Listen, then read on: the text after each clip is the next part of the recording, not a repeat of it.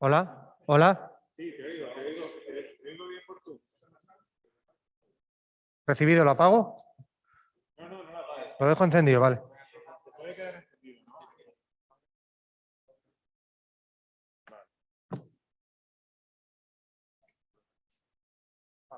Ya me ha dicho el general cuando quiere que ponga el...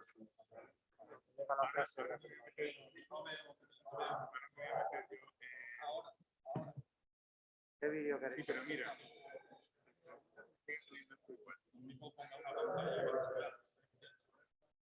No pasa nada.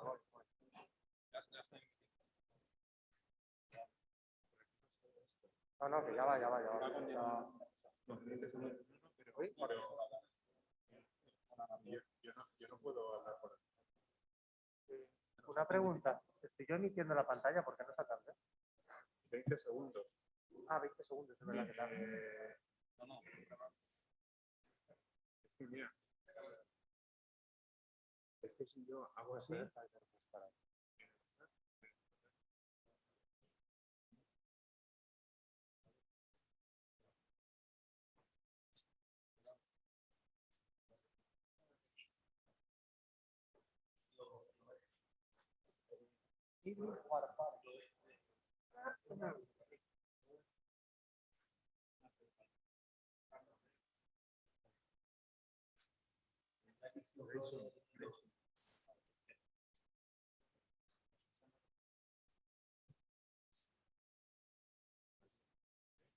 Sí, pero digamos que dice crea un canal para el canal. Yo tendría que tener un canal.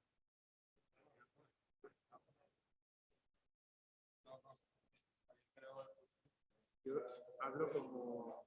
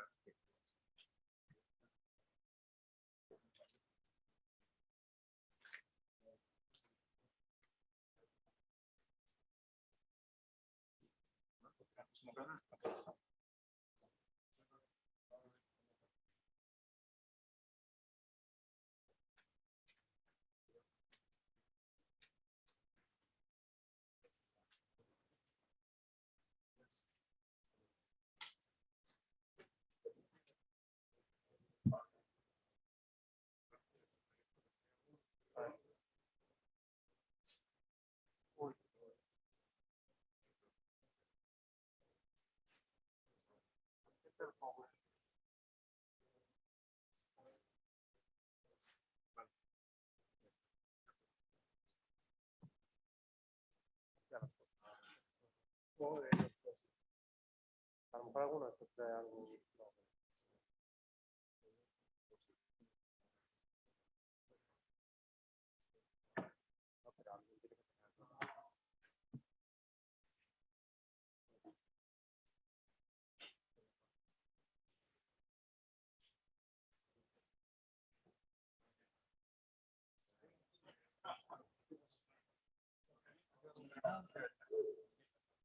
Hoy un momento al baño.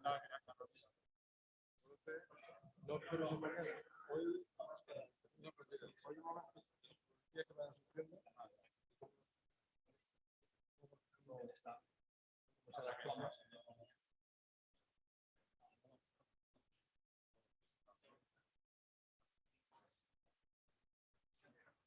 De la próxima, pues, de la mañana. Ahora,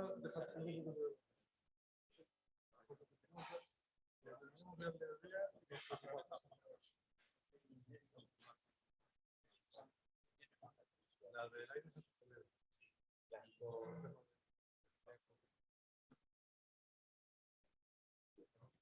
se está aquí.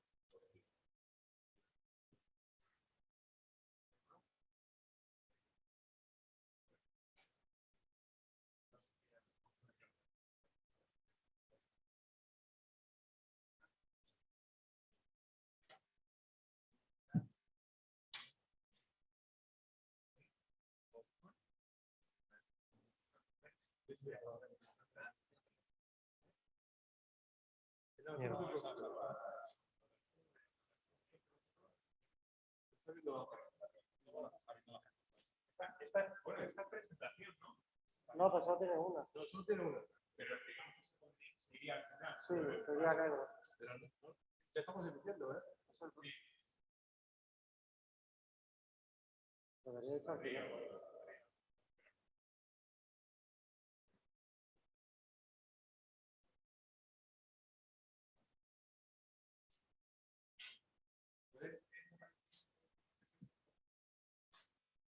Sí, puede que sea eso. Ayer pasó.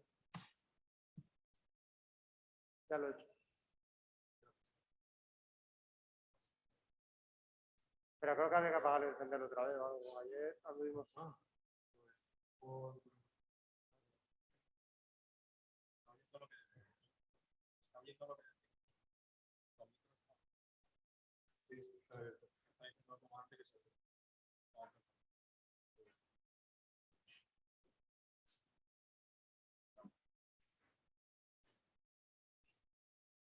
Ahora ya debería estar. Algo de no lo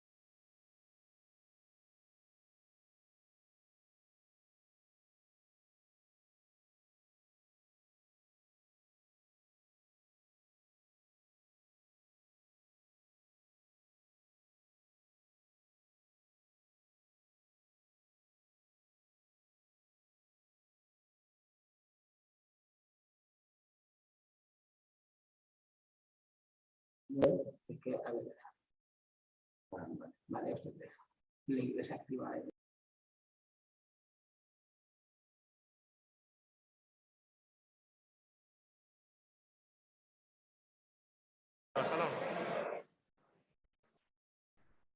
One, two, one, two.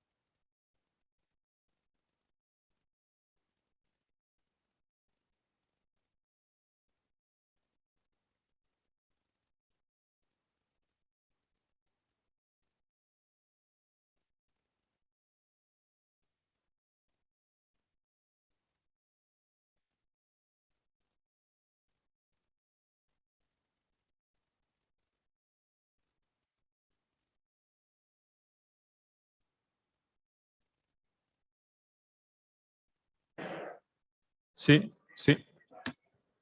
Sí. Sí. Lieutenant Colonel Wright, can you hear me?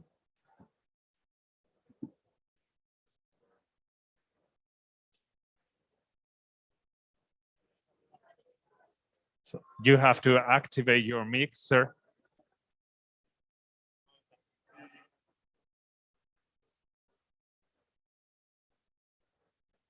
Lieutenant Colonel Wright, can you hear me?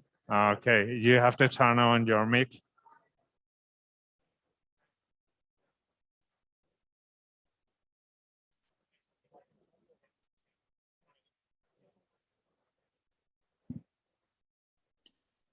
Yeah, morning. Gotcha.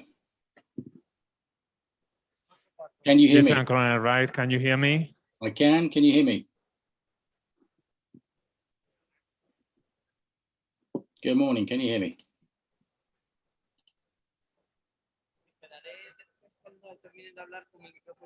Can you hear me, sir? I can. Yeah. Yeah, can you talk a little bit in order to check that everything goes all right? Okay. Can you hear me now?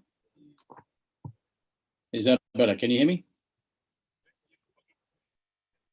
Good morning. Can you hear me? Testing. Sir, can you hear me? I can. Yeah. I can hear you. Yeah.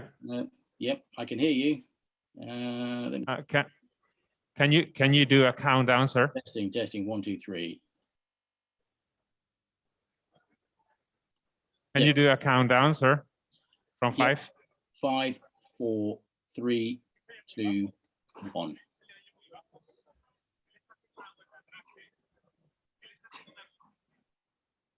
Did you hear that?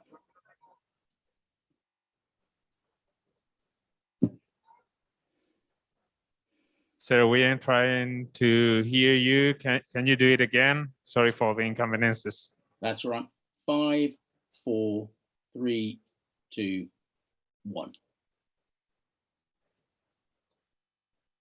Yes, sir. So I think everything is ready. So our commander come here in a few minutes and everything is as planned. Good. So you can hear me there, can you? Thank you, sir. So you you- can turn off your mic and your camera and wait for your turn. Okay, can I just confirm? Can you hear me there? Thank you, sir.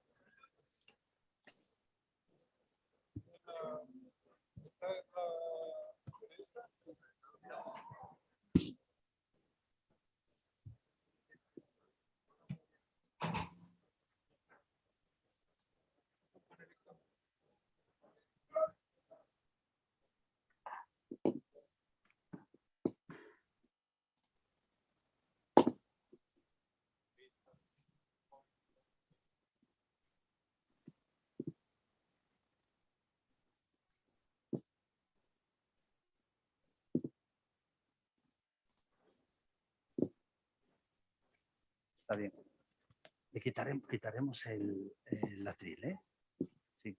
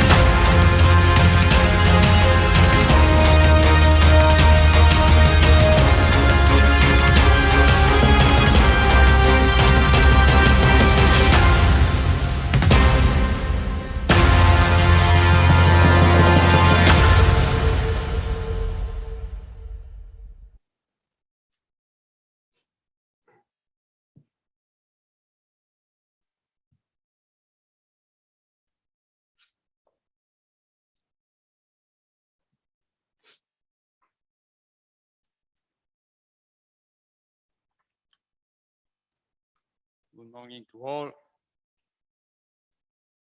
Distinguished guests, ladies and gentlemen, I am Lieutenant General Fernando García Quero Pradar, Commander of NDC Spain headquarters here in Valencia. No matter if you are present here at Santo Domingo or if you are connected via Zoom or follow us on YouTube, I extend a warm and heartfelt welcome to all of you. During the following days, you will be part of a multinational family of this HQ. As most of you know, our motto is 12 nations, one team. Well, from today on forward, thanks to your presence, this team is a lot bigger. Please consider this HQ your home and this team as your team. It gives me great satisfaction that so many of you have followed our invitation to this Gray Zone seminar. 3 days with a huge variety of interesting presentations and discussions. They are awaiting us, and your participation will make a huge difference. To gain a better understanding of this intangible dimension is crucial for winning today's and future conflicts. This is the very reason why we came here today, to gain a better understanding within a 360-degree approach, but without forgetting our NATO southern flank. Because this topic, the Gray Zone, is so complex and fluid, it needs a common effort to grasp it in all its variety. Therefore, it gives me great pleasure to know you at your side. Please allow me to seize this opportunity and to thank all who worked tirelessly in the preparation and execution of this seminar. You have already done an excellent job, and I am confident that the seminar will be a success. I look forward to interesting and worthwhile discussions, and please do not hesitate to actively engage, participate, and contribute to it. Thank you very much.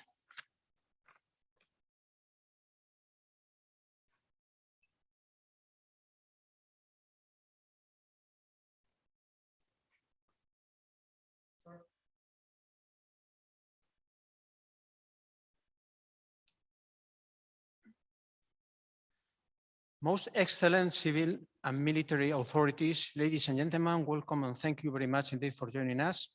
I am Brigadier General Altozano, Deputy Chief of Staff Plans of the NATO Rapid Deployable Corps Spain.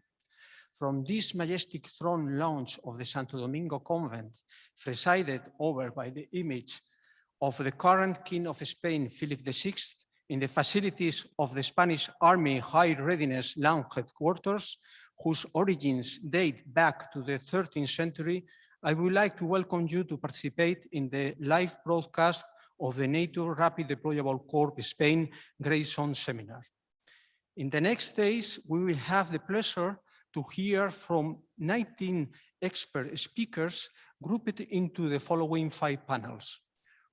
Overall overview, focus areas, operational and tactical applications, real-world vignettes, future developments or expectations. I hope that you all enjoy this event, and without further delay, I give the floor to the Spanish Chief of the Army Staff, the 4-star General Javier Varela Salas, who will give us the honor of opening the seminar. Please put in silence mode your mobile phones. Thank you very much indeed.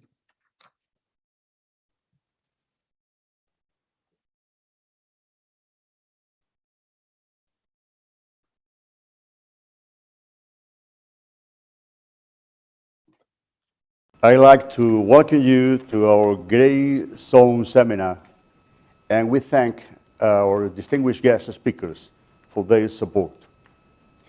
We really appreciate your participation that we hope you will find fruitful. Recently, NATO's Secretary General declared that hybrid warfare is nothing new. It is as old as the Trojan horse.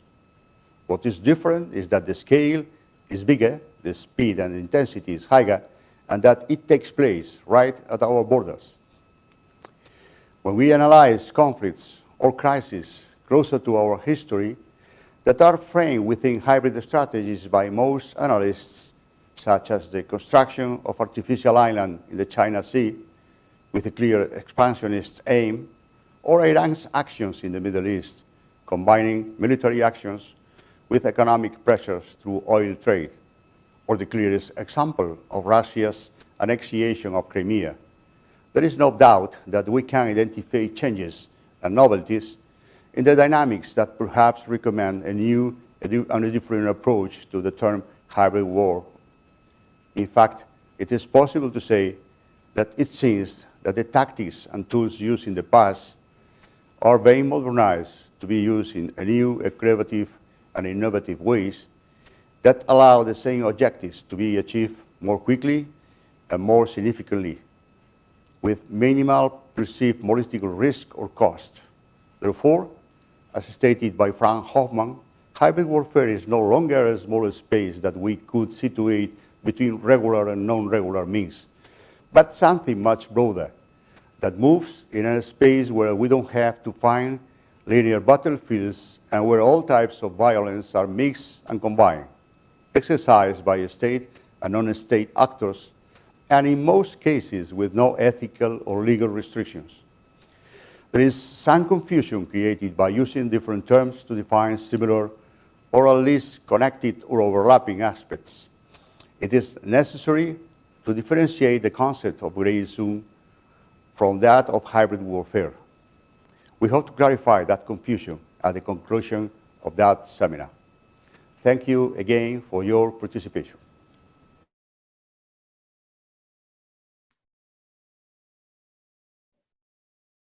Sir, good morning, distinguished guests, dear colleagues. I am the political advisor to the commander of the NRDC Spain, Colonel Cortinas. It's my honor to start and to open this seminar with a three-day seminar with a cast of experts to talk about the gray zone, which is too great to be zone. Before starting, let me pay a felt tribute to former Defense Secretary Donald Rumsfeld, who passed away a few days ago. And you know this famous intervention during the Iraq campaign of Mr. Rumsfeld in an interview or a press conference when he was asked about the reasons and what the United States and the coalition knew about Iraq. And this is the famous unknown unknowns. So Mr. Rumsfeld said that we know things that we know. There are things that we know that we don't know. But there are other things that we don't know that we don't know. That's the later group is what we have in the gray zone. If you go with the term itself, a gray zone, where the term itself does bring you to a geographic area because it's zone, or it's to a time period because it's a zone in the time between peace, crisis, and conflict. Or perhaps is a domains concept where you are talking about land, air, space, cyber. These are the most significant questions when you are starting reading something about the gray zone. The enemy, ourselves, who is depicting the goals or the starting point or the ending, going to a more defined area of activities. To these doubts and elaboration, we have the honor and very lucky option to count on a cast of experts from everywhere in the NATO and from academia, field, military, universities, etc., centers of excellence. And we are going to have in these 3 days the opportunity at least to think about, to listen to these experts about what they think gray zone might be. Before going to the first panel, let me explain what would be the procedure for this 3-day seminar. The moderator is going to introduce somehow a few words about the matter of the panel, every day 2 panels, and then a brief introduction of the bio of the experts. Then after, expert takes the floor, and then every expert going to have around 20 minutes to present his views on the matter, and then about 5 minutes for conclusions. I'm very strict, so I'm going to tell you only 5 minutes. And for our first panelist online, Wing Commander Paul Wright, I don't know if pronounced rightly, right or right. Also, I will announce when you, Paul, takes about 20 minutes. Okay, so let's start with the first panel. It's the overall overview of the gray zone. For this panel, we have 3 experts who were to elaborate on their expertise subject. The first expert is online, and I'm talking of Wing Commander Paul Wright. Wing Commander Paul Wright joined the Royal Air Force in 1997, having previously served in the Royal Hong Kong Police. He has served in a variety of roles, ranging from operations, training, CBRN, and international relations. Wing Commander Wright is currently serving as a concepts writer at the UK's Development Concepts and Doctrine Center. From January 2019 to present, Wing Commander Wright has been the lead for a multinational capability development campaign team developing the Countering Hybrid Warfare 3 project. With this experience, for sure, Wing Commander Paul Wright going to bring us some light on the gray zone overall view. Paul, the floor is yours. Great, thank you very much indeed. I'm going to switch over to my presentation now. Hopefully you can see that on the screen.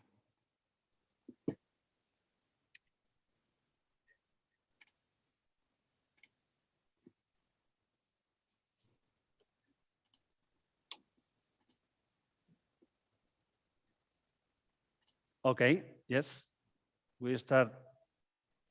And there we go. Okay, good. Great. Good. So hopefully there we are, that's a bit better, I think. You can see that. So good morning all, and thank you, General, ladies and gentlemen. And first, I'd like to thank you all for the very kind invitation to this excellent initiative to talk with you this morning about the MCDC Countering Hybrid Warfare project and how that helps us to understand the complex nature of hybrid warfare, or the grey zone. And I'll try and unpack the hybrid warfare versus grey zone question in a moment. As already mentioned, Wing Commander Paul Wright, I've been the project lead on an MCDC project looking at countering hybrid warfare, specifically at advice that could be given to operational level planners on the impacts of hybrid warfare and what we can do about that. The CHW3 project is the last in the series of educational handbooks aimed to standardize understanding of the grey zone and hybrid warfare.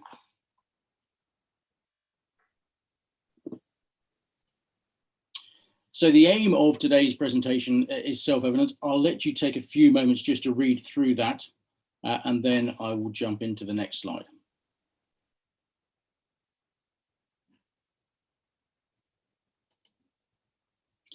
So how are we going to achieve that aim? We're going to briefly look at what the MCDC projects series is, for those of you who don't know, and then we're going to take a brief stroll through the 3 handbooks, drawing out the pertinent points within them that will help us get a better understanding of the grey zone.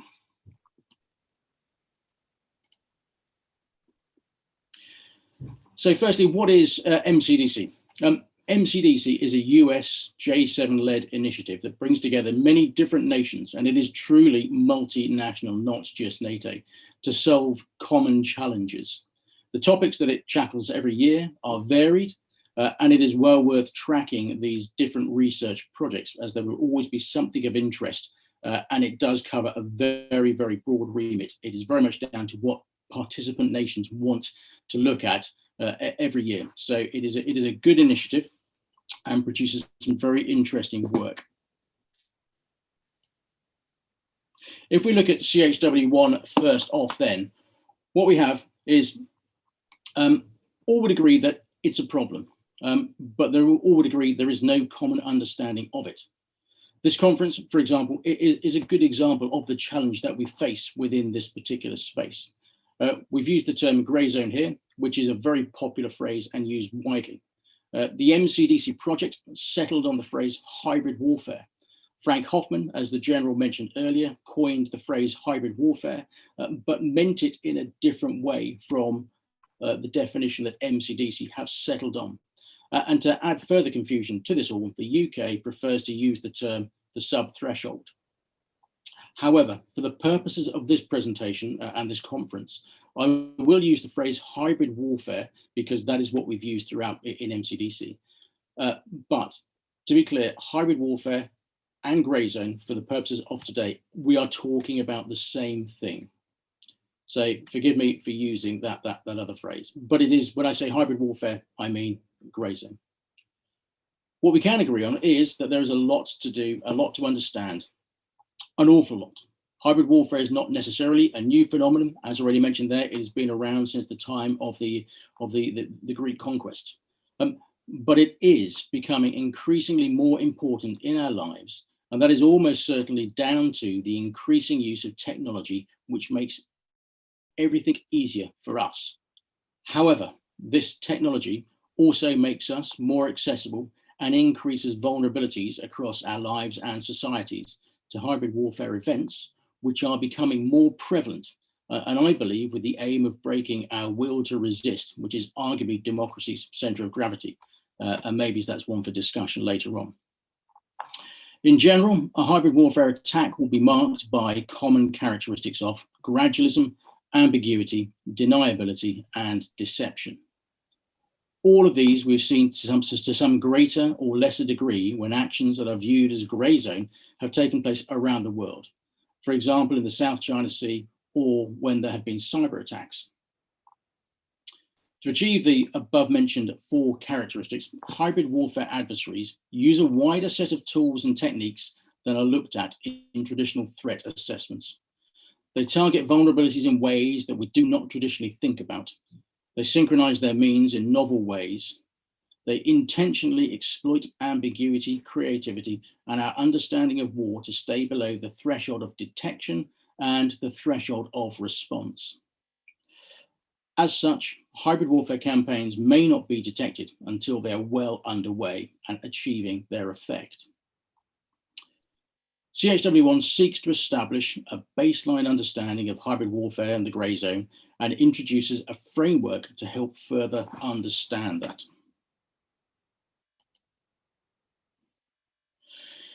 This baseline assessment in CHW1 identifies 5 instruments of power, MPECI, as shown in the left-hand box on your screen now.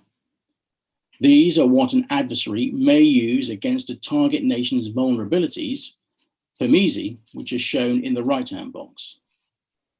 The MPECI instruments will be carefully coordinated through skillful combination and intensity to ensure maximum effort or maximum effect whilst remaining below any detection or response thresholds.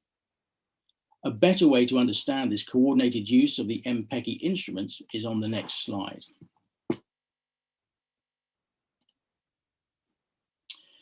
Here we can see on the left-hand side the MPECI levers of power going up and down as the double-headed arrows.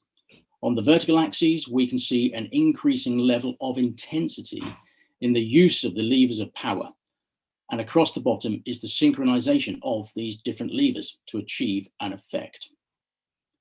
The ability to escalate or de-escalate horizontally through the amount of, across the synchronization, rather than just vertically through intensity, provides more options to the attacker, giving them the ability to tailor and to simultaneously escalate and de-escalate the intensity of the levers whilst remaining below any thresholds of detection or response.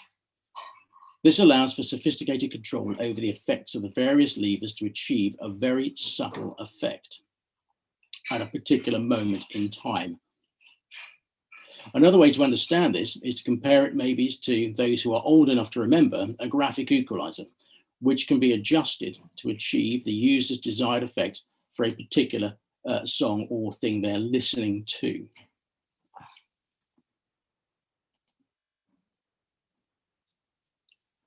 So based on all of this, CHW1 presents an analytical framework that allows the user to understand how hybrid warfare fits together, which contains three key categories. The first is the idea of critical functions and vulnerabilities, which is already well understood by the military community. But what we need to have is a much better understanding of the broader society that we exist within to know what to defend. We also need to have a good understanding of our military dependencies across the whole of our societies, as impacts on non-military critical functions may affect military outputs. Secondly, the synchronization of means and the horizontal escalation is, as described earlier, and is shown again on the left-hand image. And thirdly, effects and non-linearity. The way that the effects are created in a hybrid warfare attack through the previous two categories means that a linear causal chain of events can be hard to see until long after any attack has occurred and possibly even ceased. These three key characteristics can be represented in the image on the right-hand side, where we can see within the blue circle a military attack, which is the colored red star, which has taken place in the information space. This has a primary impact there and also in the political space as the government responds to the attack. However, what we also see represented by the square on the left-hand side is the second order effect that could appear anywhere. In this example, it is in the infrastructure space. So how can we prepare for and respond to hybrid warfare attacks? First, we need baselines. We need an assessment. We need to understand yourselves. We need to understand our vulnerabilities. And this baselining helps to establish what normal looks like. Thresholds also need to be established based on what normal looks like. And these thresholds help us to identify deviations from normal and the severity of any attack. And finally, we need to develop indicators which are devised to help identify when an attack is taking place. This understanding requires persistent monitoring of our vulnerabilities and adversaries' actions and any changes in normal to our systems to help identify where and when an attack, and if an attack is taking place. CHW1 is theory, it is theory heavy, but it is good and it is useful and it is definitely worth reading. CHW2 was titled Countering Hybrid Warfare. CHW2 builds on CHW1 by looking at the heuristic model within CHW1 and asking what needs to be done to detect, deter, and respond to hybrid warfare threats and actions. It is principally written for policymakers, but it is a very useful read for all to better understand what is involved, as well as the military contribution to this overall cross-governmental response. It has three pillars: detect, deter, and respond. And we will look at each one in turn briefly.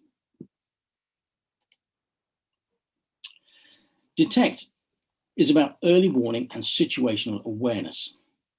This is a move away from traditional areas of military early warning intelligence to a much broader perspective and understanding of audiences, societies, and globalization, and so on, and will involve different collection organizations, such as business intelligence and open source intelligence companies, which we will need to work more closely with. To detect, we need to monitor the known unknowns and discover the unknown unknowns. And as already mentioned, we have Donald Rumsfeld to thank for, which I think is at the time was a much laughed at comment, but actually proved to be incredibly insightful. There are different ways that this monitoring and discovery can be done. Some of these are discussed in CHW2, but they are starting points, and there will be more of these models and ideas of how we do monitoring and discovery as people increasingly think about and better understand the problems and challenges that we're facing. Deter. Hybrid warfare complicates traditional deterrence calculus by being ambiguous, by remaining below detection thresholds and overwhelming an opponent. Hybrid warfare deterrence is based on 5 principles as shown on the slide, but to expand on these points in turn. Traditional deterrence remains vital. We still need capable armed forces. The idea that this can all be done through cyberspace or information domains is just not true. Hybrid warfare aggressors are deterrable. Activities including preparing for an attack or making it not worth the while of the aggressor, attribution, even if it is eventually, and tailored punishments may all work. 3, the 3 C's of deterrence look different through a hybrid lens. Credibility. Creating a series of responses that are easy to implement will help bolster those things that the aggressors may seek to exploit, such as public awareness, by increasing the public's awareness of adversary attempts to mislead them. Build stronger international institutions, set clear thresholds and stick to them. Credibility. We need to develop the tools to detect, deter, and address weaknesses in vulnerabilities and develop a whole of government approach in response. Communication. We need to communicate to our adversaries the thresholds that we've set.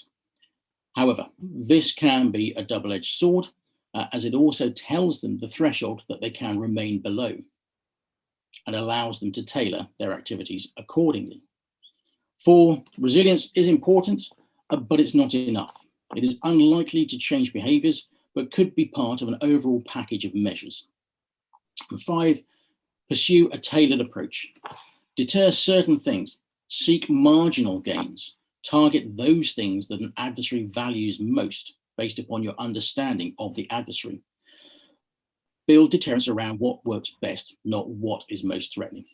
Increased understanding of an adversary's motivations or motivators and vulnerabilities gives opportunities to be able to better tailor any deterrence to them.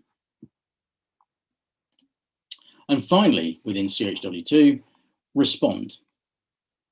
How do we respond effectively? First, we need to set strategic goals or goals. The ability to reach any of these goals in the event of an attack will drive the shape of any response that you may give to a hybrid warfare attack. For example, if your goals are not affected by a hybrid attack, is any response necessary? You can't respond to everything that happens in the grey zone. Therefore, setting thresholds is a useful way to understand what to respond to and what to accept as part of the everyday push and shove of the international system. And finally, policy choices are interdependent. They are shaped by the key factors as well as by the levers of power available to the responder.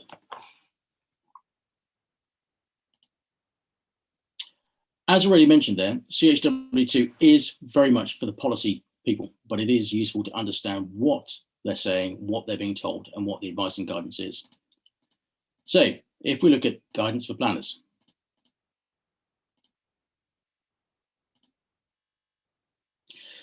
So Countering Hybrid Warfare 3 will hopefully draw out more points and bring together some of the earlier points from CHW 1 and 2 and help us to better understand hybrid warfare / the grey zone. So what we learned early on whilst producing this product is that different groups of staffs and militaries like to do their business in slightly different ways, and that the last thing they want to be told is what to do or how their planning processes or tools need to change. We also learned that experienced planners knew quite a bit about this subject, but that there was also a lack of common understanding, as well as a gap in bringing new people up to speed quickly with the key parts of the grey zone to understand about the grey zone or / hybrid warfare.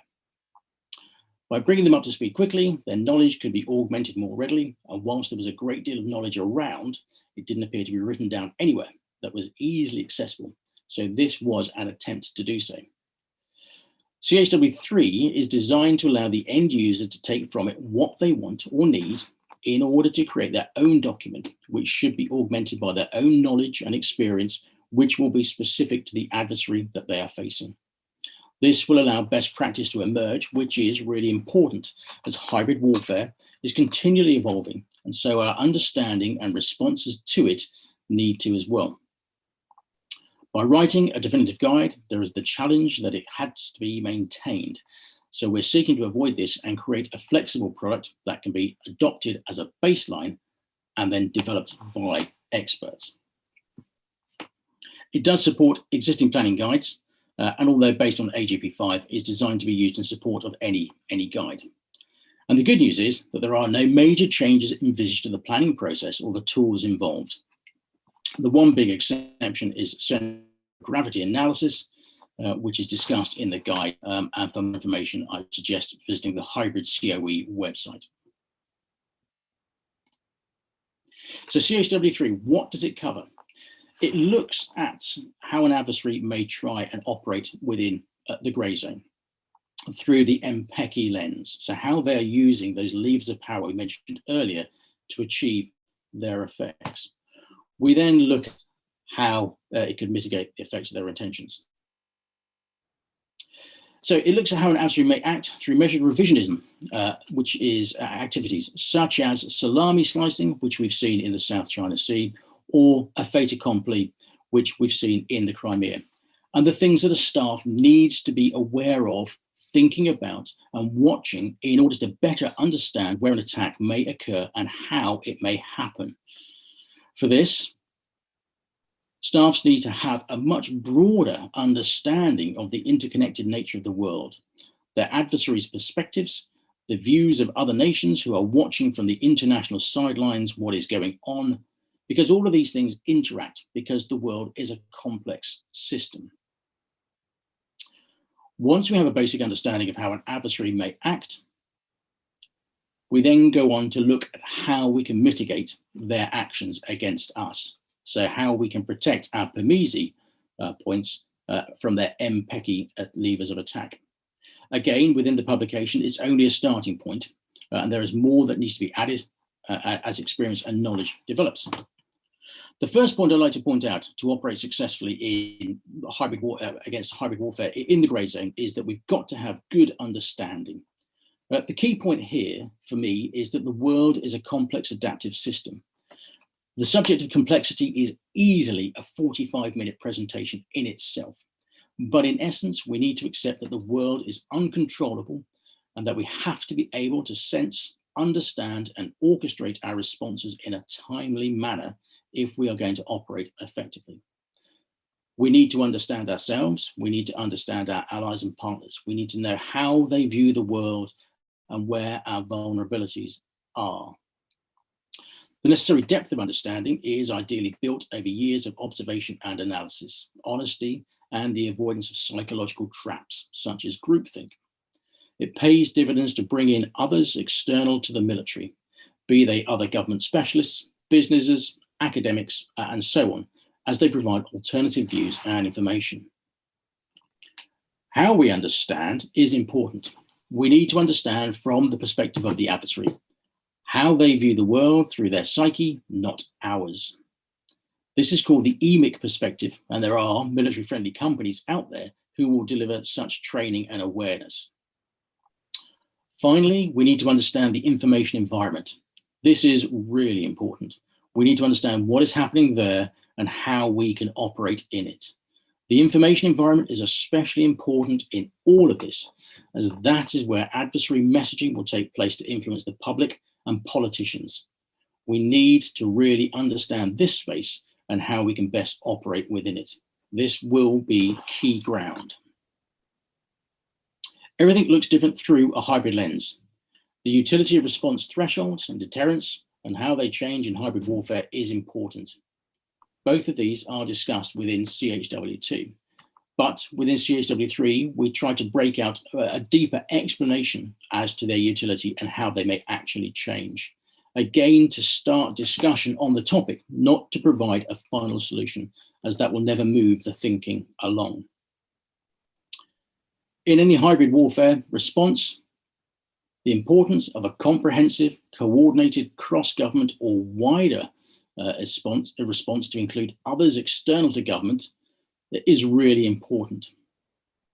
For the military, this means that the staff will have to embed outsiders into their teams, modify their language and processes in order to accommodate them.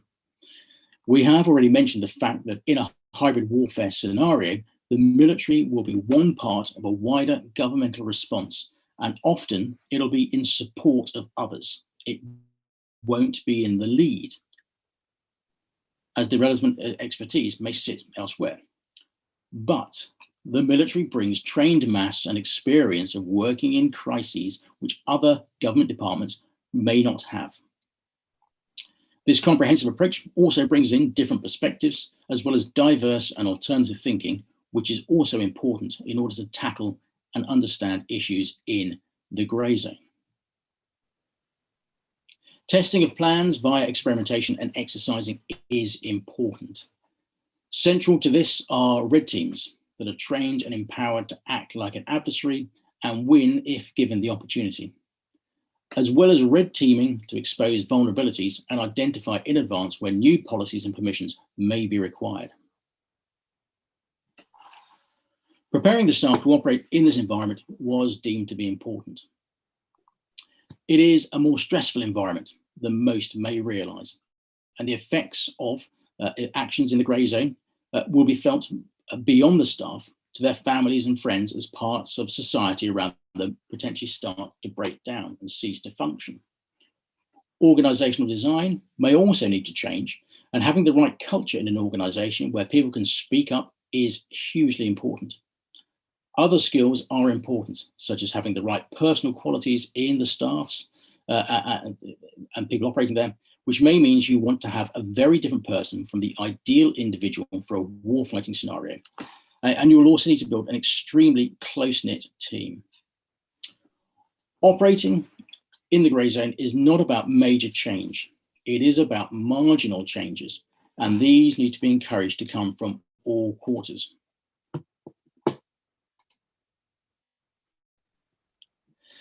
Finally, we talk and we look at planning considerations, which is a part that describes to the user the operations design through a hybrid warfare lens and how that means to operating in the grey zone. And it also provides a step-by-step a memoir for the user, which can be very helpful during the planning process. It's well structured, easy to follow and comprehensive, and walks the user through factors to think about whilst they're operating in this particular zone. And the final part briefly covers longer term considerations that will require greater change and may prove more of a challenge to implement.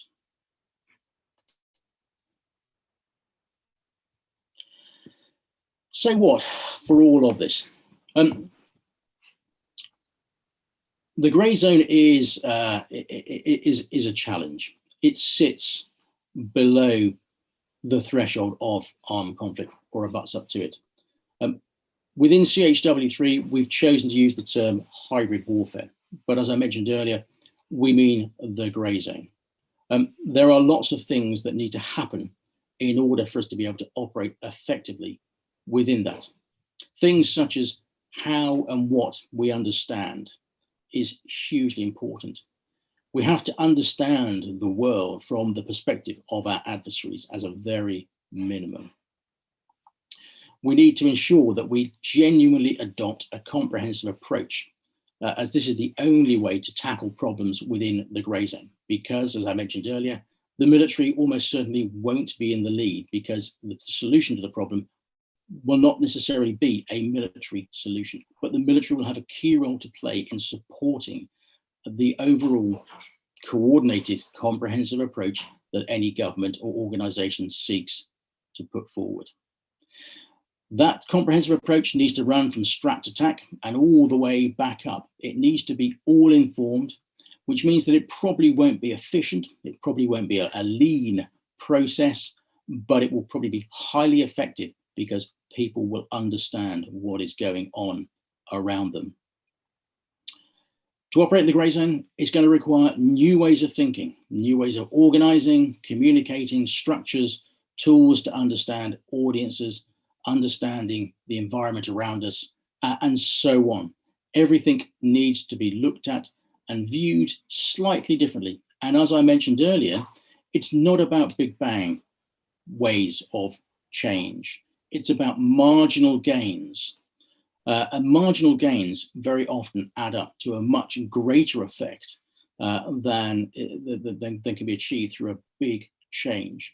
And if any of you are really interested in that, and if any of you are keen cyclists, then Google Mark Beaumont and see how he managed to take 40 days off the world record for cycling around the world purely by making marginal changes. And they looked at the problem of, do they make a big change or do they make marginal changes?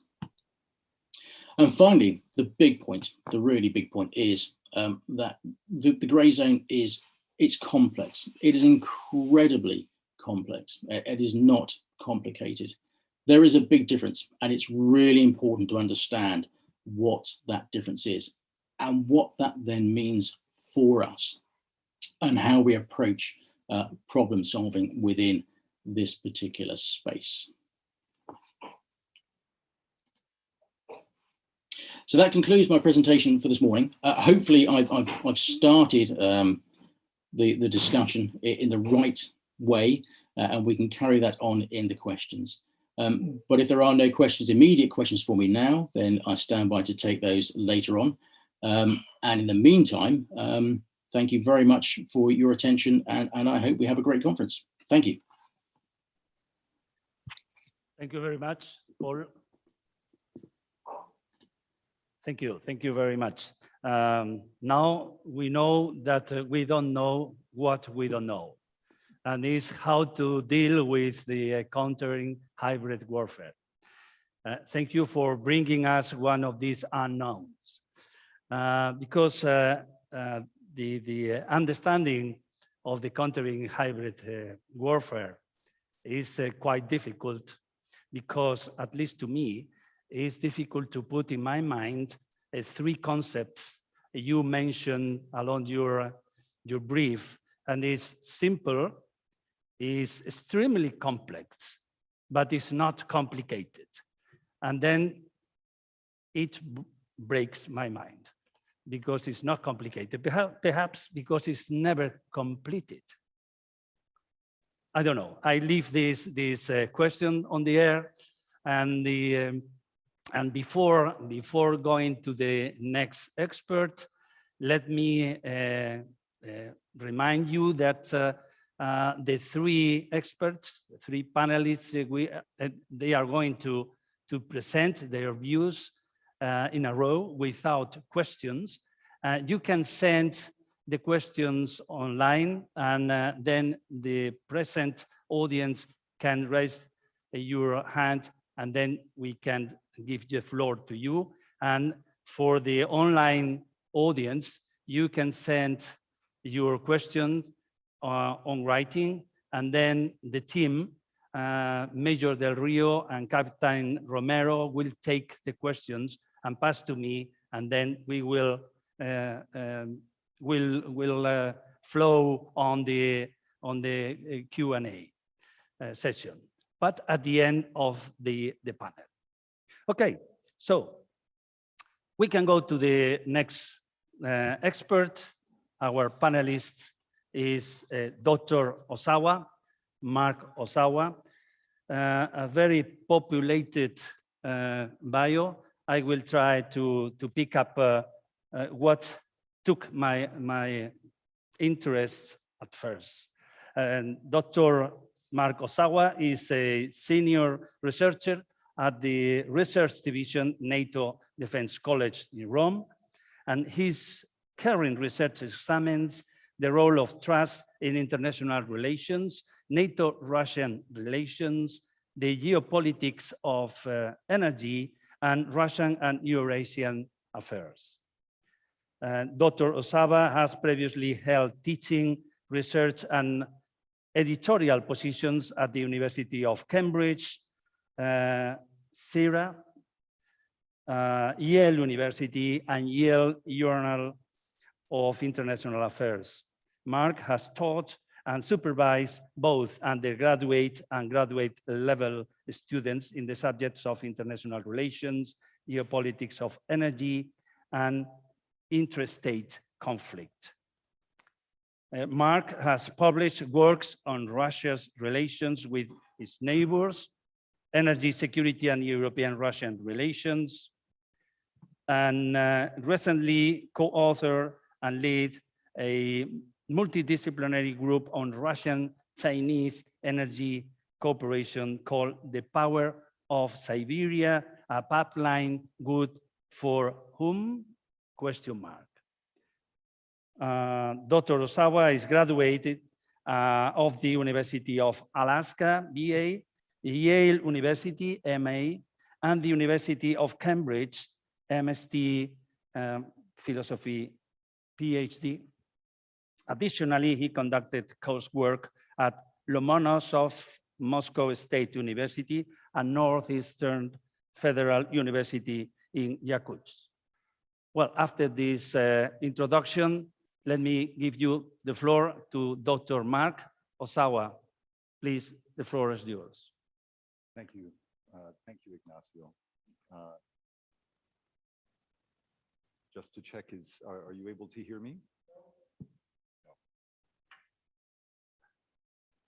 One more time? Okay, testing, testing. Okay, great. Yeah, thank you, Ignacio. Thank you, General, for the invitation to come. It's an honor to be here. After that introduction, I won't say very much about myself, except for the one point that these are my own views, and they're not the official views of NATO or of the NATO Defense College. So whatever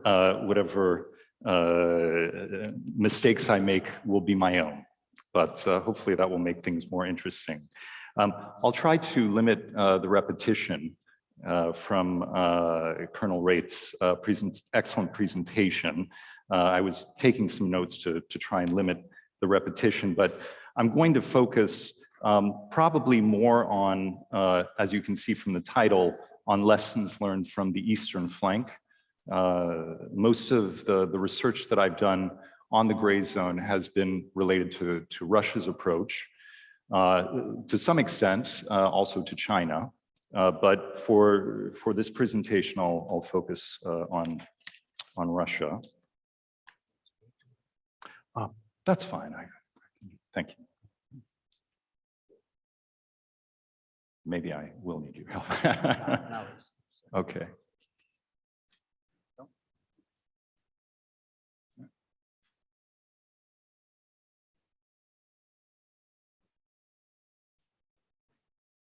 Perfect, thank you. Just keep track of time here. So if any of the points that I raise are interesting for you, I'm drawing from primarily from 3 publications that we've put out over the last 6 months or so. And these are the 3 publications. The first one is a collection, an edited volume on Russia's emerging global ambitions. And the second which may be a work that's interesting for many of you if you're looking at issues to NATO's south, is an excellent volume edited by my colleague, Dr. Chloé Berger, who will be speaking later on in the conference, called Russia in NATO's South, Expansionist Strategy or Defensive Posture. And the most recent one is on NATO 2030, New Technologies, New Conflicts, and New Partnerships. And for this one, I contributed a chapter on, specifically on the gray zone and NATO.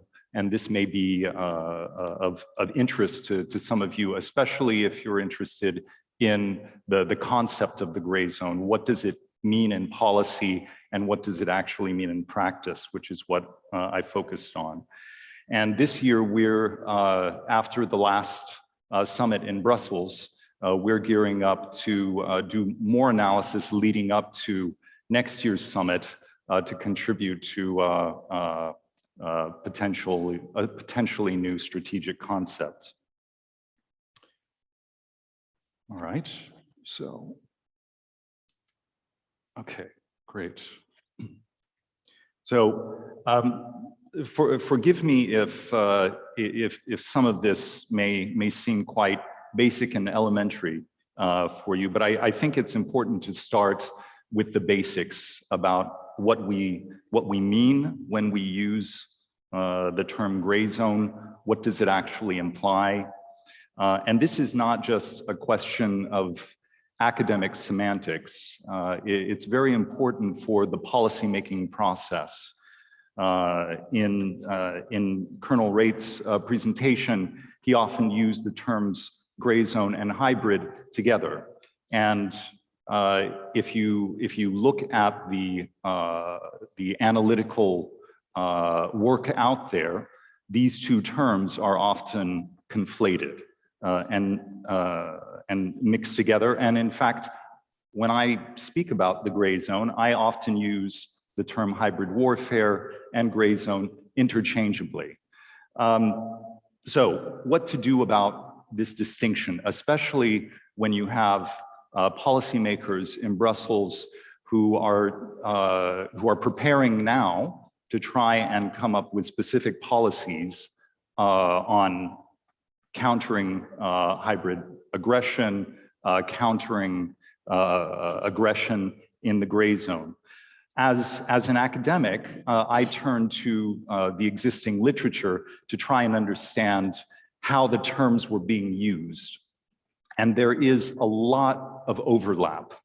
But my impression is that, at least in practice, typically you find more analysis referring to gray zone aggression that is state-sponsored.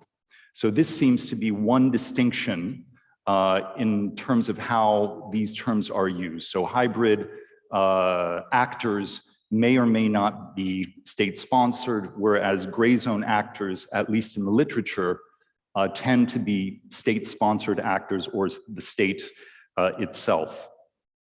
What are the types of acts that make up the gray zone? Well, this very much depends on the actor and their preference of toolkits.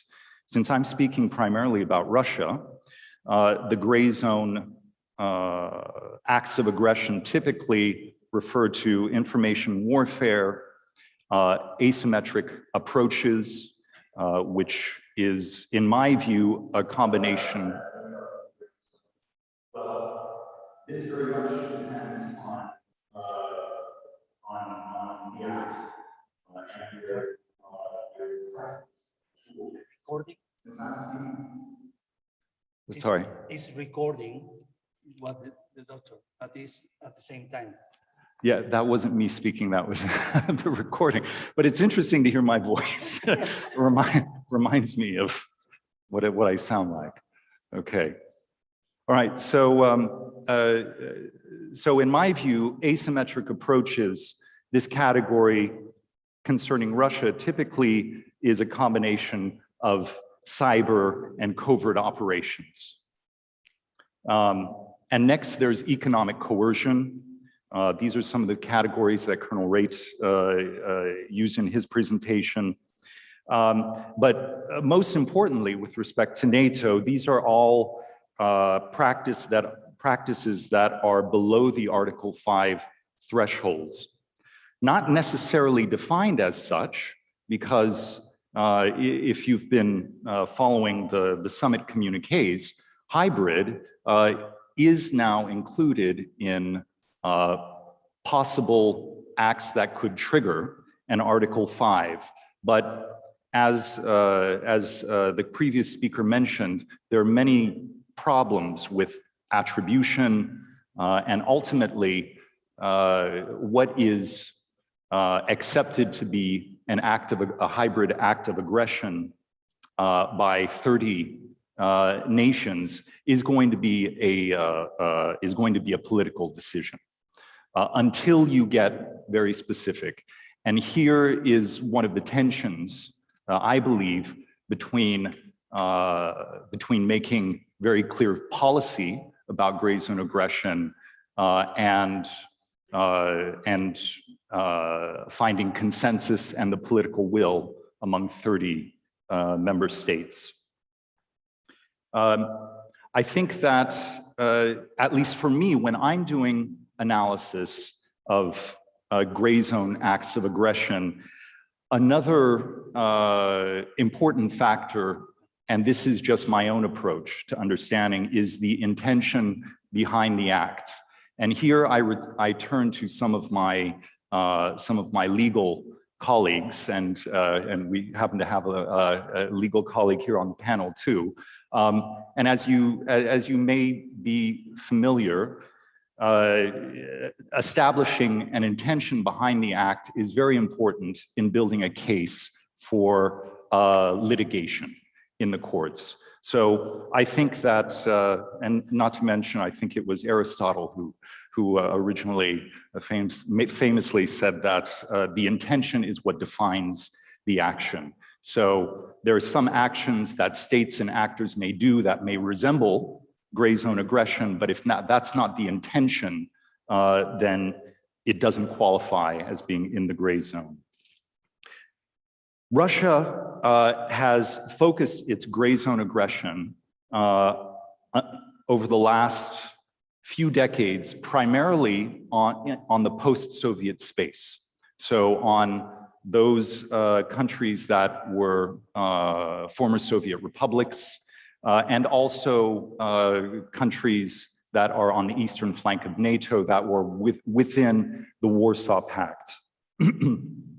Today, you still find the highest frequency of gray zone aggression in this region, which is why you have, understandably, very different views about the importance of these actions across the alliance. States, for example, in the Baltics and close to the Black Sea, they have a very different history with Russia and a very different modern experience with Russia, and therefore interpret the actions of Russia very differently than if you're sitting in Brussels or across the water. This changed, however, in 2014, and although much analysis is about how gray zone tactics have changed since 2014, I think that's partly true, but I think the real drivers have been emerging technologies enabling greater impact of gray zone acts, and the fact that Russia has widened its field of gray zone activity, whereby before 2014 you have some member states on the eastern flanks trying to get their colleagues to the west to understand what they're going through. After 2014, I think it's become much more clear across the alliance how serious this is. So geography is very important. Who is who the actor is very determinant in understanding the gray zone complexity, and where the receiver of that activity is located is also very determinant. I was reminded last night during the reception, I met a colleague who reminded me that we had met a couple of years ago at a seminar event in Berlin. The discussion had to do with hybrid warfare in Russia, I think. And I was reminded, one of the comments in that roundtable, which really struck me, was there was an Austrian representative there who said, well, actually, we don't have any problems with Russia. We're not a target of Russian hybrid aggression. Well, of course, Austria is not. Austria is not a member of NATO and also doesn't border NATO like Finland. So it has a very different experience and orientation towards Russia. And this will also have implications on how Russia behaves in NATO's south. I won't say too much about this because my colleague, Dr. Berger, will go into more details about this in a later panel. Okay. Okay, all right. So I'm going to break one of my rules about PowerPoint presentations in presenting a slide that's far too complicated and has way too much information. But the disclaimer is that this slide was not originally made by me. It was made by General Valery Gerasimov, the chief of the general staff, in a publication, well, probably made by some of his staff. It was made for a publication in Vojenný Military Thought, which is sort of a strategic military journal in Russia, to explain conflict, what Gerasimov refers to as total conflict. This is not to be confused with the Gerasimov doctrine, and I won't get into that debate about what he actually meant by that. But here he's referring to what he calls total conflict, which is a word play on the Clausewitz term total war, which those of you who are analysts of Russia may recognize that Clausewitz is highly regarded still in modern Russian military strategy.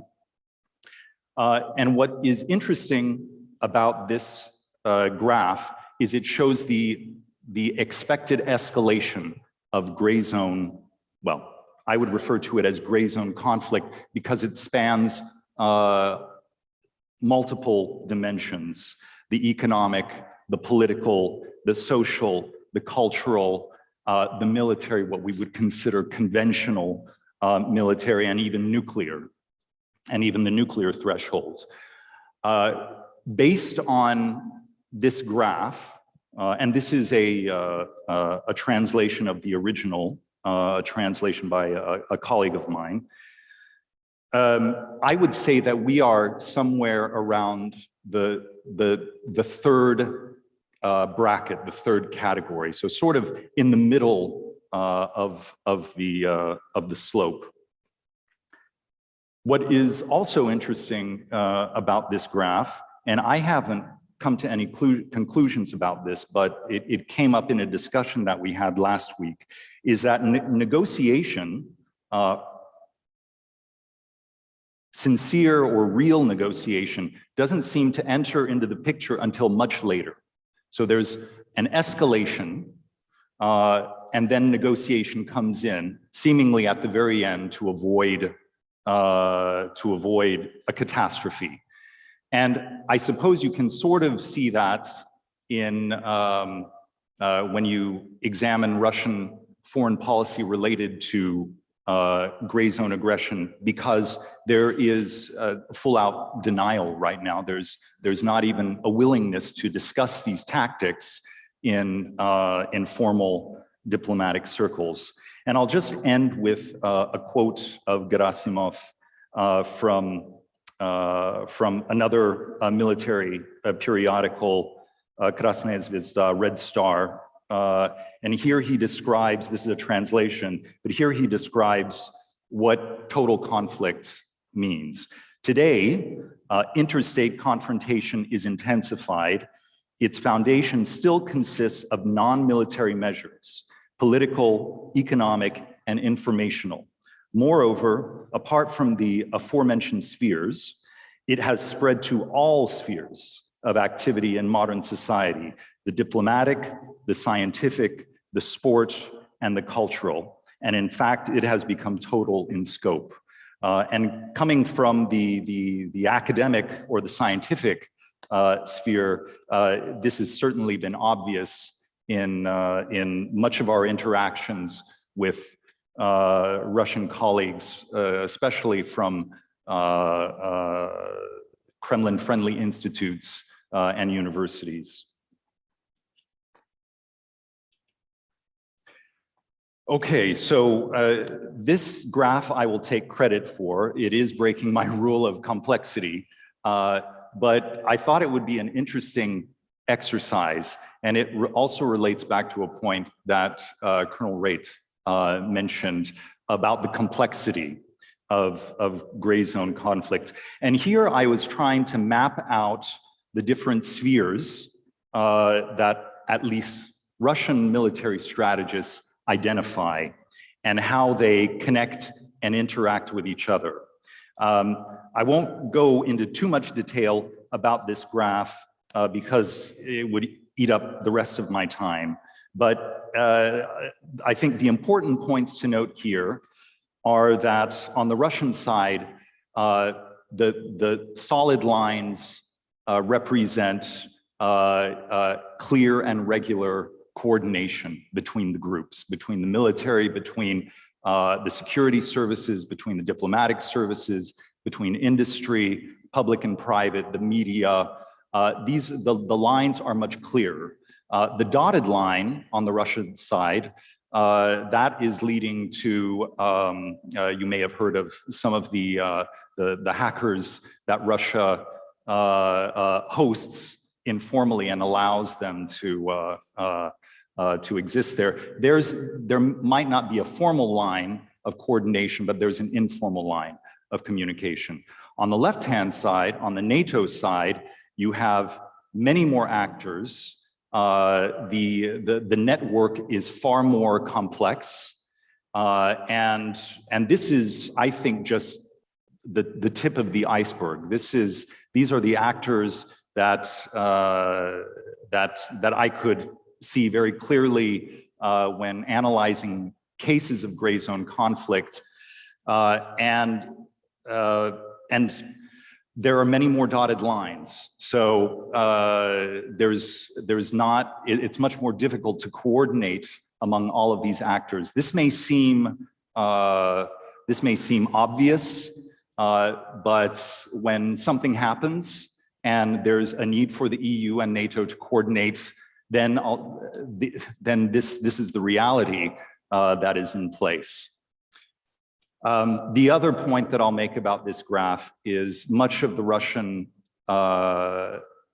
targeting of gray zone aggression is towards the bottom side of the graph, which has more to do with society, institutions, the media, the private sector.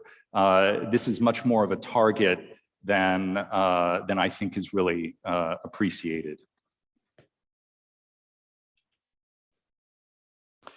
I think I'll skip this slide because my colleague is going to go into this in more detail. And I know that I'm running short of time. The last point that I will make is a reminder of the role of energy in Russian foreign policy and Russia's ability to do anything, its ability to do gray zone operations.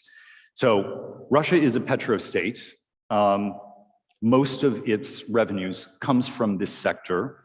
65% of the state's revenues come from the petroleum sector. And Russia's economy is also highly dependent on petroleum exports. So much to the point that the price of oil not only impacts the real valuation of the currency, there's a clear correlation between the price of oil and the value of the ruble, but it also impacts statistically Russia's foreign policy posturing. And this was a study that Marina Snegovaya put out recently when she was tracking Russian sort of aggressive rhetoric in foreign policy and many other variables. And the only statistical correlation that she could find over the long term, over the last, since the early 90s, was in the price of oil, which is very, I think, important finding.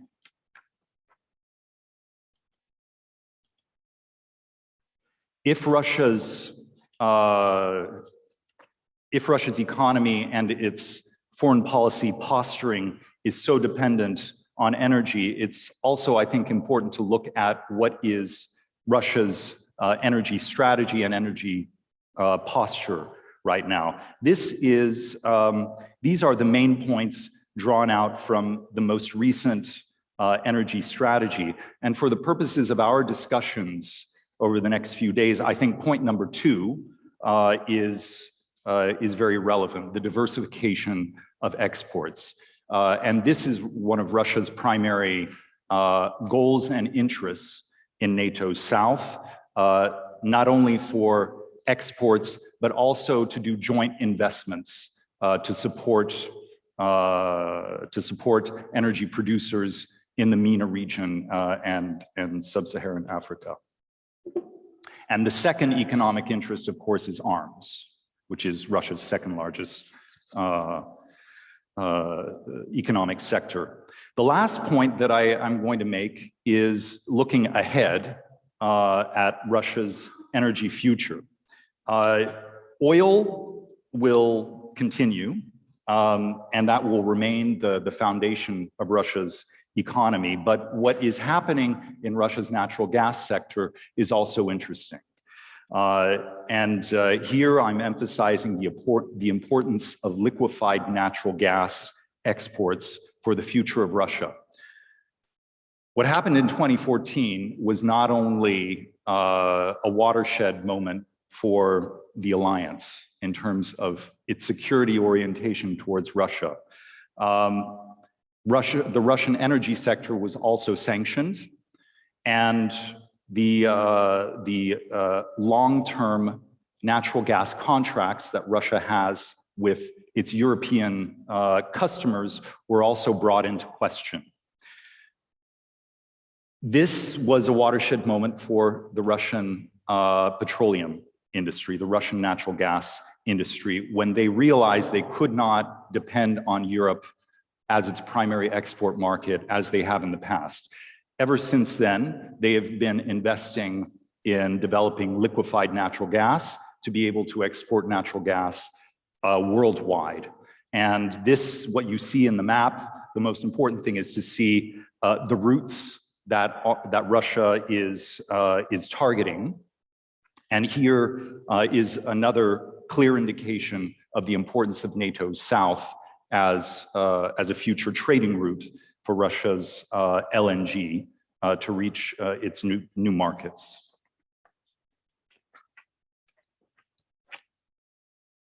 And I think I've exhausted my time. Okay, well, in that case, I'll entertain you with one more slide, which was actually my last slide. Sorry for going on a bit over time.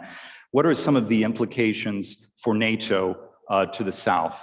My colleague, Dr. Berger, will be touching on these points in more detail, but NATO is going to encounter more competition with both Russia and China in the south.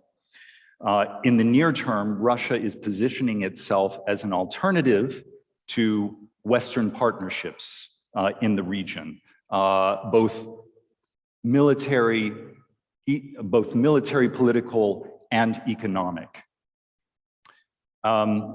Russia, in some cases, may act as a stabilizing force, but only in the cases of actors that it wants to support.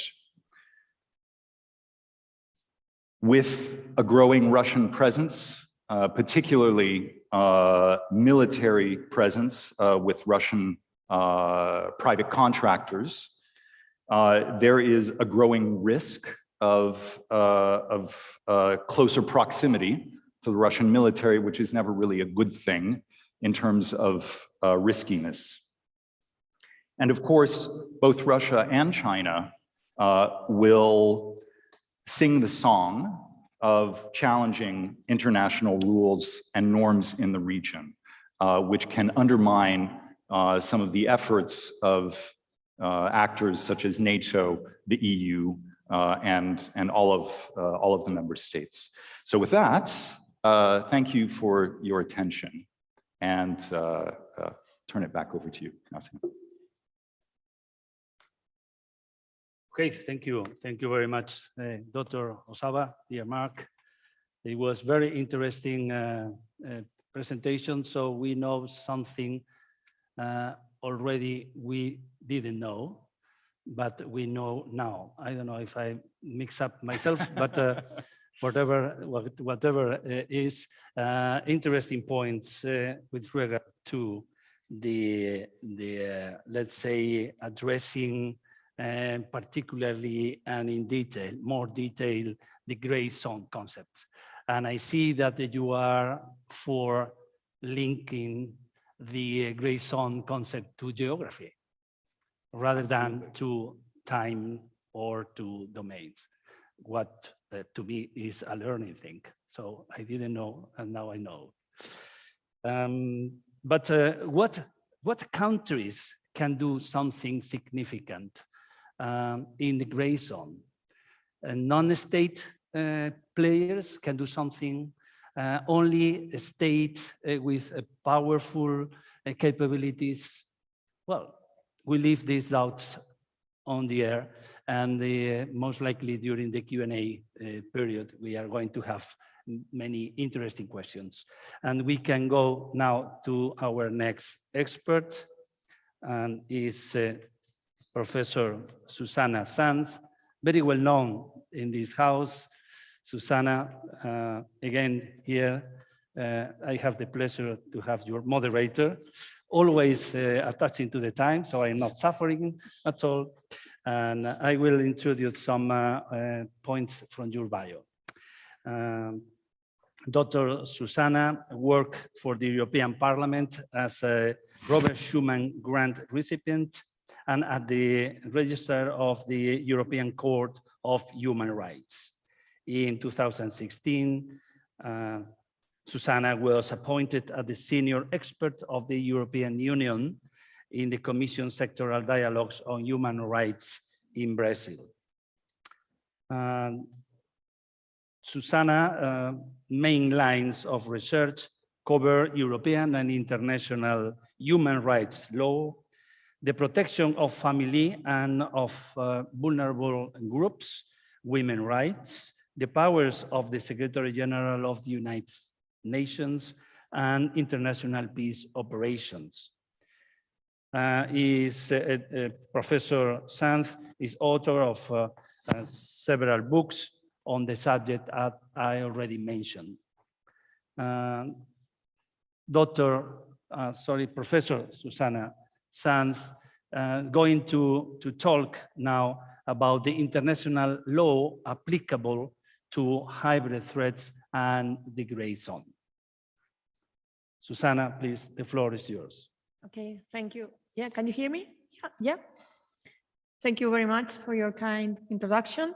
And of course, first of all, I want to thank the NATO headquarters in Valencia for its kind invitation to take part in this relevant seminar for NATO interests, but also for my own. it is the third time, yeah, as Mr. Cortina said, it is the first time in a relatively short time that I have been invited by this organization to take part in its activities, so I feel really, really honored. I remember the first invitation was to participate in a seminar on the comprehensive approach. And this one is on the gray zone and the hybrid threats. So I think that it was Secretary General of the NATO, the present Secretary General of the NATO, who said that hybrid is the dark reflection of our comprehensive approach. So somehow he intertwined the two seminars that I attended in a phrase. Well, anyway, I have been invited to make some preliminary remarks on hybrid threats and how to counter them from a legal perspective. And by the way, in this controversy about names, expressions, I will be using mostly the expression that the European Union uses, which is hybrid threats. As I say, I was told to make a basic introduction so that other experts in following panels could do more powerful and specific presentations on the basis of what I could say. However, I think that my task, whilst being introductory, is far from being an easy one. So can I use this? Yeah. Does it work this way?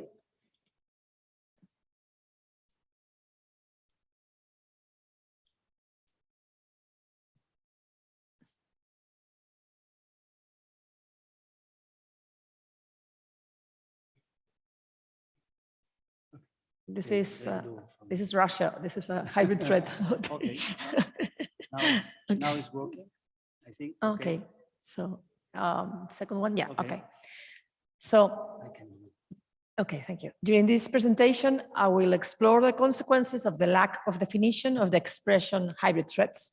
I will pay attention to the always evolving type of actions associated to hybrid threats in the gray zone, but my previous and very interesting speakers in this panel already mentioned most of them, so I will skip part of this part of the presentation. I'll dive into the different consequences that using the gray zone has for democratic and non-democratic regime, which is, I think, something Mr. Cortinas just advocated. We will study also, of course, the law applicable to hybrid threats, and whether the current legal framework is sufficient to fight against state-led and not state-led hybrid threats. And well, since we are in Europe, I will pay attention to the possibilities offered by the European Convention of Human Rights in the fight against hybrid threats, as well as the limits, established in this treaty, in this convention, to what can be done by states parties to counter these threats. And of course, at the end, I will try to draw some conclusions, but I had to tell you that my conclusions are really in progress, so they're not final yet. Okay, so next slide, thank you. So without further ado, let's start. The question of how to fight hybrid threats with the tools of law is a critical one, and yet it is not straightforward at all. The adjectives that we use when we talk about the topic, such as hybrid, asymmetric, unconventional, or gray, I think that they give an account of the unsettled territory we are entering. When we try to apply the law to this kind of threat, we explore shifting sands. Some of the purposes of international law are security, justice, cooperation, predictability, and sharing common values. But hybrid activities in the gray zone serve the opposite. And yet, the international environment is becoming increasingly hybrid in nature. The legal tools, procedures, and institutions that we have today were mostly created to mitigate Cold War conflicts, and they might not be 100% suited to prevent and fight the highly confusing, complex, and covert operations of the gray zone. The international environment has departed from a rather stable post-war order into a much more volatile tempo that is intermediate between conflict and peace, and hybrid threats move by nature in the realm of legal uncertainty. So the question is whether new legal mandates and new legal structures are needed to counter them. Do we need to update the international law of wars to account for low intensity conflicts and unarmed hybrid tactics? Or is it the current framework sufficiently fit for this kind of threat? Thank you. Before responding to this question, we'll have to deal with the problem of the concept of hybrid threat itself. I am a lawyer, and it is hard for me to accept the following dilemma. On the one hand, we know, of course, that hybrid threats have to be tackled with the law. We know that. But on the other hand, we are told that we should better not try to define hybrid threats because they keep on adopting new forms that we might not have taken into account for the definition. So rather than searching for consensus in defining hybrid threats, it might be better to analyze how these threats target state vulnerabilities and how to fight them. But it is difficult for me to face something if I don't know which is the phenomenon that I'm confronting and which are its contours. But still, states and international organizations have started to consider actions to counter malign asymmetric threats because these tactics are on the rise. NATO and the European Union have provided their own tentative definitions, whereas the UN is being slower in this regard. However, NATO and the European Union consider it better again to focus on characterizing these hybrid threats by providing a list of their features, rather than on issuing a perfect definition, which, by the way, doesn't exist, as hybrid threats vary every time, and therefore the definition always will remain open. Hybrid threats undermine the universally recognized principle of good faith of Article 2.2 of the Charter of the United Nations. These actions usually hide in the cyberspace, generating legal ambiguity and blurring the lines between normality and conflict. They circumvent legal boundaries to avoid triggering the applicability of mutual assistance commitments, such as those established in the Article 5 of the North Atlantic Treaty or in Article 222 of the Treaty on the Functioning of the European Union, or even, of course, the right to collective self-defense of Article 51 of the Charter of the United Nations. Hybrid threats are becoming increasingly sophisticated. They cover violent and non-violent behaviors, but they very seldom qualify as use of force. That will prevent the application of the principle of self-defense. They will not amount to a level of intensity that allows the state victim for detection first, then intervention. Instead, they will produce this gray zone that is neither truly peace nor truly war. The interference might create confusion, especially if proxies are involved, in which case, as we will see later, the rules of attribution of state responsibility will blur. Next slide, please. Well, while preparing this presentation, I started to write down the different ways how official reports, authors, literature, online sources describe hybrid threats. And I have come up with a list of more than 60 characteristics, but I wish I had seen before this Gera-Simmons total conflict spectrum graph before, because I think that the work had been done before. So I will skip this part. I only want to mention that some of these characteristics, as we all know, are asymmetry, that there are evolving tactics, multifaceted, they are tailor-made, they are covered, they're ambiguous, there's a calculated ambiguity, they're manipulative, and the authors will deny. There's a psychological factor, there's legal insecurity, they're adaptable, they adapt to the situation, they produce state fragilization, and they are a mixture of unlawful and unethical activities. So next slide, thank you. Oh, you read my mind. Yes. Yeah, wow, this is impressive.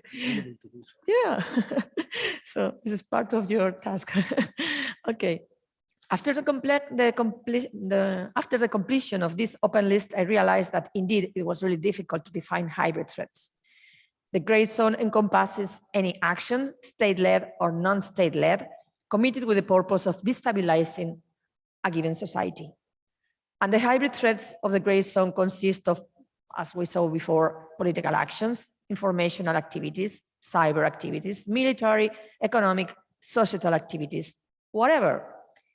Cyber is one important, but only one of the domains in which hybrid threats occurs, but it is not, as I say, the only one. The weapons, so-called, if I can use this word, the weapons used for hybrid threats could be a computer, a border gate, a fake news, a rumor, a trafficked girl, a drone, a migrant, a troll's farm, a gas pipeline, a radio station, a video, a protester, a kidnapped aircraft, a vessel, or a poisoned perfume hidden in an English park. Well, I must confess, I was very enthusiastic during the preparation of this panel because I knew I was going to share my time with these outstanding authorities, and I wanted to do my best. So I made up a tentative hybrid threats catalog after a personal brainstorming that I underwent on my own. I have come up with a non-exhaustive list of hybrid threats at present. It's just a kind of catalog. You can proceed to the next one, and I will only read a selection of them. For example, low-intensity covert military operations. The rest you can read them on the screen. Propaganda campaigns, psychological operations, fake news. Maybe we can move to the next one. Cyber attacks, critical infrastructure strikes, energy supplies pressure, election meddling or manipulation, cyber crimes such as, for example, bribing, next one, please, extorting, ransomware, state secret stealing, sabotage, impersonation, spreading malware, mass migration as a weapon. And I mean by this sponsored mass movement of irregular migrants. The weapon is what someone has called the weaponization of migrants, or as someone cynically called it, migrant diplomacy. And I think we all understand. Criminal disorder, joint intensity terrorism, incitement of riots, economic coercion, like embargoes, blockages, promotion of narratives favorable to their own interests, and lawfare. And by lawfare, I mean the instrumental use of law, using the law to twist it by deliberately changing legal paradigms. The abuse of law procedures as a weapon of mass disinformation. It is the case of democratic norms and standards. Again, it is the use, lawfare is the use of democratic norms and standards against democracy itself. It's a misuse of law. Deliberate law misinterpretations to allow for a change in customary international law. Lethal autonomous weapons that kill select targets.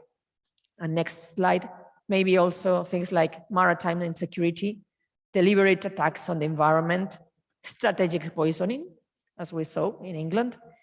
Next slide, please. The list intertwines many political, economic, technical, societal, informational, legal, diplomatic, scientific, and military risks that are compatible with what we now call hybrid threats.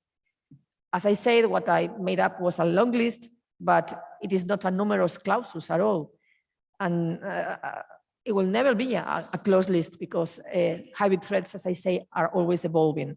And some of these activities, well, they could be seen as completely lawful, and they could be labeled as, well, simple incidents.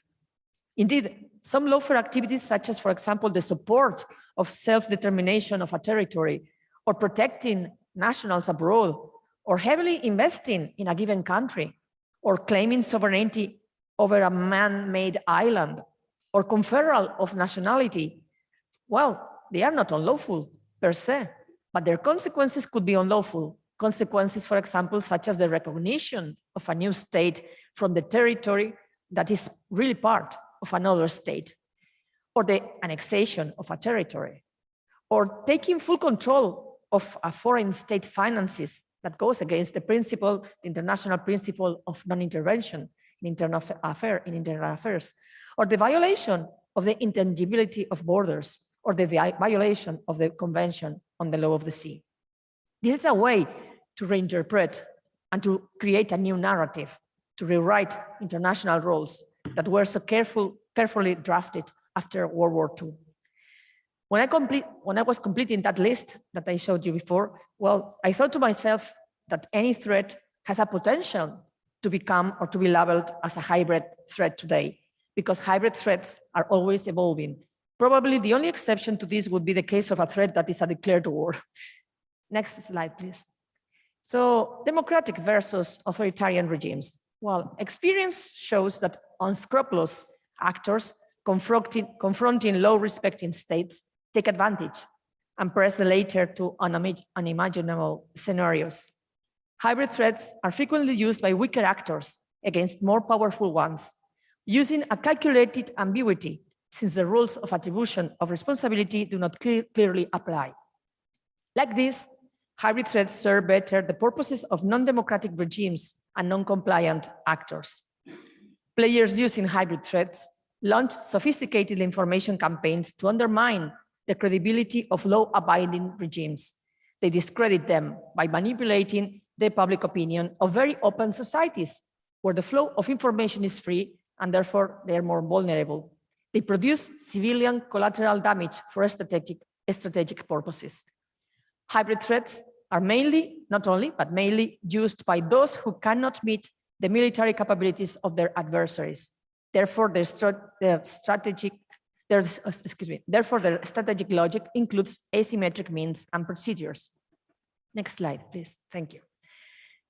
This kind of hybrid strategy is used by an overlapping bunch of states, parastatal actors, autonomous groups, proxies, licensed military, private entities, paramilitary, irregular actors, subversive elements, mercenaries, proxies.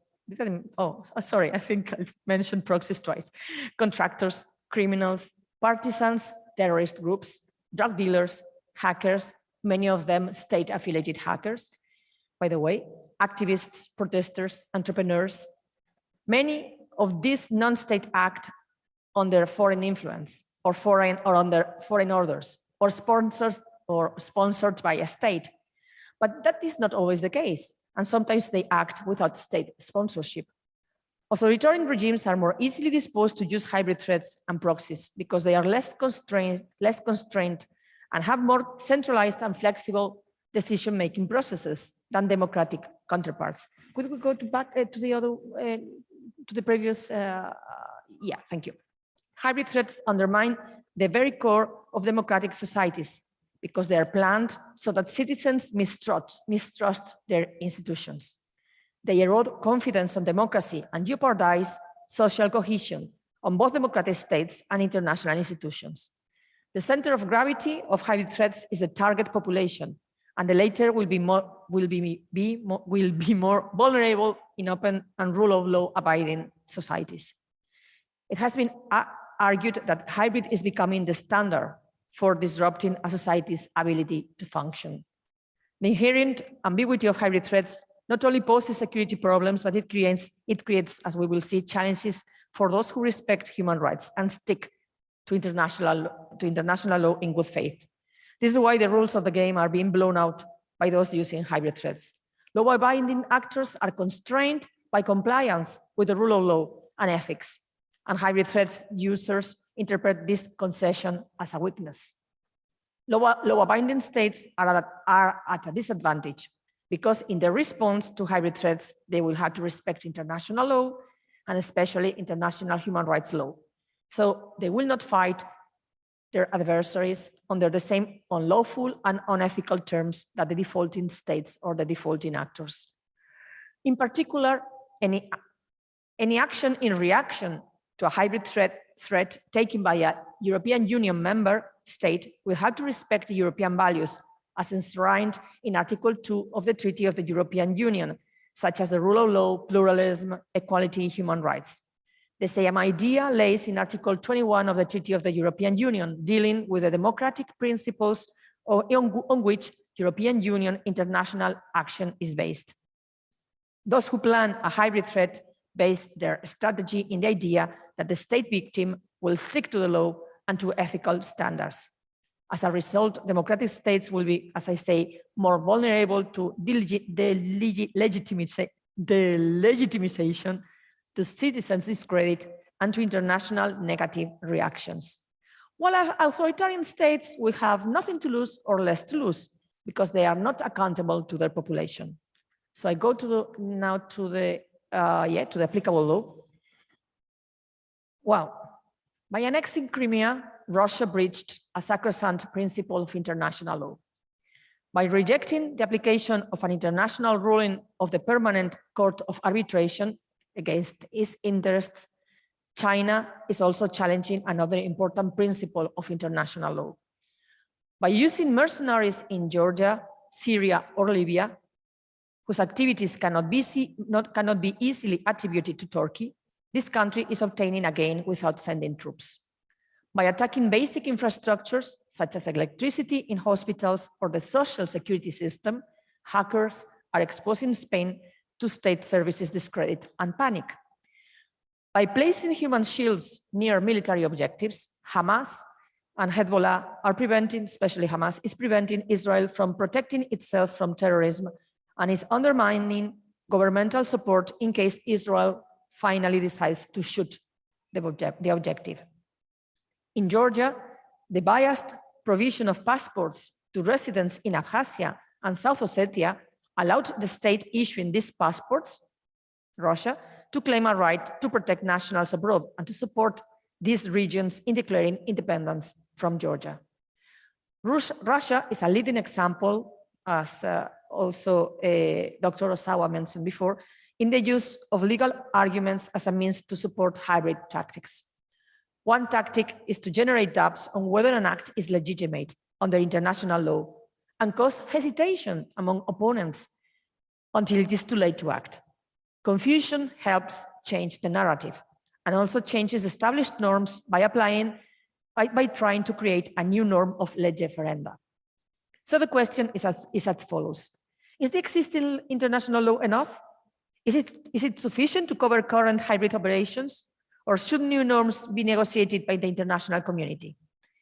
Since the end of World War II, international law abrogated the decision to use the force in Article 2.4 of the Charter of the United Nations, except in cases, of course, of self-defense after an armed attack, or in the case of the use of force requested or authorized by United Nations in Chapter 7 of the Charter. Also, for the case, the Geneva Conventions and the protocols have provided sufficient guidelines to manage conventional wars. However, in the gray zone now, the laws of war are vague. The absolute sovereignty of states is being challenged with international norm requiring the protection of human rights. But the shift of emphasis in international law from protecting sovereignty to protecting humanitarian principles has created a gap between peace and war that states and non-state actors exploit through actions short of war. For years, the United Nations has been the largest international player to facilitate conflict management by states. However, the UN is not very well suited for conflict de-escalation in the gray zone, considering the large number of non-state entities involved and the opacity of these activities. Since World War II, there has been an increase in the number and in the scope of international norms, and also in the influence of international organizations. Compliance with the law has become steadily scrutinized. So the impact of law for governmental legitimacy has grown. The increased legalism is, of course, a strength for democratic societies. But in the era of social media, this legalism is also challenging because multiple misinterpretations of the law are fabricated as part of strategic politicized purposes. The law is used in an instrumentalist way. The law is what serves my purposes. The law is what is of interest to me. The law is a means to censure my opponent and to contest its actions. Conversely, the law will be invoked to justify my own actions. Next one, please. Generally speaking, the use of law for political motivations is okay. What turns it into a hybrid threat is the use of law as a way to oppress. In other words, the presence of a malign intent to weaken other states, to use the law to subvert democratic governments, to annex territories, to fail to honor previous international agreements, to ensure access to other markets on its own terms. The use of offensive hybrid operations has created a conundrum regarding the legality in relation to the right of self-defense provisions, the law of armed conflicts, the law of preemptive action, and the legitimacy of countermeasures. The North Atlantic Treaty itself is unclear regarding the intensity threshold an attack should reach to allow for the use of the collective security mechanism of Article 5. Moreover, when non-state actors launch a hybrid operation, aggressors will probably be considered civilians protected under the Geneva Conventions. Hybrid adversaries avoid manifest use of force. They move under the required threshold that would allow the state victim to apply the law of armed conflict. Also, the question of attribution of and hence accountability may raise difficulties since hybrid adversaries will always deny participation. Without firing a shot, hybrid adversaries may reach their objective and will elude reprisals. The truth is that if the intensity of a hybrid operation does not reach the necessary level, the right to respond by using force cannot be invoked. If hybrid adversaries do not use force, jus ad bellum and jus in bello norms will not apply. But that does not mean that hybrid adversaries operate in a legal vacuum. International law in general and international law of human rights in particular will apply. And it is also important to note that countering hybrid threats is a national responsibility. Hybrid adversaries' actions and crimes will have to be examined through national law lenses. National criminal law applies, including counter-terrorist legislation, domestic law on telecommunications, property rights, as well as a criminal code, for example, for prosecuting hate speech, cybercrime, and money laundering. In many cases, the gray zone attack will be solved by applying the national criminal code, or should be solved. For example, in illegal operations in the cyberspace that amount to spying, theft, or property damage, or in hybrid actions involving human trafficking. Next slide, please. 5, okay, thank you. Well, but while the primary responsibility and the right to respond to hybrid threats rests on the state victim, NATO stays at the member state disposal. However, hybrid threats challenge the need for maximum certainty, which is the basis for the collective self-defense principle expressed in Article 5. We also have Article 4, which is applicable, which stipulates that NATO members may consult together whenever the territorial integrity, political independence, or security of any member state is at risk. And we also have in the European Union, Article 42 of the Treaty of the European Union, whose paragraph 7 contains a mutual assistance clause in case of armed aggression. The problem being that this article has never been activated so far. The threshold for assistance is an armed aggression, and hybrid threats are easily immune to this. Okay, but next slide. We can't deny that there are difficulties to harmonize human rights law with the measures that state victims take to counter hybrid threats. The measures taken in response may in turn violate human rights, for example, when applying anti-terrorist legislation or legislation on internet limits or media regulations or migration law. Responses to hybrid threats should always be established by law, pursue a legitimate aim, and be necessary in a democratic society, as the European Convention of Human Rights goes. In the event of large-scale non-military actions, it will be possible for a European state to invoke Article 17 of the European Convention of Human Rights on its behalf. This article prohibits the abuse of rights. In the same vein, in case of national public emergency, Article 15 of the Convention allows states to derogate from their obligations under the European Convention of Human Rights, except for the application of the right to life, prohibition of torture, and some other cases. For example, Greece did not violate international law in 2015 in suspending asylum for a month at the height of the refugees crisis, because it did so based on Article 15 of the European Convention. And during next slide, I don't know whether it is the next exactly. And during the COVID-19 pandemic, different Central and Eastern European countries, well, they derogated from their obligations under the convention, and they informed the Secretary General of the Council of Europe for that, and they explained the reasons why. back to the, thank you. So the European states, for European states not to trespass the limits of the European Convention when they act and defend themselves from a hybrid threat, the measures adopted should be in accordance with the law, be necessary in a democratic society, and pursue a legitimate aim. Two more. We have jurisprudence from the European Court of Human Rights, which settles things such as, for example, in Big Brother Watch against the UK, the court say that the law restricting rights on national security grounds should be accessible, predictable, and very detailed. In Sana against Turkey, the court did not condemn Turkey for the decision of this country to ban incitements to violence. The court stated that incitements to violence were not covered by the right to freedom of expression. Whereas in Soro against France, the court found that hate speech is not protected by the convention. Okay, to conclude, I will say that while it is not easy, I will say that while it is easy to fall into despair with this scenario, it is grown to think that international law does not fit anymore and cannot deal with this. Hybrid threats are not new. Maybe the cyber is more new, but most hybrid threats are, well, we have been dealing with them for decades. The problem is that now we have a name for it, for them, and we are aware of the dimensions of the problem.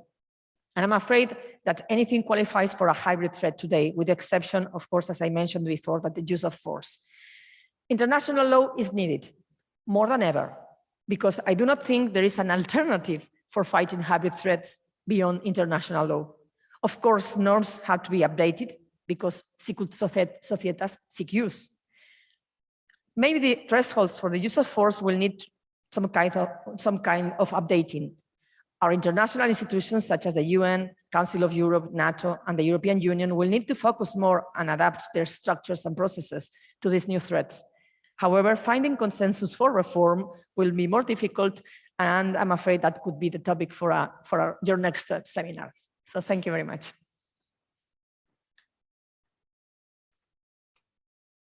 Thank you very much, Professor Sanz, dear Susana. Well, we went in this panel from our first expert, Wing Commander Paul Reid, on this process following three main steps: is detect, deter, and respond. So deterrence is a key for acting in this gray zone hybrid warfare, or countering hybrid warfare. We saw the case for Russia, the economics, and the kind of activities General Gerasimov described in these slides from Dr. Osawa. And now we finish with Professor Sanz getting a point on the law.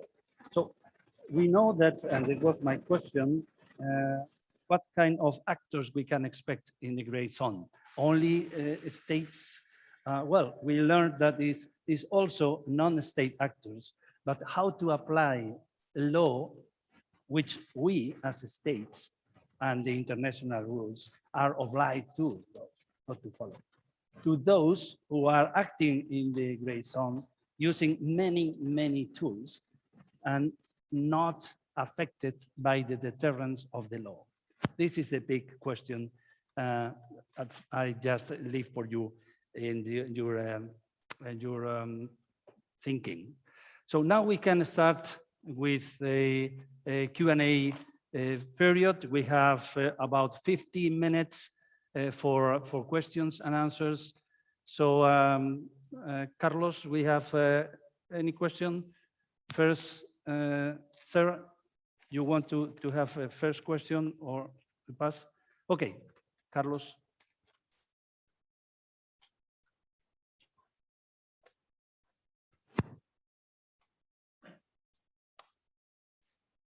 Sir Usman, good morning.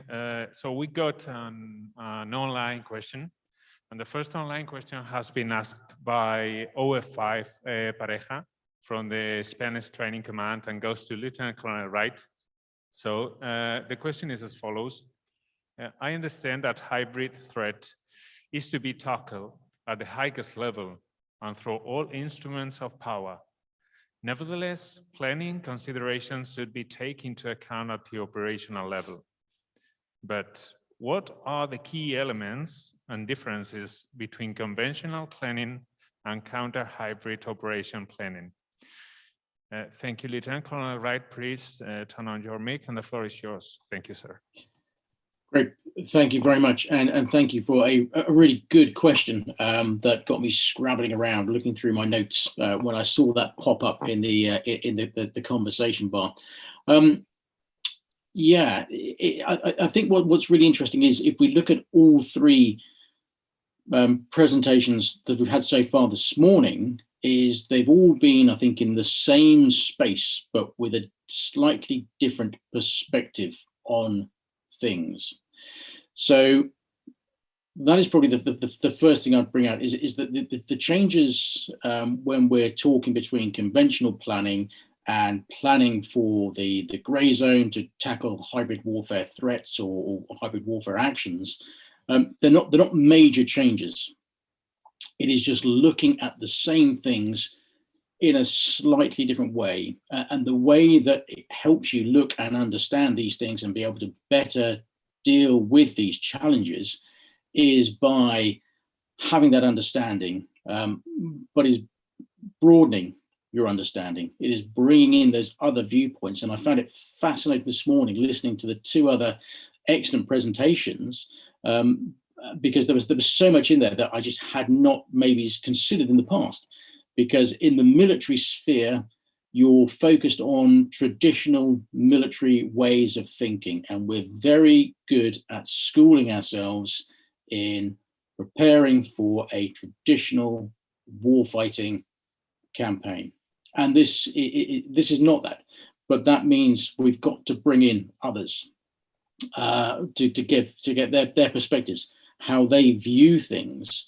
And that helps to broaden the understanding and helps to maybe get to the root of the adversary's actions and what it is they're trying to actually get after at the end of the day, which when we look at it from the military perspective, we may come to one conclusion.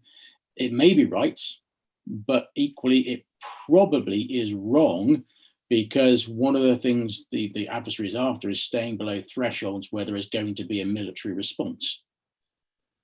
And as we discussed this morning, most states or actors, be that state or non-state, generally tend to be a bit weak or weaker, maybe it's than the West and the democracy bedrock that we all sit upon. So I wouldn't say there are major changes to be had within this, which I think is the good news message. The slightly bad news message, but it's not a bad news message at all. It is a good thing, is that we've got to work harder to incorporate the views and opinions of others in order to better understand what it is those actors, those adversarial actors, are after. And that may mean we go back, we look at our existing structures, we look at our existing processes, and we have to continually ask ourselves the question, how do they need to change and be adapted, not be rewritten, but just be adapted in order to be more encompassing. And I've got to admit, I think, and my other panelists may hate me for saying this, but I'd be really interested, as outsiders, for a perspective on that, and maybe is how the other parts of society maybe view the military and our processes for solving and how we deal with these threats and these issues as well. But certainly for me, I think the key thing is marginal changes to the existing processes that we already have, but becoming much more diverse in our thinking and our understanding. Thank you. Thank you, Bob. You want to add some views? Yes? Sure. Okay, please. Let's Dr. Sanz has. Okay. Yeah. All right. Sure. Happy to add a couple of other points to the question.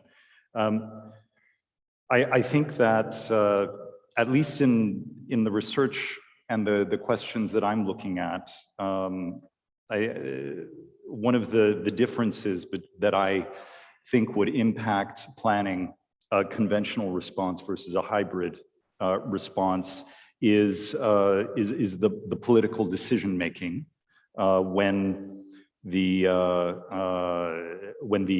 analysis, rules, and history for the actions are not as well established as conventional acts. There's also the legal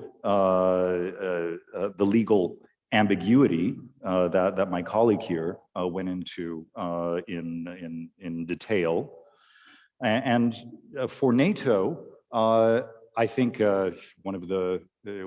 another factor is what can NATO do in response to these actions versus what is the responsibility of the member states. NATO is very much has a bounded remit, and one of the questions that comes up often in seminars and workshops that we host is, why isn't NATO doing more about this or that? Well, NATO is not mandated to respond to all of these types of acts yet. It might be at some point, but most of these responses, as Dr. Sands mentioned, are delegated, or well, are the responsibility of the member states.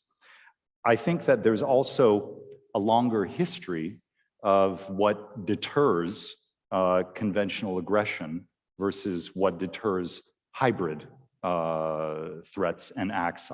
My view is that we're still learning what deters certain actors from hybrid conduct. So there's still a learning curve there. And another point that my colleague, excuse me, brought up is garnering the societal support to act on this type of aggression when there's not a long-standing history of it. And here geography again comes into play. The societies of member states of the eastern flank are much more familiar with this type of activity. So they're much more familiar with it, and it's much easier to garner societal support there than it would be in other regions. So those were my thoughts to that question. Thank you. Okay, thank you, Doctor. Susana, you want to add some? Well, I wanted to react to. Can you hear me? Okay. Yeah. Oh, I just wanted to react to the comment that you mentioned, that you made to open the floor, because while you talked about the problem of the attribution of responsibility in case of non-state players, which is a really tough question, of course. And it is something that, well, because of the lack of time, I could not explain during my presentation, because in case we identify a state who is well responsible for a hybrid threat, well, we have the roles of attribution of responsibility of well, the draft articles of the United Nations, and then we have the rules quite clear.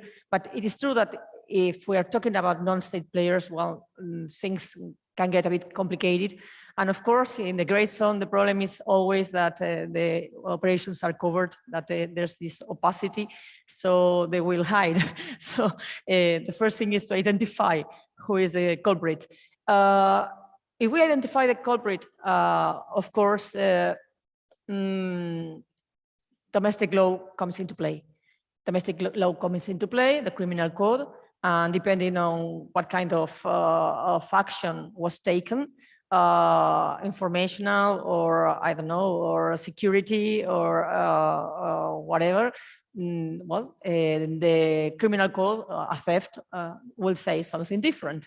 But if we identify, which is always very difficult. If we identify a non-state actor, domestic law will come into play. But it is also true that the draft articles on the responsibility of states for wrongful acts explain several cases in which the activities of non-state players could be attributed to a state because they were sponsored, because they were accepted, because there was even acquiescence, whatever.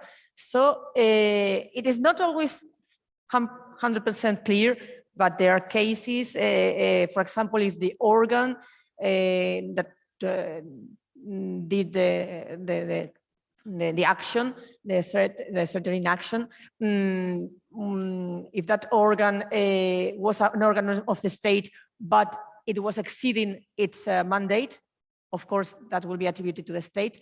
But also, if the action was taken by non-state players, was done by non-state players, but was also, well, directed or by a state, or the draft article says there was a state who was in control.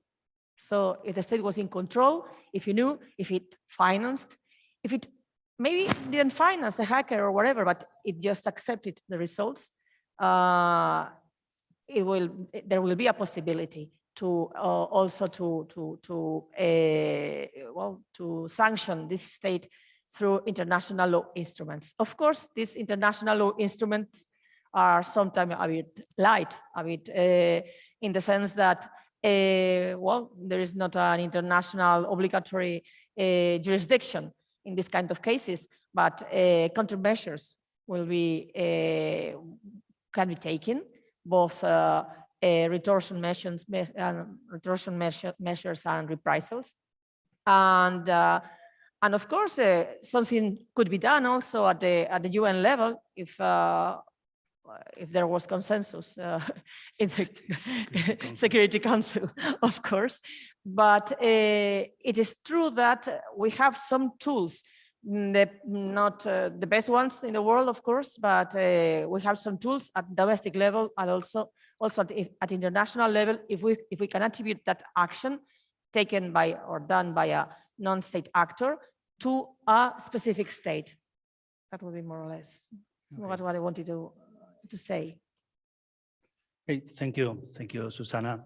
I think we can give the opportunity. Sir, do you want to have a question? Okay, sir.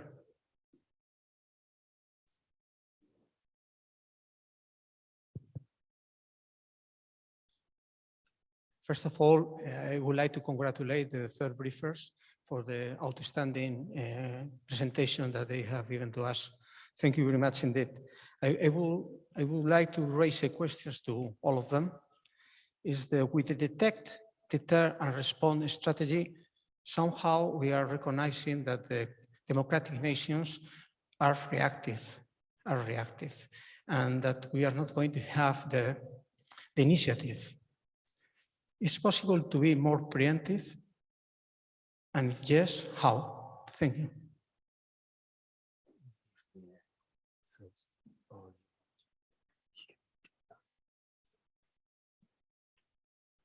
Okay, Paul, if you want to start elaborating a little bit on this, and we can give then afterwards the opportunity to our two briefers in present. So please, Paul. Thank you very much. My first thought when the question was asked was to defer immediately to the lawyers in the room and get a legal opinion on this. However, I'll go first as you asked. So being more proactive, yes, it does come across at the moment as reactive. And I think this is because of the way it's grown up over the last few years, where we really started to pay attention to the grey zone and the hybrid threats and warfare taking place within it. And we've almost slipped into a trap of thinking this is something new, and it's not something new. It is something that has we've been doing it for a long time, as the general said at the very start, you know, going back to the days of Troy, and possibly before that. So as a result, we've almost, I think, maybe slipped into a bit of a mindset that this is something that the bad guys do, and we don't do this. So the proactive piece is, I think, is very much a political decision as to whether or not we want to go off and become, and I think tying with that, supported by the rule of law, as to whether or not we want to go off and start to do these sorts of activities ourselves. But proactive is, I would say that some of the things about how we, our ability to detect, that is a proactive measure we can take. How do we deter? That is again, from my perspective, I'd say that is a proactive measure that we could do there as well. And how we respond is something that I think we need to look long and hard at and say, so do we want to be going off down the route of doing these sorts of operations? I don't know. That's a wider discussion to be had. And I think it's an important discussion to be had as well, because there are lots of legal, moral and ethical issues that need to be worked through before we do this, which adversaries out there in the state and non-state sector, they don't have that same challenge to work through. And it is a challenge that we rightly should work through as well, if we are going to remain firmly fixed to those ideals and values that separates us from others out there. So we need to think about this. I think we need to have the discussion about it. What can we do? But we just need to be extremely careful about what we do and where we go with that. So I'll pause there and I'll let much more learned and informed people now shoot me down. Okay. Is it on? Yes. Yes? Okay. I'm going to echo a couple of points that my colleague mentioned. I think that my impression is that what really limits democratic societies and states from having a more aggressive or offensive approach to these tactics are the ethical dimensions and the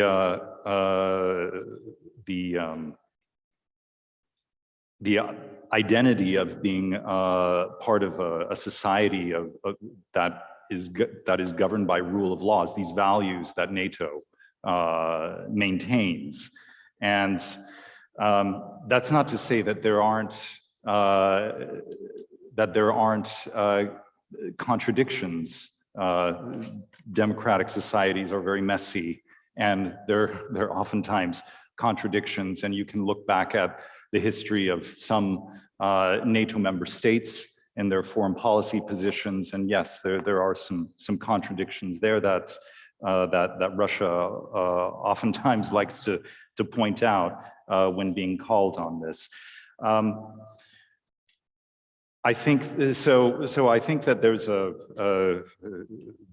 an ethical limitation that democratic states have, and I think that there's also perhaps an underappreciation of the impact of hybrid threats and these gray zone acts of aggression. And I say this as someone who had his first experience in Russia when it was falling apart in the early 90s.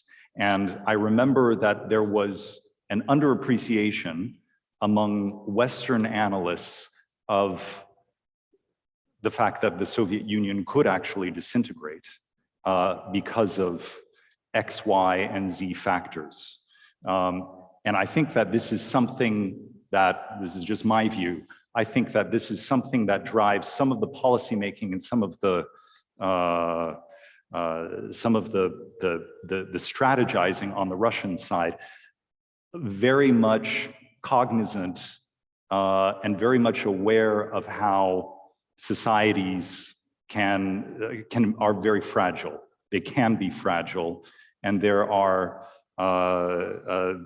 trigger points that can really send things in the wrong direction. I think that Russian leadership is much more in tune with that than many of the leaders of NATO member states. So I think that there is an underappreciation of these tactics, which limits the responsiveness to it. I think that's another factor at play. But I also think that we are still seeing how effective resilience, societal resilience, can be to these sorts of tactics. I think that there's an argument to be made that over the last few years, or since 2014, NATO societies have become more resilient to these tricks, which is why there has been an escalation and an introduction of different types of tactics by Russia. And again, here I'm focusing my analysis primarily on Russia. And I think that we can't forget that NATO, a combination of NATO, EU, and member state responses, they have had some sort of effect. They have had some sort of impact on Russia. This may not be evident when you look at the number of instances quantitatively of Russian gray zone acts, but you see this in the impact on Russia's economy. You see this in some of the covert acts, I believe, are directed at trying to get the US and the EU to reverse some of the sanctions on Russia. They would not be going to these lengths, to these efforts, unless this was having some sort of an impact and unless they really did not like these policies. So I think that the responses from NATO, the EU, individual member states are having some sort of effect, but I think it's still a bit early in the time horizon to gauge exactly how effective they would be. Thank you. Okay. Yeah. Okay, can you hear me? Yeah. Not yet. Yeah. Is it on? Yeah. Okay, thank you. Okay, I think that the question was extremely important and relevant. Yeah, we are placing too much effort. We are putting the stress on reaction, and we are not capable of deterring. But it is also true that maybe state actors can be deterred in traditional terms, whereas non-state actors, well, it's more difficult to deter them with the structure of deterrence means that we have. We should put the stress on preventive, on prevention. Our societies should be stronger on that. We should be more proactive. And that means that we have to reinforce capacities, detection, analysis, recovery, and we had to do a lot of research against threats. And we had to promote new norms, and I mean new domestic norms, so that our societies are stronger. I tend to criticize the word resilience, because for me, maybe I'm wrong. Yeah, I think it's gone. Yeah, okay. It has to do with being passive, in accepting, in resignation, and in just, well, let's see what comes next. I think that our societies and our parliaments and our governments should be well, more active in drafting laws on the cyberspace and on all these hybrid threats. Of course, for that, the members of parliament would need more information. I think that what is also lacking is really, well, training, education on these hybrid threats, because otherwise with in the situation that we are having in many states of weak governments, weak parliaments, there is no way how parliaments could enact laws that are really powerful to fight with a common consensus on the problems of these threats and what the problems and the threats pose to society. So I had it somewhere, but yeah, I think that resilience is needed, okay, but also awareness alert is needed. Preventive procedures are needed. Research is needed. Strategic communication is needed. Counterintelligence is needed. Cyber diplomacy is needed. We have to prepare our diplomats on these new threats and on how to tackle them in their daily work. Education is needed. Training and preparation are needed. Thank you. Okay, thank you, Professor. I don't know if there is another question. Okay, sir, please.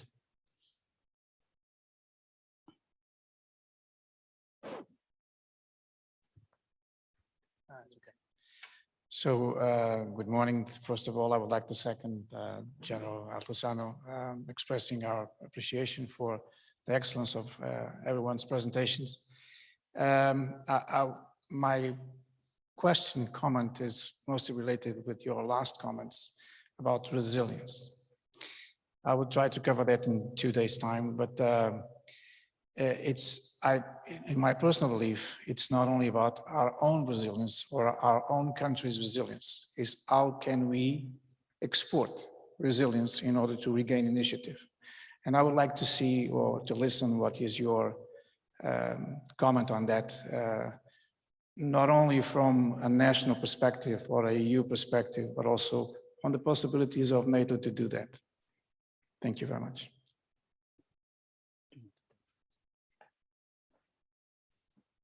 All right, I'll jump in first this time. I think it's a great question, and this is one where I think NATO has a very clear role and can have a strong impact in exporting resilience. I think that first of all, over the last 5-6 years, there's been a lot of inter-member state learning within the alliance about resilience, learning many lessons from the eastern flank, for example. The second stage of that is working with NATO partners and exchanging views, raising the situational awareness of partners, especially among partners who are quite thirsty for learning, who are the victims or have received have been the recipients of these hybrid threats and acts. So I think NATO has a very clear role to play, and my impression is that there is recognition of this in Brussels, and certainly the last communique about working more actively with partnerships with partners, I think, is an indication of this, and we might see that more clearly codified in the next strategic concept. I think that NATO member states and NATO, which enjoys broad public support across the alliance and among the publics of most of the partners, this is also fruitful ground, and it bodes well for NATO because it does have, it enjoys wide public support. So it's trusted. It's a trusted source for information. I'll leave it at that and then turn it over to the others. Yeah. Okay, Mark, I would suggest our experts to leave the answer here as good, because we have a number of questions, and I would like to go a little bit, but perhaps Paul, you want to add? I'm looking at your face, and you are you are about to jump over. Do you want to add something very shortly? No, okay. No, I'm good, thank you. That's just how I normally look. Okay. Thank you, Paul. Professor, okay. So let's go for one of these many questions we got online, please. Carlos. Thank you, sir. So the second online question has been asked by the Lieutenant Colonel Nagelsmith from the German Netherlands Corps about the law applicable to hybrid threats. So the question is as follows: how can NATO responds to an adversary who exploit especially the gaps of democracies of NATO member state and addresses especially the civilian side with its gray zone actions? Is there a need to expand our rules of law to counter adversaries' gray zone actions, or do we need to find another means of counter effectively? ¿Puede OTAN responder cogiendo las leyes actuales ante una acción de estas o no? I can give the floor to you. Yeah. Okay. I didn't get all the words of the question, but I think that it goes towards whether the current structure of NATO is sufficient to fight hybrid threats, or whether it should change. Okay, somehow. I think that what NATO can do is very little right now, because hybrid threats do not qualify as an armed attack. So Article 5 is out of the question. The applicability of Article 5 is out of the question. Only Article 4 applies, which talks about consultations. So probably we would need a change, but for that change in NATO, I think that we also need change in the Charter of the United Nations, if I can say this, because otherwise we will delve into an unexplored domain that could become quite dangerous. Right now,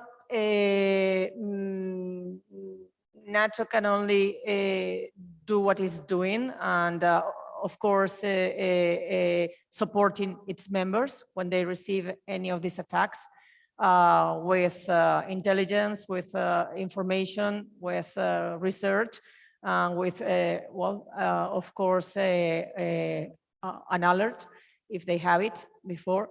But the current structure is not good, but I don't think we could have now a consensus to change the structure.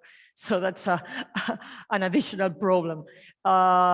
In its current frame, we already have quite a significant number of problems. I wouldn't open the Pandora box of changing the system, especially if I don't see consensus at the UN level, which I don't. So yeah, I'm afraid that what NATO can do is weak. The structure has been thought for a different kind of warfare, and it's strong for moving troops, for moving men, but that's not the case when someone is poisoned, or that's not the case when some data is stolen, critical data for a state is stolen. And there's not much that the NATO can do, but maybe it's not only NATO that it's here on play. I think that it is important, this cooperation, to promote the cooperation between NATO, the Council of Europe, which is starting to doing something on this, even if it lacks competences on the defense. Okay.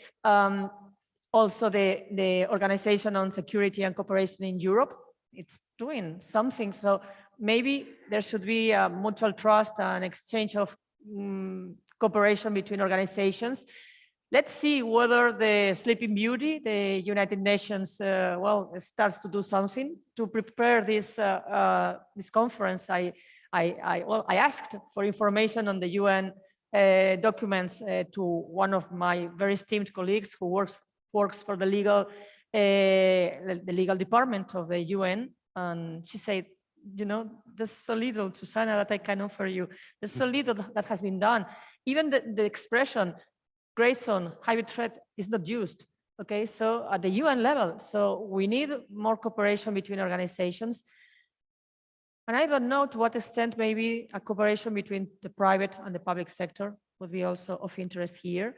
Sometimes the private sector has, I don't know, more technical advances, more technical equipment, and they could do, there could be some kind of partnership between the private and the public. That's my first reaction. Okay, thank you. Paul, yes, please. You want to add something? Yes. Yes, please. Thank you. Yes, a great answer. I thought there. So the only thing I'll sort of add, apart from backing up everything that was said there, is getting the military side of the house to look at this and go from a broader perspective. So this is broader than NATO, as already mentioned there, but it's how can the military support that response? We need to maybe drift or start thinking about those non-traditional war fighting responses that we've always been trained to think about over the last 50, 60, 70, 80 years, and think, well, NATO has got a lot of capability. What can it offer, and how can it reuse some of that capability to support a wider governmental or a wider NATO nations response, or a wider European Union, whatever that response may be. And the bit about reinforcing international organizations and institutions, absolutely. And it is this bit of breaking out of this thing of the above warfighting threshold. All the stuff we've got is purely for warfighting. Actually, a lot of our capabilities and a lot of our skills and a lot of our training could also be used for below the threshold of warfighting responses and supporting those organizations in however they want to respond to that. But good question. And I thought the first answer was very good. Thank you. Okay, thank you, Paul. I think we can pass to another question. Sure. Yes, Yeah. Mark. So please, Professor Chloe.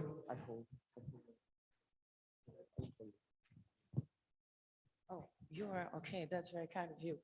Actually, good morning. Thanks to the three of you. So I have just few comments, and I will also link that to my colleague. So there is a kind of paradox here. So we, since the end of the Cold War, we are living a time where we are facing crisis. So our military have been turned into crisis management actually tools. And so it seems to me that this fits perfectly what you have described, ma'am, between, you know, this intermediary stage between peace and war. At the same time, so the law has adapted, and we have seen the progress of international humanitarian law that, of course, focus more on individuals rather than states. At the same time, we have an international order that is still very much Westphalian, and so actually relying on states. And so here comes, you know, the big gap. So the problem is for architectures like NATO, what can we do when we have actually threats that, first of all, and I would like to underline here this time dimension. It seems to me that most of the time, as you have all said, these hybrid threats, they are not new, but what is new is the combination of them. And so it means that probably we are able to identify a threat retrospectively, that we have a hybrid factor, but, you know, only from a kind of retrospective point of view. So this really, you know, leads us to a big problem in terms of attribution and how you will prosecute because you need to have this time and how you realize finally. So this relies, of course, on a nation. I want you to remind that some nations sometimes, you know, they are not also keen to ask for help.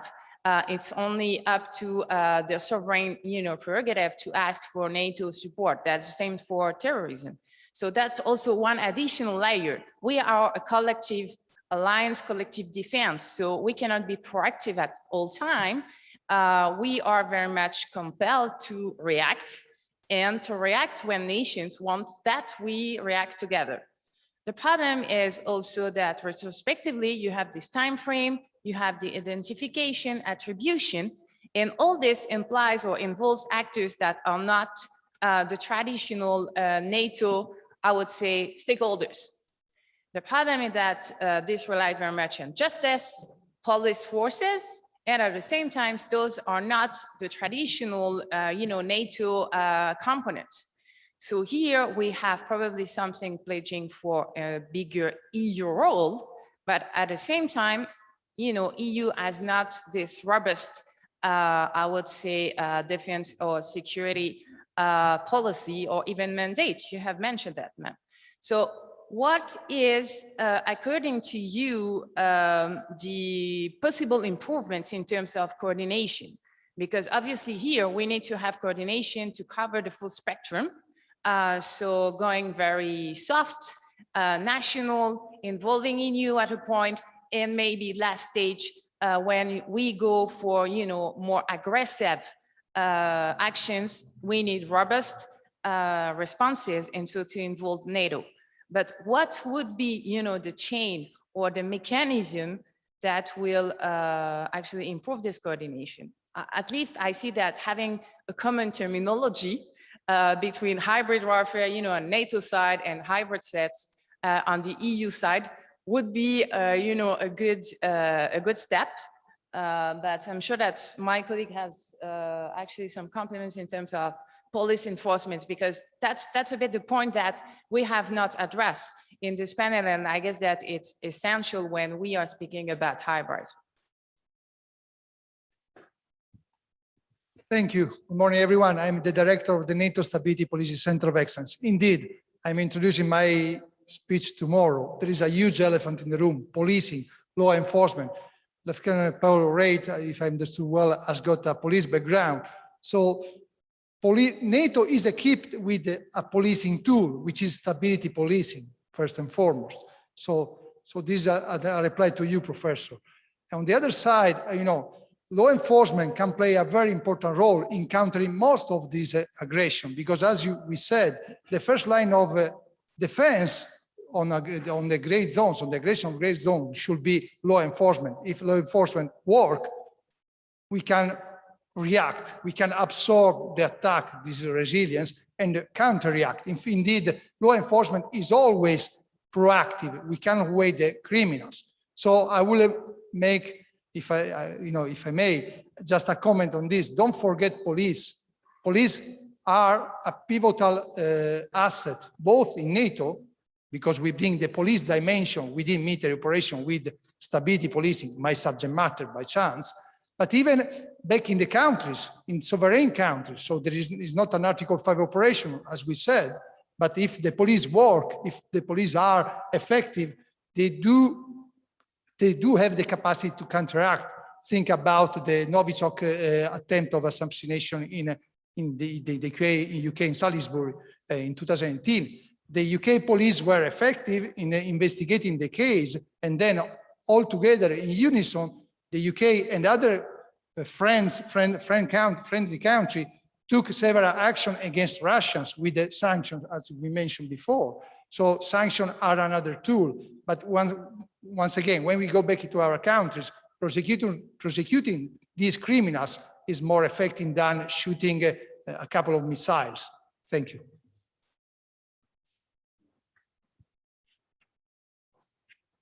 Okay, thank you very much. We are a bit short time, so I will give a short time for each of you. We can start with Mark, just closing remarks related to the question, the last question, or whatever you want to add. The same to Paul. And then after, Susanna, you can close because it's more related to your question, this last point. Okay, let's start. Mark, please. Sure. Thank you for the questions and the comments.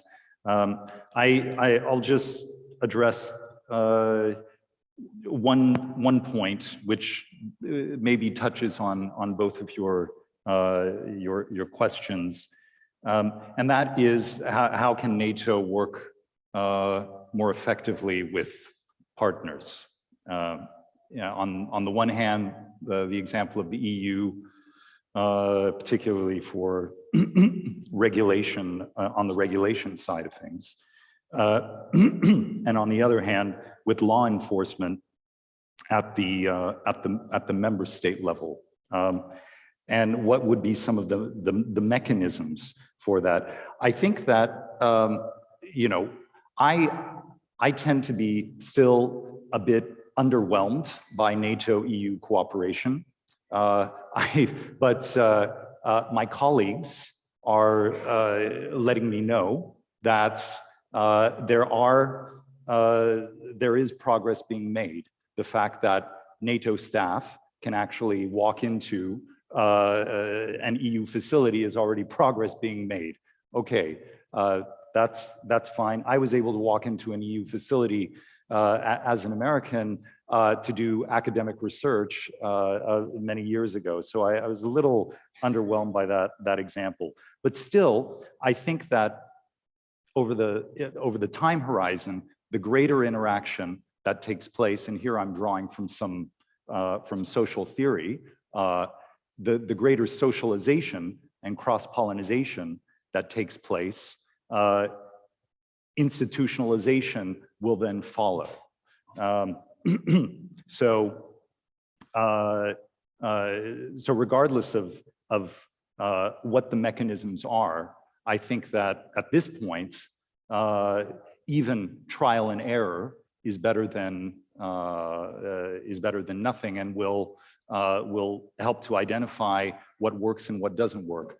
I recall at another seminar a couple of years ago, at the same Berlin seminar that Willem and I attended, a NATO representative who had also worked for the EU before that pointed out that there are a few cases of strong EU-NATO cooperation, and in his example was in the transportation and coordination. And I think if you can look at where cooperation has worked out well, you can draw lessons from those cases. And I'll stop there. Okay. Thank you. Yeah. Thank you, Mark. Paul, you want to add something? Yes, please. Yes, I'll be very, very quick here. So great questions. Thank you very much. And I think they've really brought out some of the points that I'll make now. I think all three of us have made this morning. The first thing I'll say is, facing a crisis, are we, ? Or actually, are we at the minute just into a sort of a heightened state of the international system, because the Russians are actually in a state of crisis because they feel what the West has done to them with the dismembering of the Soviet Union, and then the colour revolutions that came along as well. But probably a topic for another day. The bit I would say, though, is I think both questions brought out a couple of really good points there. So how do we get greater understanding of what we need to do next? Well, I think that's through exercising, rehearsals, but at the right levels. And that takes place at different levels, and bringing those together. That then will reveal where we've got vulnerabilities, that will reveal where we need to work more closely with others. And meetings, conferences such as this one here, I think are great ideas to start to bring together that community of interest and get it linked up so that we understand who we can go and talk to at the NATO Defence College, who I can go and talk to within the EU about something. Some of those contacts I have, but that's purely by accident. There is no sort of central coordination on that. So I think things like this are really, really useful. And the point there about breeding institutionalization, absolutely there. The police. So it's the police, absolutely. Get that bit about the role of the police to play, and we should be looking at that as well. But we should also be looking more broadly to other aspects and other tools that we've got within society that we can bring to bear to solve some of these problems. But we could also use ourselves in concert with the police. And how can the military support that? What can we use to support police actions going along by providing intelligence, surveillance, reconnaissance assets to support them, for example, there. And I think the points and the questions made this morning have illustrated beautifully the point about diverse thinking, getting different people in the room who've got different perspectives on how to solve an issue and what solutions might exist out there, and get that conversation going. Because once you get that going, that's when stuff starts to really appear. And so I think this morning's been really useful. So thank you very much for the chance to take part in that. That's me. Thank you. Okay, thank you. Thank you very much, Paul. So now with the floor, Susanna. Okay, thank you very much. I have to say I was very much impressed by the summary that Mrs. Chloe did of the situation. And also I agree on the importance of the police work on the ground, of course. That's a very important element. About the question on how to make a better cooperation between NATO and European Union, how to make them partners in this process. Well, many of you hear more than me about the structure of NATO and I don't know to what extent to the European Union, but I know that both organizations already have cells on hybrid threats, and as far as I know, they have been meeting. They have this. They are both in Brussels, so it's easy for them. It is better than nothing, as Mr. Osawa said. It is better to start with a trial and error than doing nothing. But I also have to say that I'm afraid that the more worrying that the situation gets, the closer the partners will get. But that's not good, because that means that they will be reacting instead of being preventive. But I think that the more worrying the situation gets, the better the cooperation we will see.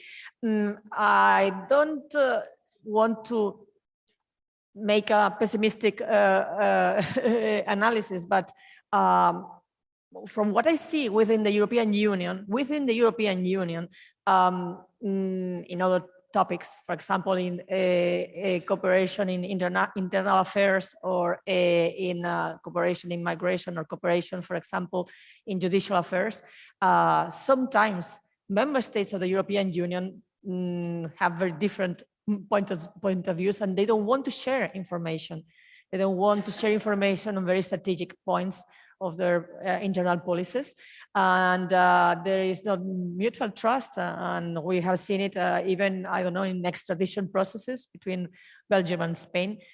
So I don't know to what extent, if this happens within the European Union, I can expect a better cooperation concerning information that each one has on hybrid threats between the European Union and NATO so far. But I think that the more worrying the situation gets, the closer the partners will get. Please. I'm sorry to add to the last word. Just one point. I'm sure many of you are aware of this, but we shouldn't forget that there is the Hybrid Center of Excellence in Helsinki. That is a joint center. And from what I understand, and I forgot this when thinking about the question earlier, what I have heard from people who have attended their events is that there are very interesting informal discussions taking place there. So this center, the fact that it's actually far away from Brussels, they say is a positive. So that can be maybe one example for other centers in the future. You know, thank you. Okay, thank you very much, all the 3, 4, your contribution. the three experts you have brought in an interesting light for an overview. And now we are focused on what is going on. And for the next panel on the functional tools and functional activities. For the next panel, here we finish with the first in 20 minutes. In 20 minutes, we are going to start the next panel with three panelists and one online. So before leaving, we have two talks for you. General, you want to present to Mark, Doctor, and to Professor Sanz.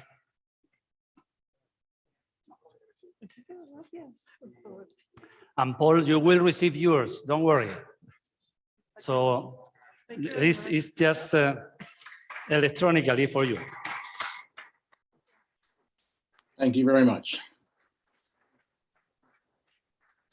Oh, thank you. Thank you. Thank you very much. Thank you, sir. Thank you. Thank you very much. Thank you.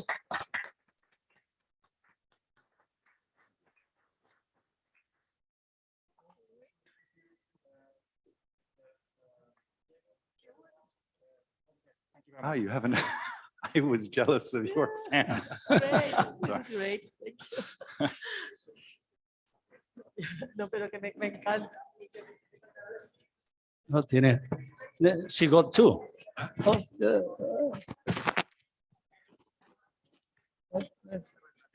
I see. Okay, so it was fine. Very well.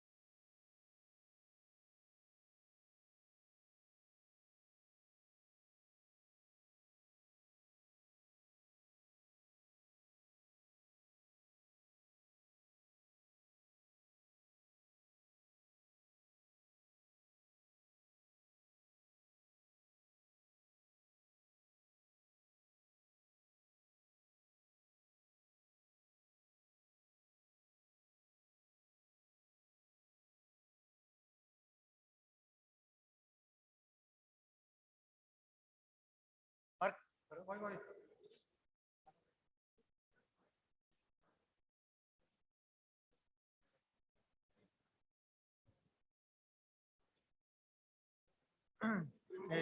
Comandante, dígame.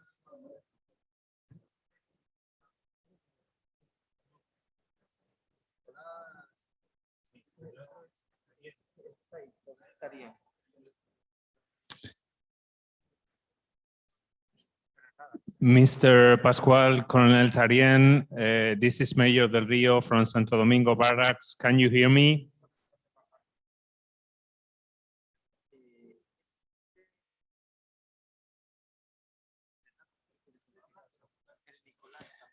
Colonel Tarien, can you hear me, sir? Yes. Hello, good morning. Yes, Mr. Pascual, I can hear you loud and clear. Can you talk a little bit more in order to know that the Thank you very sound much. is Good good? morning. I am listening to you and I can hear you clearly. And Okay, sir. The sound is perfect and we can watch you very good. So OF5 Cortinas will pass you the floor. at what time? You will be the third in this panel. So I invite you to turn off your microphone, to turn off your camera, and be ready to turn them on when it will be your turn. Okay, I will do Thank you, as sir. you please. Thank you very much. Thank you, sir. Colonel Tarient, this is Mayor del Rio from Santo Domingo Barracks. Can you hear me?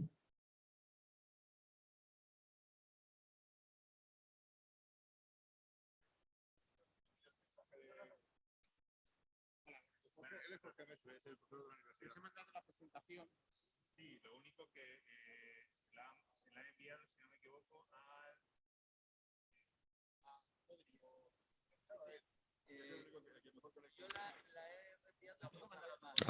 Asking for a sound check from Tallinn, Colonel Tarian here. Colonel Tarien, this is Mayor del Rio speaking from NRDC Spain. Can you hear me, sir?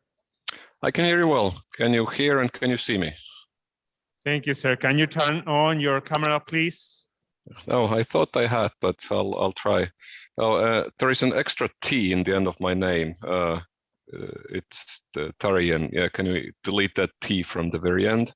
And let me see where my... So perfect, sir. The image is good, so we can see you perfectly and we can hear you loud and clear. So, sir, it's time to turn it off, to turn off your camera, to turn off your microphone, and you will be the fourth briefer of this panel, okay? All right, sounds good. Will you turn off my camera or do I need to do it myself? Okay. Thank you, sir. So you have to, do you know how to upload your briefing? Do you know how to present your briefing? I don't have slides, I'm just talking, so. Thank you, sir. So turn off your camera, turn off the sound, and be ready. Thank you. Are we about to start? Are we slightly behind or what's the schedule?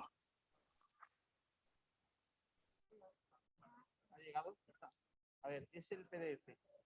Muy buenas. ¿Qué tal? Tienes que ponerte... Vale.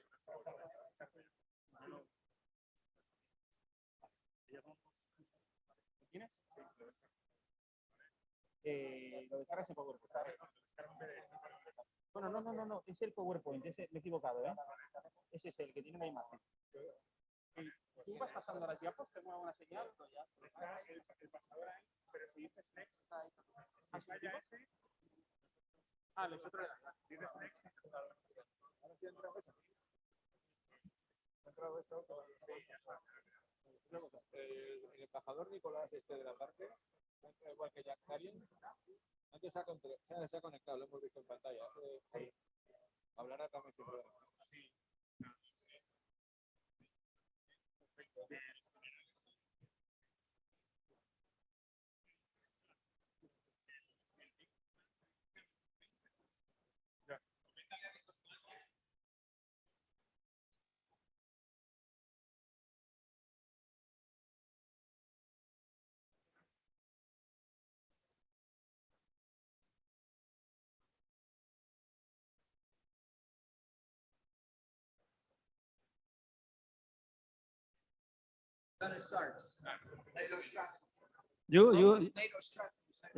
Strategic Communication Center. You want some water? Yes. You want? Let's see where this guy. Sirs, ma'am, please be seated. Please be seated. Thank you.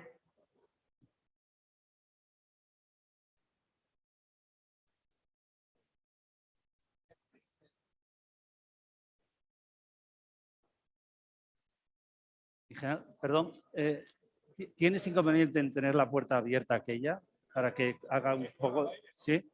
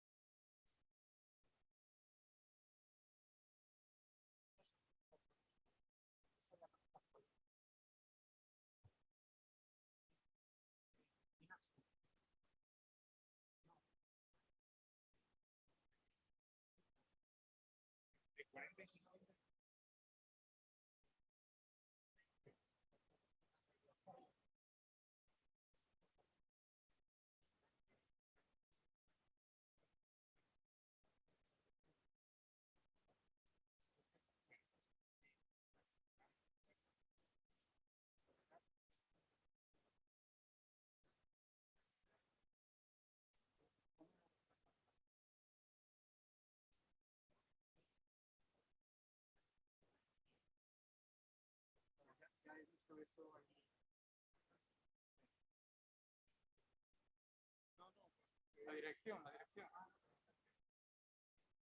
La dirección.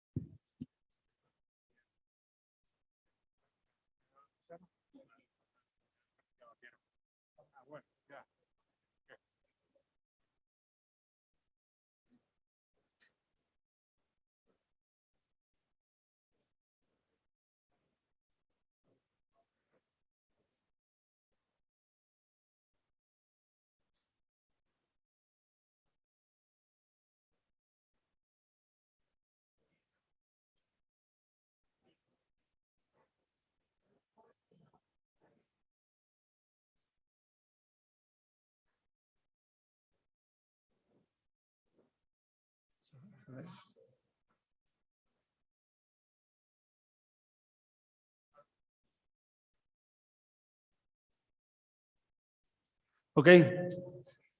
Good morning, sir, distinguished guests and audience. Thank you for joining us again. So we are going to start the second panel of today. For this panel, we have 4 experts, 2 in presence, as you can see on my right, on my side, on my left side, and 2 online.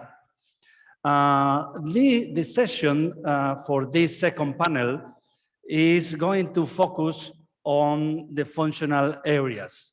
So we had the opportunity with the first group of panelists to explore a little bit what is about hybrid threats, hybrid warfare, the concepts for law applicable or not within the gray zone, and a case for the Russians to understand what kind of activities can be developed by specific actors in this area. Now we go, as I said, to the functional area.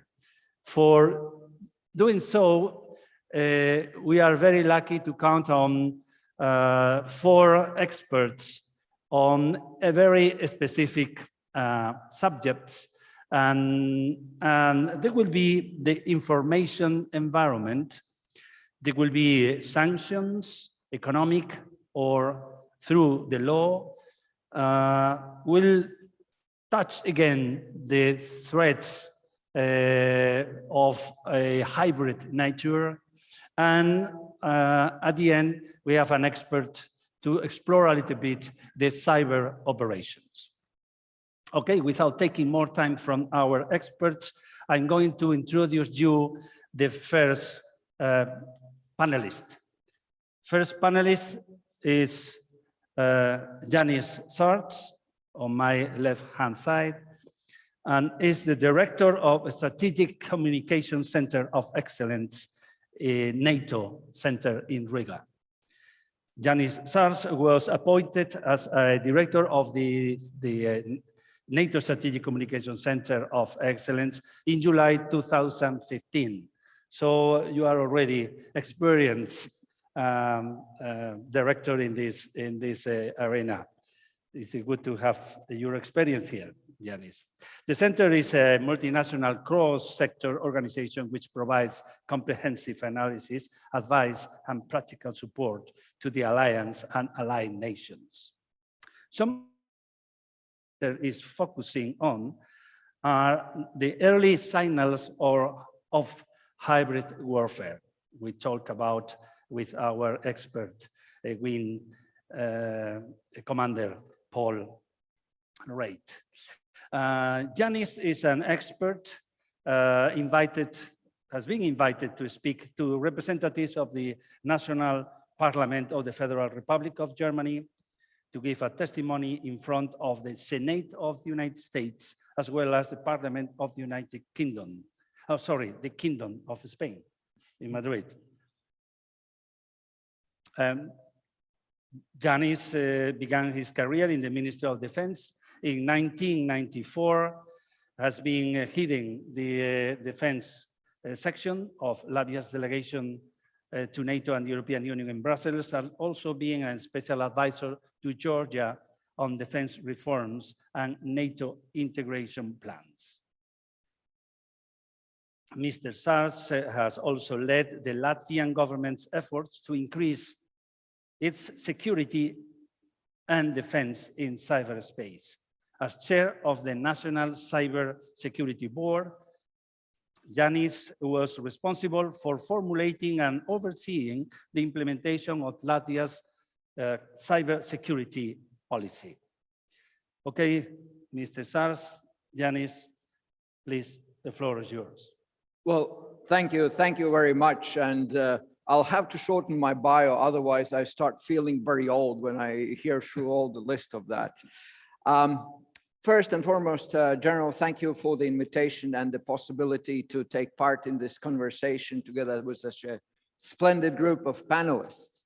And of course, I have to note that my talk has been made much more easy by the first panel that alluded a number of times to the importance of the information space in the hybrid warfare or gray zone warfare scenarios. Some of the panelists actually alluded to that being probably one of the key, if not the most important areas for hybrid warfare. And that would not surprise you that I agree. But let me unpack some of these arguments. First, let's think what constitutes the success in a conflict. You would say winning, achieving your goals. But when you look deeper, what means these achieving of goals? In a nutshell or in essence, it's about instilling the behavior you want on the other party of a conflict. Giving up territory, giving in to some policies, being prepared to be annexed and accept that. These are typically the behavior changes. So if you look from the information warfare perspective, one of the key things that we're trying to attain with a conflict is instilling the behavior we want on the other party and keep our own behavior as much as possible. And of course, therefore, information space is very important area of conflict, has always been. But many of you would say, well, if that has always been such an important area of conflict, why is that only now that we feel how coming this disruptive element? Because 20, 30 years ago, it didn't feel like that. And we had competitors back in the days as well.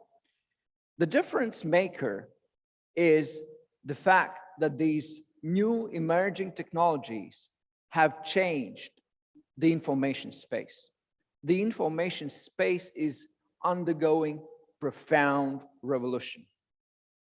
And one thing that history teaches us is every time there is a revolution in the information space, there are social upheavals. Let's think of the Gutenberg printing press invention back in the late Middle Ages. Invention, and then that changed the way the ideas can spread, which is in itself a good idea. What's wrong with that? But then started a Reformation, because the way the information was going around and the way it was now much more accessible to a certain group allowed for a spread of ideas that was not controlled in the same way as it was before. And you had the Reformation, all the wars, and about this 100 years almost of Europe being at war with each other. It's just a small lesson in history, but illustrates that information space and information space changes are very important to how we interact as humans, because that creates our perception of what is the reality. Think of a contemporary example, vaccination. People perceive things like how dangerous is to fall ill versus how dangerous is to have a vaccine or not dangerous to have a vaccine. And based on that perception, that is created both by the people around them, but increasingly through social media, they behave. They behave. If they perceive that risk of falling ill and having all the consequences is much bigger than the risk of, having side effects of vaccination, they vaccinate. If their perception is vice versa, or even more diluted, I will not go into the anti-vax debate, their behavior is different. So that is really the way we consume information drives the behavior. So that's the importance of the information space and why it is so important for the hybrid warfare practices. On top of the fact that changed a number of fundamentals in our society. Think of how we did consume information 15 years ago. What would be the typical interaction with the news? I would say, from a personal experience, in the morning newspaper, then off to work, a little bit of radio, but mostly music, a bit of news. And then you work, and sometimes you peek into the internet news, but not really too frequently. And then at the end of the day, evening news on TV. That would be my typical news cycle. Right now, what is our news cycle? It's this. And I observed the audience in the break. I think 80% of you were checking up what's new in the internet. And that is, okay, we have more of it. But what is important is the way these social media, where we mostly get the information from, operate, where the business practice is created, creates also the way we consume information. Think of how Facebook, Google, all of those make billions. Actually, last year was the best profit year for those companies. How much did you individually pay to these companies when consuming these products? I would argue most of you didn't pay a cent. So how do they make these billions? They make these billions from selling our attention to the ad providers. Okay, I get it, that's fine. But then for them, the logic is the more you are online, the more you're in Facebook, Twitter, etc., the more money they make. So what they do, they gear up their algorithm to make sure that we stay long enough so that they can make a lot of money. But what makes us staying on those platforms? It's not the clever, rational thought or a philosophical thought. It's emotions, instincts, seeing the things that we believe in. And that in turn creates much more fractured society with nodes of belief that believe in a particular area. Let's take the same thing on vaccination. Imagine and see the debate in nations on vaccination and anti-vax groups. How strong these people are able to get in this belief of the world where vaccine is absolute evil, much more evil than the virus itself. And that demonstrates this new environment. Why it is important for hybrid warfare? Because it creates a vulnerability and fragility. And that is where we become fractured as societies. And that is the effect of this revolution. It has nothing to do in our analysis with the hostile actors, but this is the result of information space.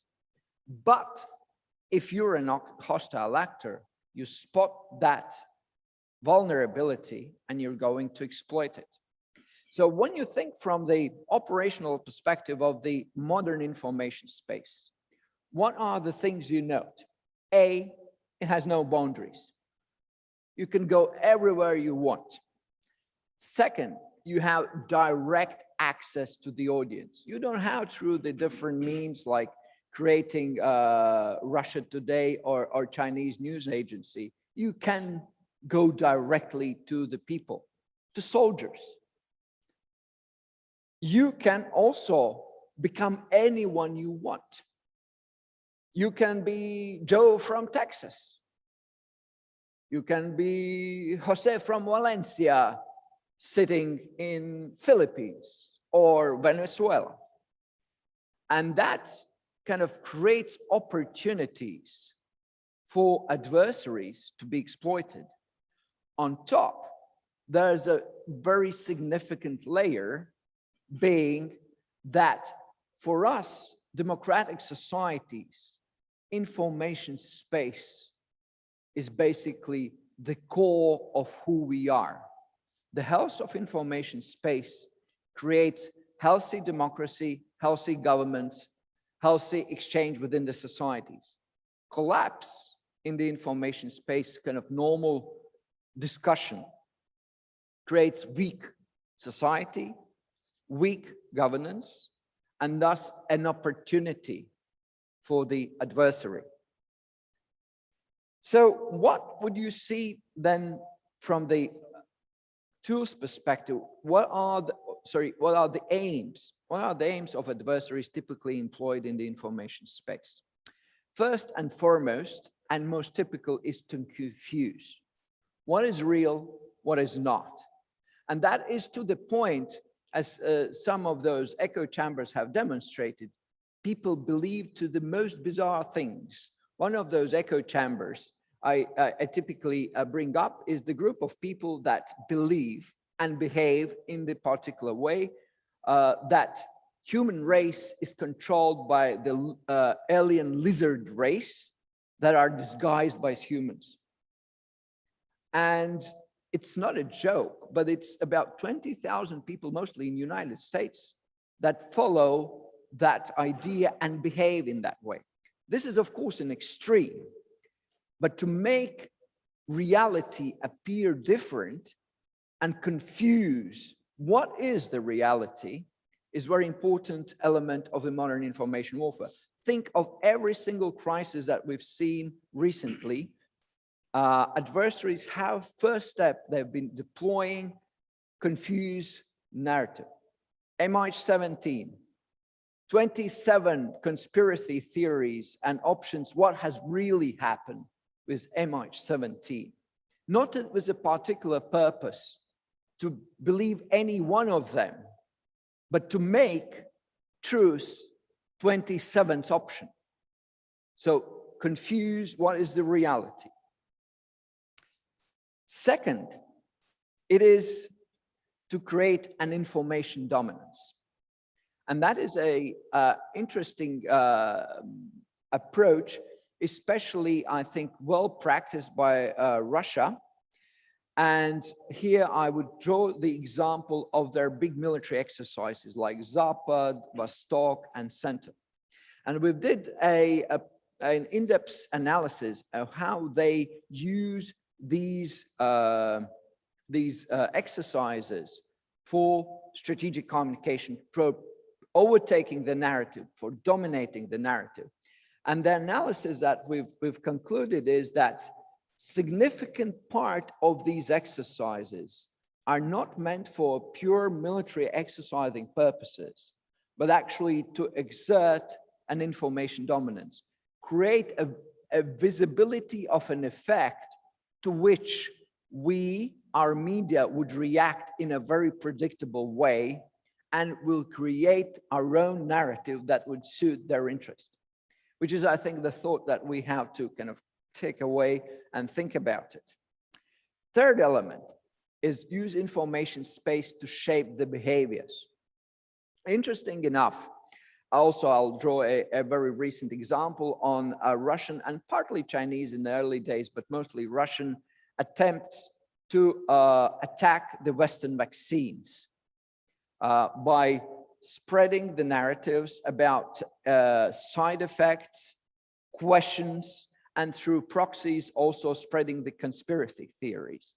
In a way, probing the behavior shift of not accepting the vaccines.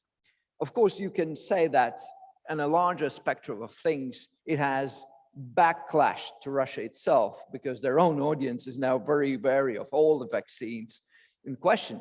But still, it shows how you apply that for shifting in behavior.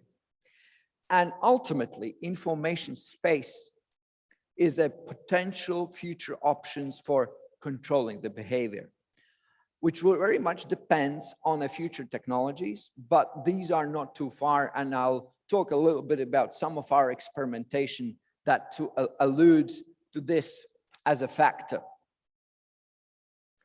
To do so, adversaries require infrastructure. Like in all places, also in the information operations, infrastructure is required. And also a very recent example, early reaction of Russia and China to the COVID pandemics. Russian operation trying to discredit West's ability to respond, and Chinese.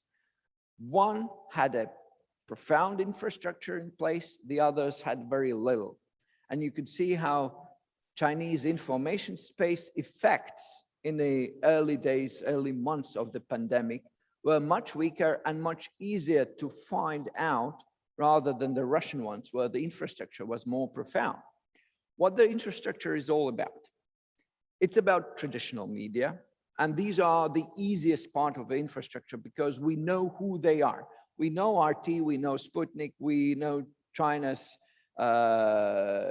information agency, we know Iran's agency. These are easy to spot, although they're of course getting better at their operation.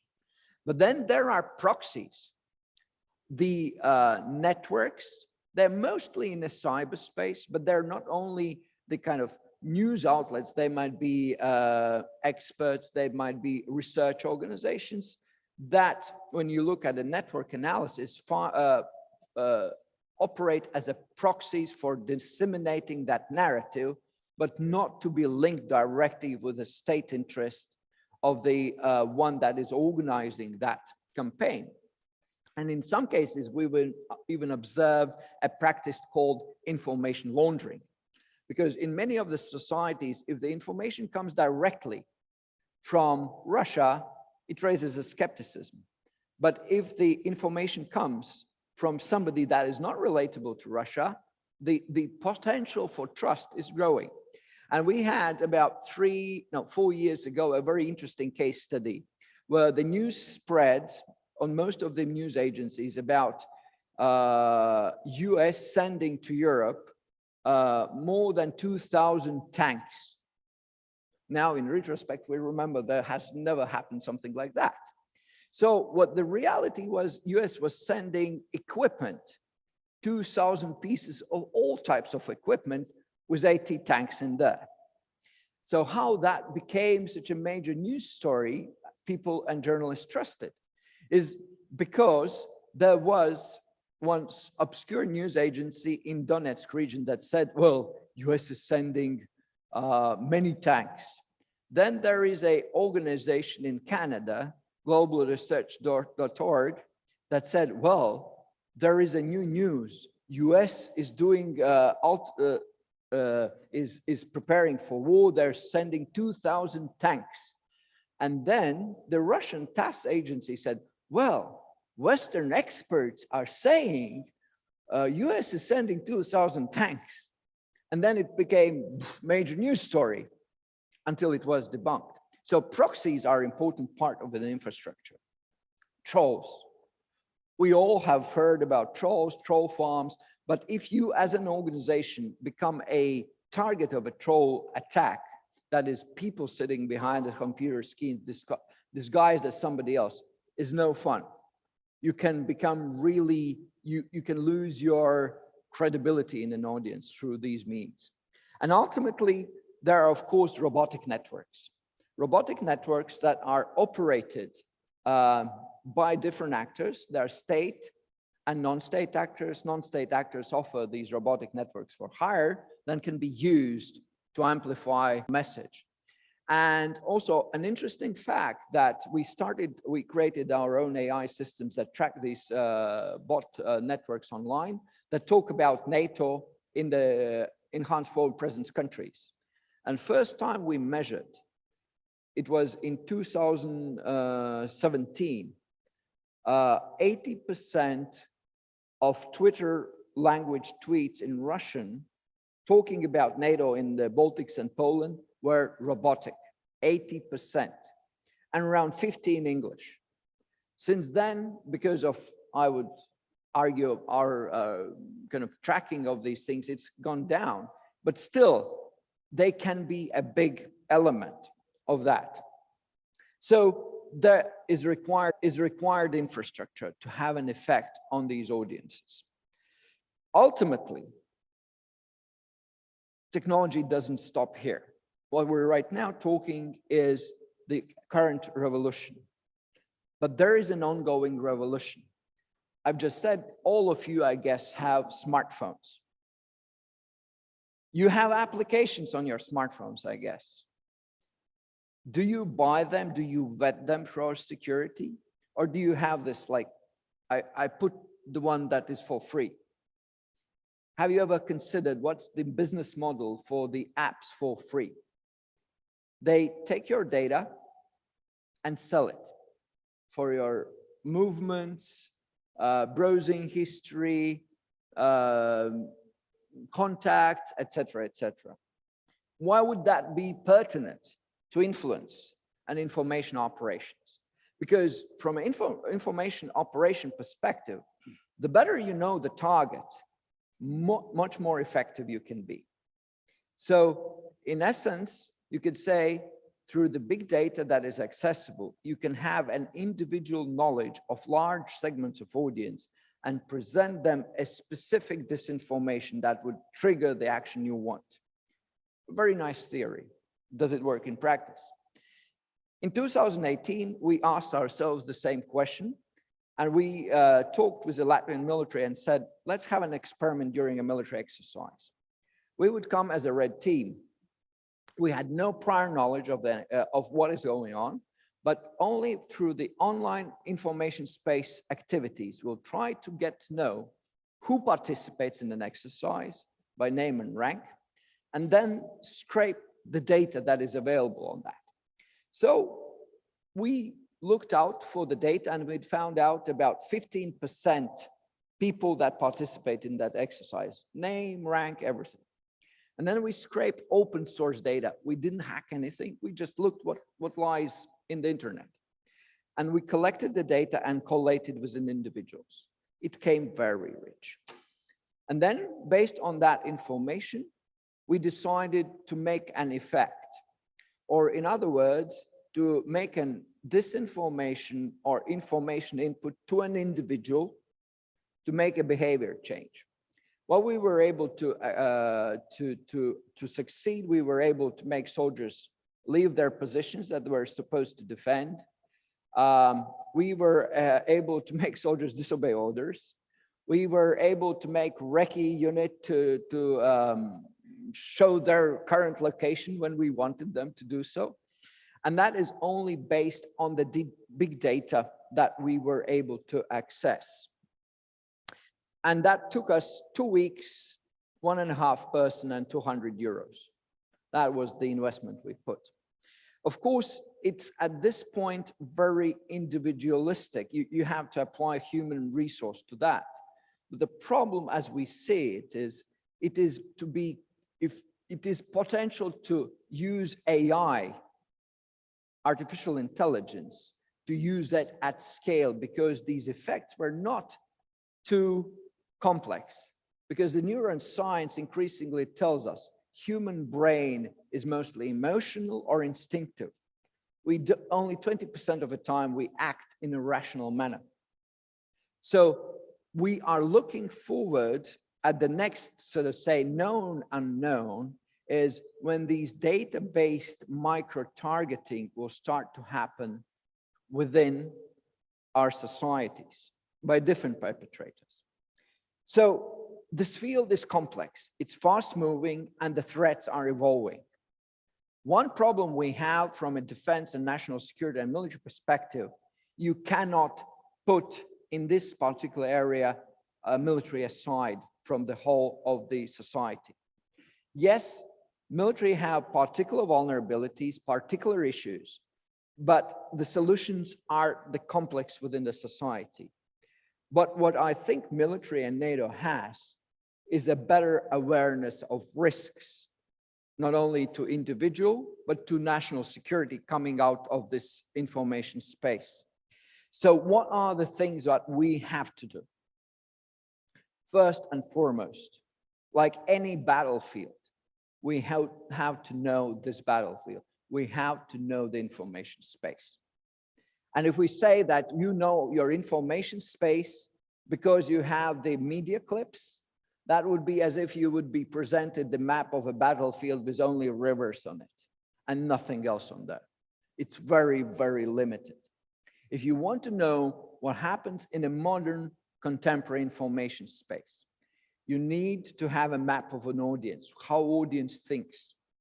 What kind of echo chambers or information bubbles are there within that information space? Because you might actually be part of one bubble and you think that's the whole information space, but there might be a lot of activity in the other one that you're not noticing. So that's very important.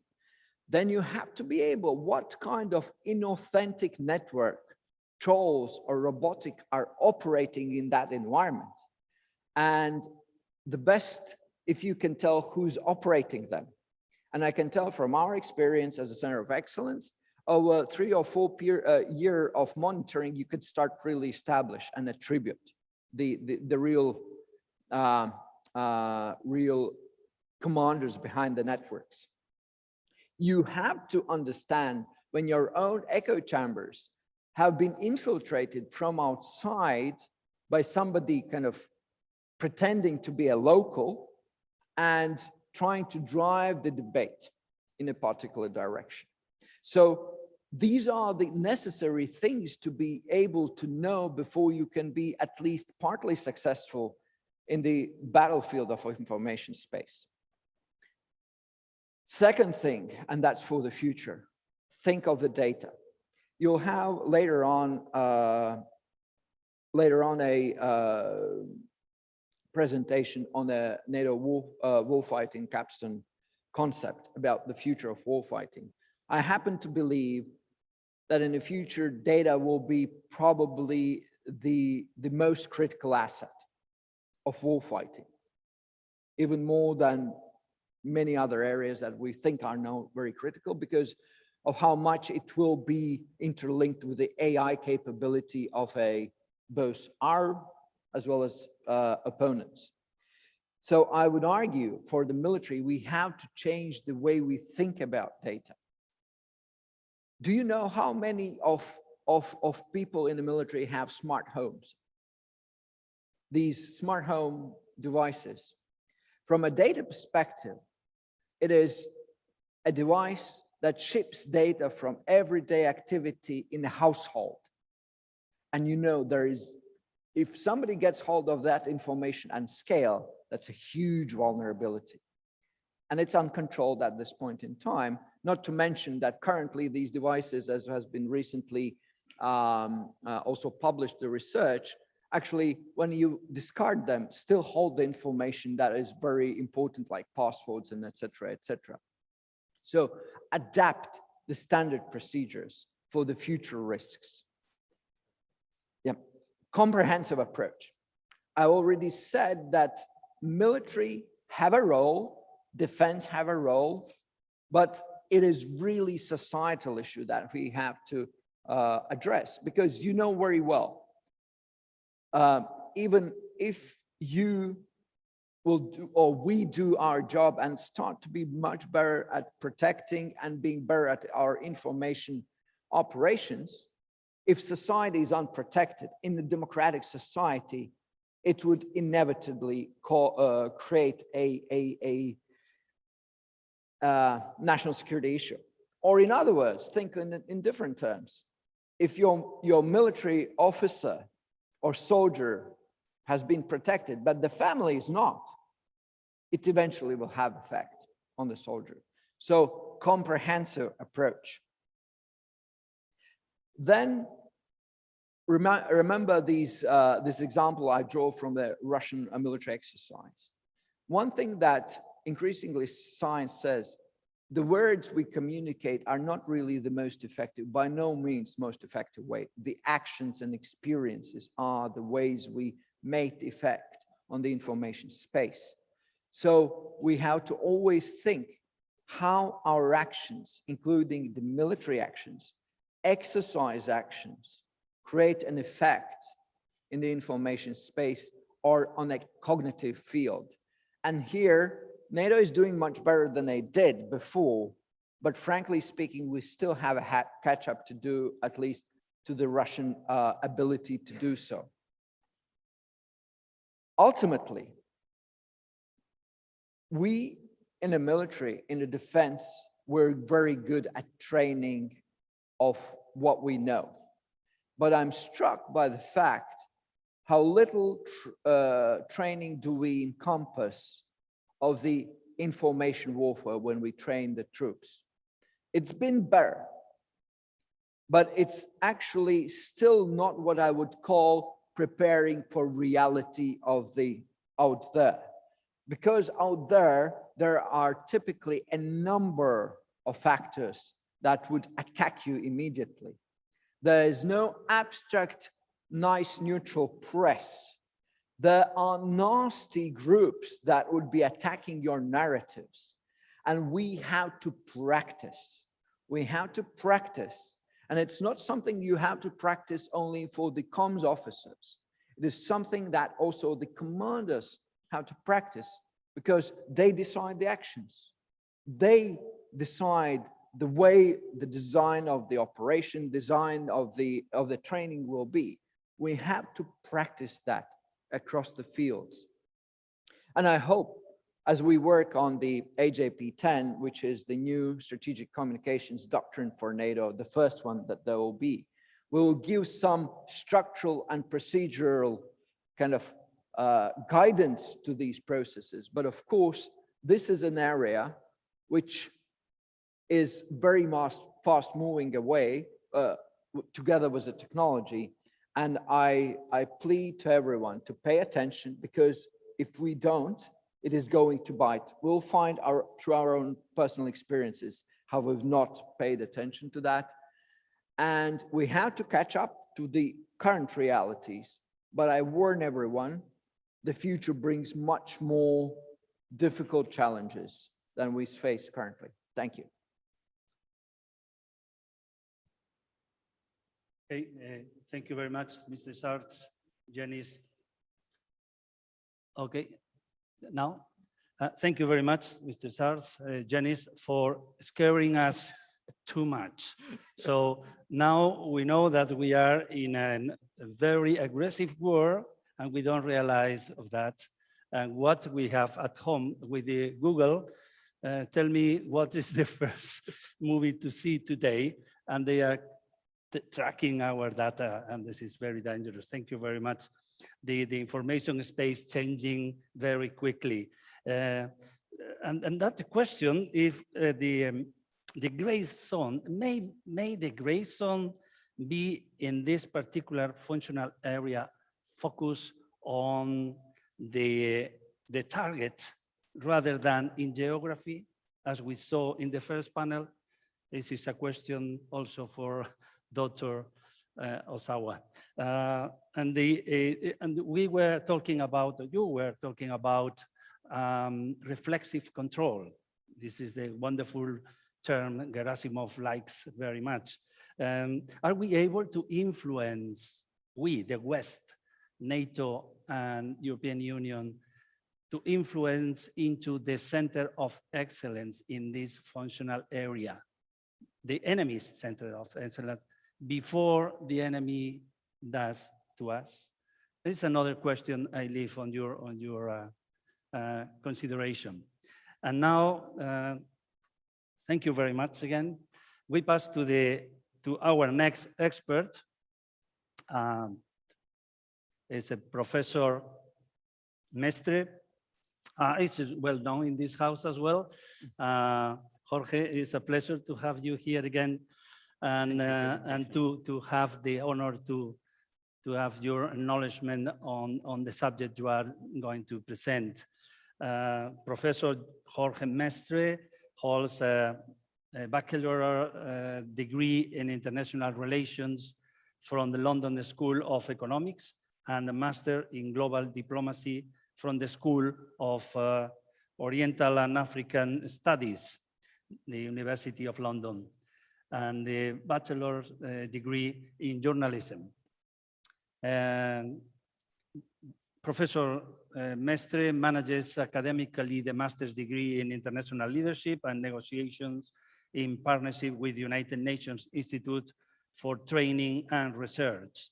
Also coordinates the area of the faculty in social science at the European University of Valencia. Jorge has founded and organized the Security Conference in the Mediterranean in cooperation with the Spanish Ministry of Defense in 2019 and 2021.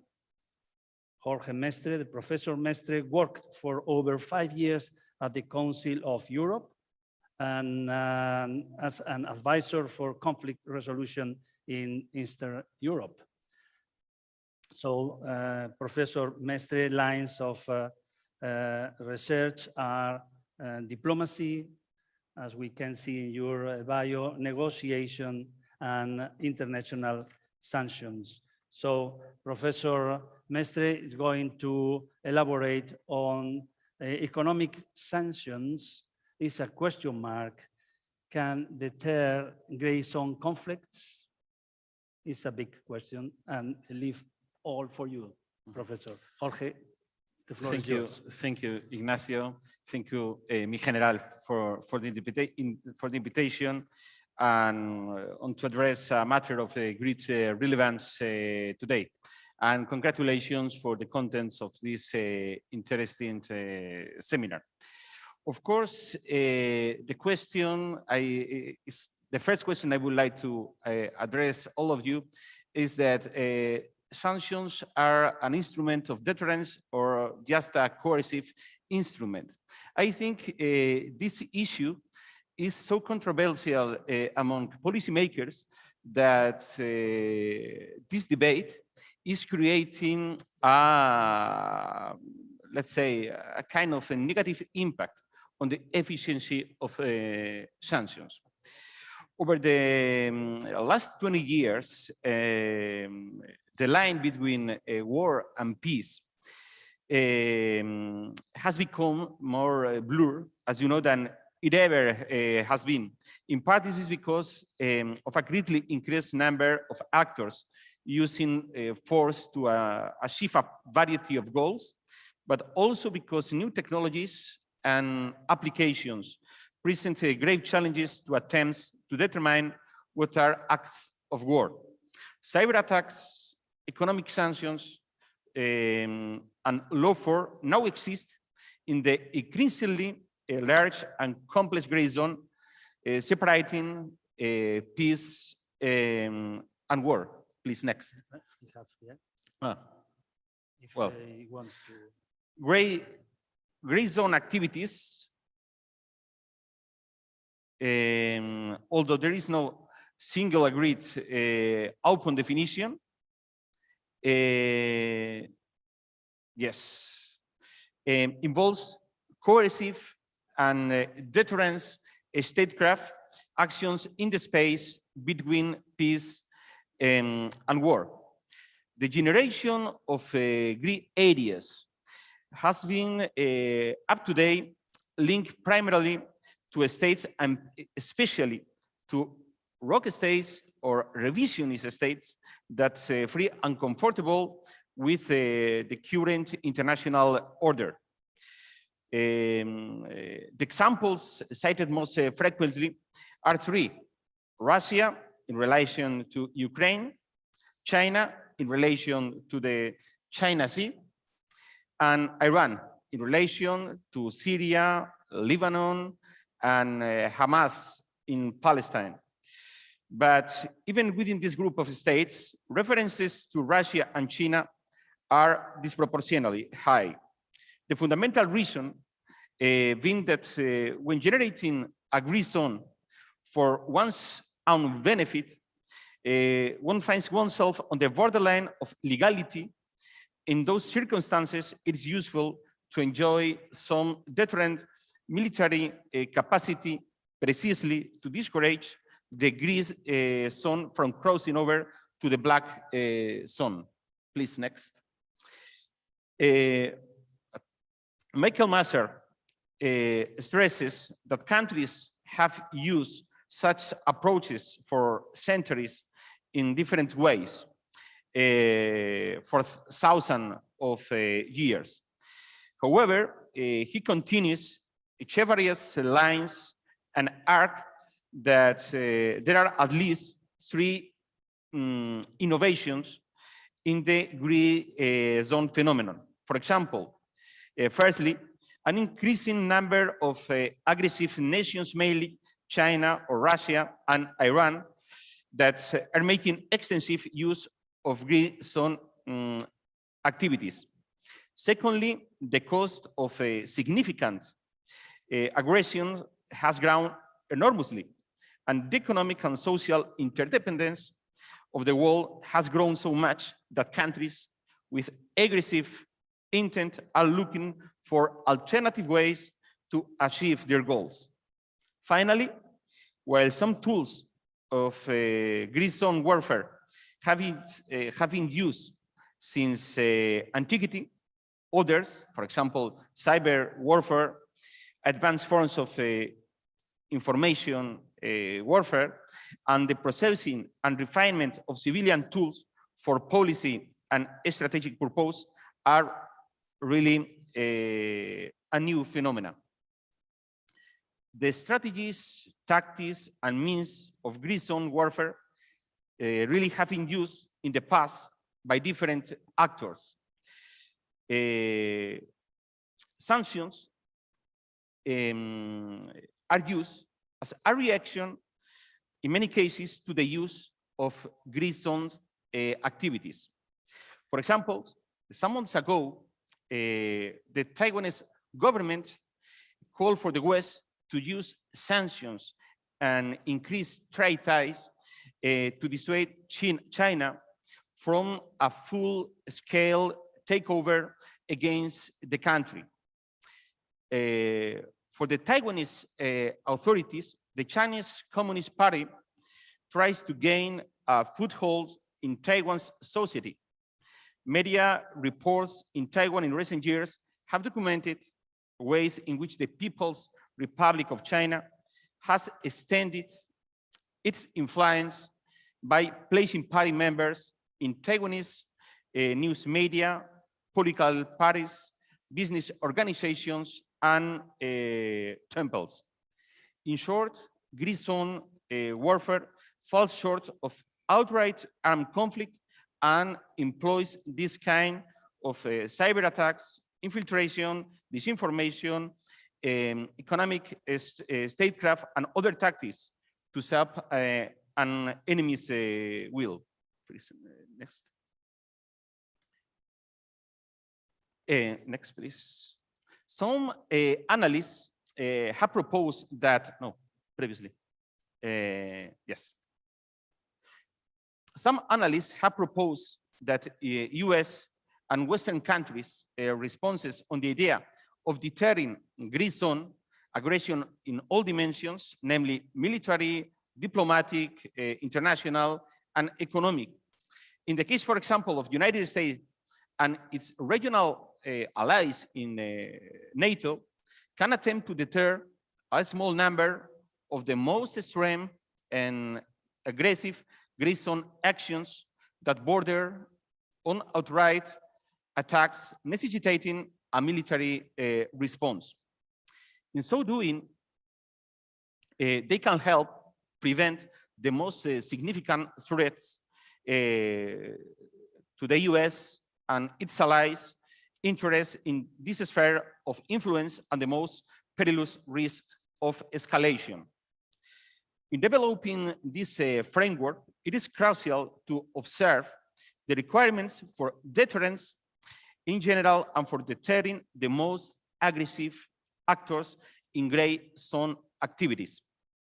Deterrence requirements that are typically challenging to meet in the gray zone could include having a clear purpose in what will be deterred and what the deterring country will do in response, and secondly, ensuring that the aggressor believes that the country making the deterrence threat has the will to carry it out. This can be nearly impossible to meet for low-level, gradual, and sometimes inattributable actions in the gray zone, but they can meet for more significant actions.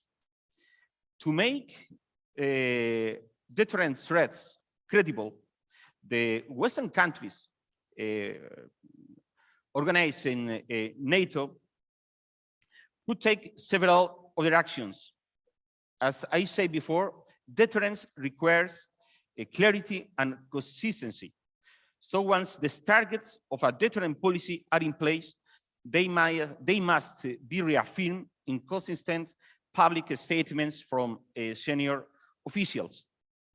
This is especially true of gray zone contingencies because potential aggressors have many reasons to believe that the Western countries might not respond. A critical component of any deterrence strategy involves close coordinations among allies and partners. Joint response options involve first and foremost developing consensus on which gray zone actions fall into the extreme aggression bin and which do not. Next. Yes, here it's good. Usually, states use economic statecraft against other states for a variety of political reasons. In my view, an economic sanction could be defined as the real, non-threatening restriction of bilateral relations between a center state or international organization and the target state, or territorial units in order to coerce the target to do something or prevent the target state from acting. If the German scholar Karl von Clausewitz defined war as a mere continuation of politics by other means, it is not risky to say that economic sanctions are a substitute for war through other means, such as economic statecraft. In consequence, economic sanctions are one of the main instruments employed at the moment by states to deter gray zone aggressions. If conventional wars between states have become rare events in the international arena, only 2 of the 52 conflicts registered 2 or 3 years ago were interstate, the same cannot be said for economic sanctions. In that same year, in 2019, the European Union had 42 sanctionist regimes, and the US beat all its records by increasing the number of foreigners targeted to sanction by a 50%, reaching almost 1,500 individuals. Contemporary debates in the US and Europe on whether and how aggressively to sanction rogue states, such as Russia, over its actions in Ukraine, for instance, share striking parallels to similar debates in the run-up to the World War II, when Mussolini, Italy, annexed Abyssinia, what is now Ethiopia, in 1935. The United States and United Kingdom agonized over how to react. Those days, Prime Minister of Britain, Stanley Baldwin, said somewhat wistfully that any sanctions that were likely to have war would also have been likely to lead to war. According to some scholars, such as Hufbauer, Scott, and Elliott, who conducted primary studies in this area, at the beginning of the 21st century, the same as a century earlier, economic sanctions remain as an important but a controversial foreign policy tool. Critics of international sanctions say that they are often or ill-conceived and in most cases fail to achieve their objectives. In contrast, supporters claim that sanctions are effective and that they represent an efficient foreign policy response to crises in which national interests are in peril and military action is not a viable option. There has not been a clear consensus, for example, among Western governments in recent years that economic sanctions on Russia are working and need to be extended. Since their introduction after Russia's illegal annexation of Crimea and the destabilization of Ukraine in 2014, there has also been recurrent criticism of the sanctions and doubts about their efficiency. For example, some European leaders, political leaders, mostly from countries located farther away from Russia, have expressed skepticism toward sanctions, reflecting the attitude of their voters, their trade interests, or their desire to reach out to Russia. This is the case, for example, of the French President Emmanuel Macron. At the same time, others in the West criticize the current sanctions as being too weak. Russians themselves are, of course, downplaying the significance of the sanctions because they want to portray their own strength and resilience while making the sanctions appear useless, hoping that this will eventually persuade Western governments to abandon them. Part of Moscow's line is that sanctions are hitting Western countries harder than Russia itself.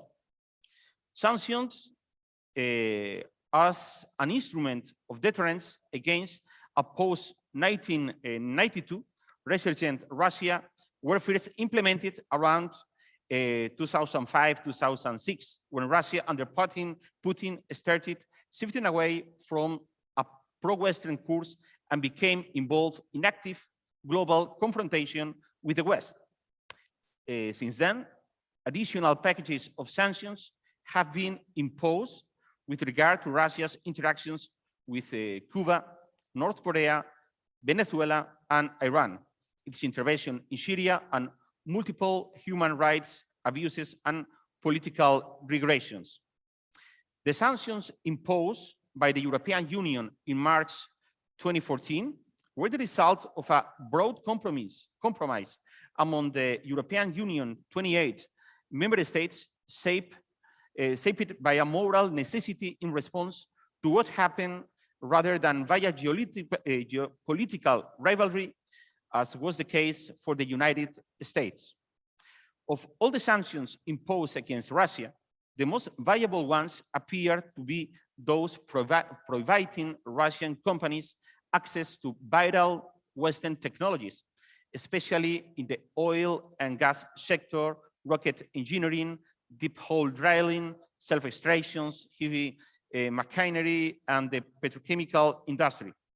Sanctions of this type effectively disrupt Russian supply chains and sabotage the country's ability to make a scientific and technical leap forward, weakening its capacity for modernization.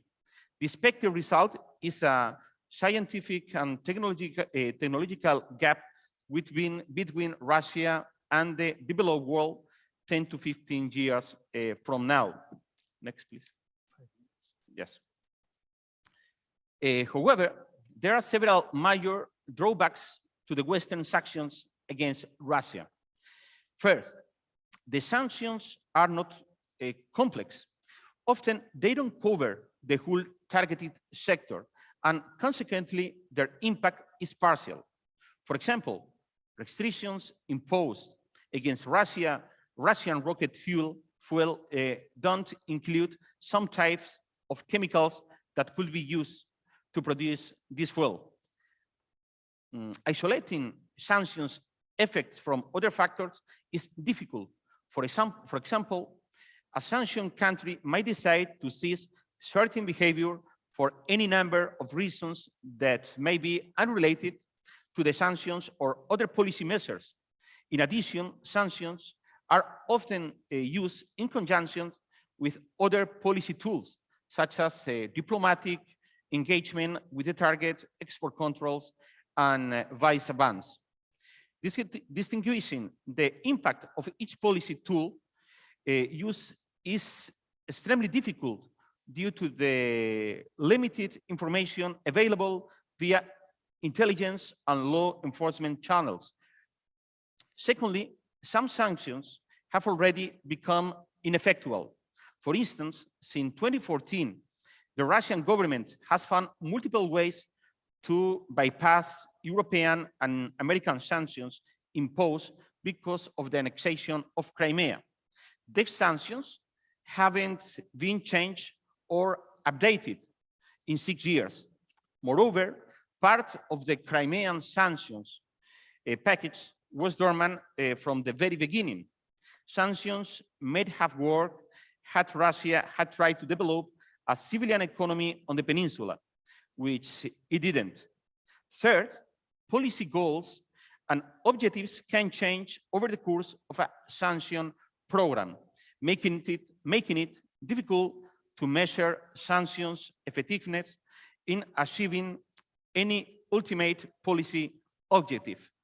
In this sense, any assessment of a sanctions program effectiveness would necessarily be interim, not final, and the metrics used to measure effectiveness might change over the program duration. Fourth, sanctions fatigue. Sanctions fatigue to preserving the sanction regime and therefore deterring Russia. With each passing year, enthusiasm for sanctions among the European states, for example, wanes under pressure from the industrial lobby, business communities, and traders, making it less and less possible to preserve the European Union's, for example, sanctions in their original form. Reliable data are sometimes lacking. Different officials stated that a lack of reliable data on certain targets or countries can also make it difficult to assess the effectiveness of sanctions. Apparently, Russia appears to have suffered only minimally economically, successfully overcoming the initial shock from sanctions. For example, Russian GDP fell by 3% last year compared to contractions of almost 4% in the world economy, or 5.4% in advanced economies and 4.8% in commodity exporting countries. Several factors helped Russia perform relatively better. In recent years, Russia, for example, undertook significant macro fiscal stabilization efforts, resulting in an improved fiscal position. A massive banking sector cleanup, together with enhanced regulation and supervision, fortify capital and liquidity buffers. It is high time, ladies and gentlemen, to admit that the current international system of sanctions is quite weak when it comes to punishing certain countries for violations of international law and deterring them or coercing them into changing their behavior, especially if these violators are permanent members of the United Security Council. Thank you very much for your attention. Thank you very much, Professor Mestre.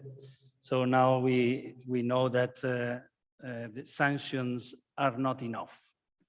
Perhaps some military, a combination with military means or some military-like deterrence capabilities are to be combined with these kinds of sanctions. This is a question mark. There are other researchers consider that sanctions are good enough without entering into the kinetic capabilities into the taking into the game. But the most significant point is perhaps to find the efficient deterrence package.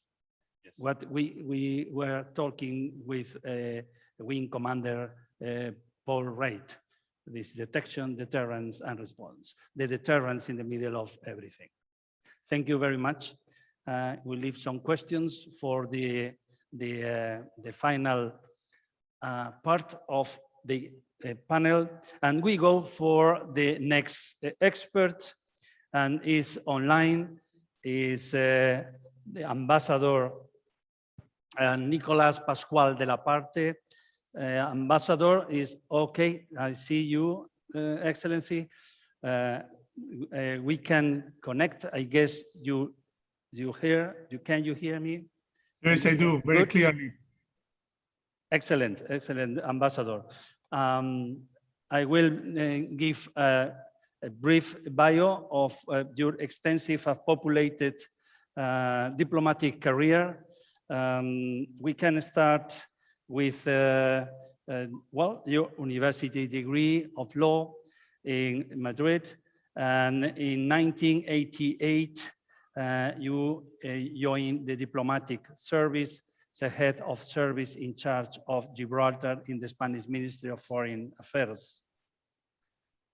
In 2002, Ambassador Pascual de la Parte worked as a senior advisor for international and security affairs cabinet of the Spanish Prime Minister in Madrid.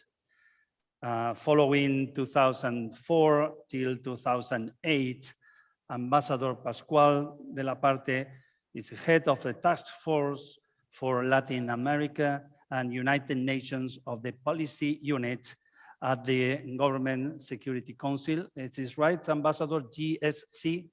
Yes, right. Okay, thank you. And in 2017, the ambassador goes as advisor of the Department of International Affairs Office of the Prime Minister, going in November, early November, to NATO as the ambassador representative of Spain to the NAC in Brussels. Today, the Excellency Ambassador Pascual de la Parte is the Spanish ambassador for NATO in a special mission for cybersecurity and hybrid threats. Excellency, it's an honor for us to have you in our panel, and please, the floor is yours. Thank you very much for your kind presentation. Indeed, I feel very honored and very thankful to be in this Grey Zone seminar and surrounded by friends, because Yanis Sarts is one of my friends, and Professor Jorge Mestre is one of my first friends in Valencia as well. Then I feel myself at home, and thank you very much for your kind introductory remarks, and thank you again to the General for the invitation, though I am only acting online from Madrid. I think that Yanis and Jorge, both of them, have covered a lot of ground in their intervention, so I will try to focus on some of the main challenges concerning the hybrid threats in connection with the Grey Zone, as well as to propose some solutions. When we talk about hybrid threats, we intend to exaggerate the importance of this concept. The doctrine has been able to put forward many interpretations of this concept, but the reality is that sometimes we take the proportionate conceptualization of the facts. Hybrid threats have been existing in our history since man is on Earth and man has engaged in warfare. One of the main examples in the minds of everybody is the Trojan horse, when the Greeks were able, by means of deceit, to enter into Trojan town and to win the final battle. It was a kind of hybrid threat because it was not a conventional means, it was not a legal means, it was illegal by means of deceit and by means of delusion. Then if it was a hybrid threat is with us since then, why the importance we attach now to this particular concept and this particular reality? Because it's not only a concept, because now there are a combined effect of two multiplying factors to my mind, at least two, most likely more. The first one is that power fragmentation, the power atomization among states and non-states, with terrorist and radical organizations, and with internationally organized crime. The first time in history that non-state actors have such an influence on the development of peace, security, and war in our days. The second factor, multiplying factor, that Yanis has already referred to very rightly so, is the emergence of disruptive technologies, whether quantum computing, the Internet of Things, the new G5 or 6G mobile technology, and above all, the artificial intelligence. That combined factors, the non-state actors able to use these disruptive new technologies, make the whole thing, the whole spectrum of threats and menaces much more complex than before. But if you allow me, I think that the hybrid threats, as well as the Grey Zone, must be defined not only by the means, but especially by the objective. The objective of the use of these instruments is to confuse the traditional risk assessment schemes used by the enemy, by the adversary, with a view to causing rivals in actions, incapable to decide what course of proportionate action to follow. I mean by that, whatever combination of instruments, and whatever the subject is, the real thing that distinguishes hybrid threats from other threats is the objective. And the objective is to destabilize the rival in order to make him doubt what kind of instrument or response to use. Whether it is disproportionate, it will end up in an all-out war, which is totally unwilling. And if it's not proportionate enough, you will be hit heavily by the hybrid threat.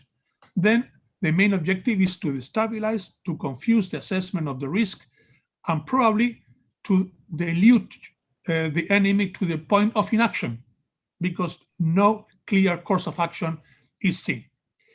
Then, having said that, I was the other day reading a survey carried out by the Center of Excellence on Hybrid Threat in Helsinki, and the member states were identifying which were the main threats in the framework of the hybrid threats.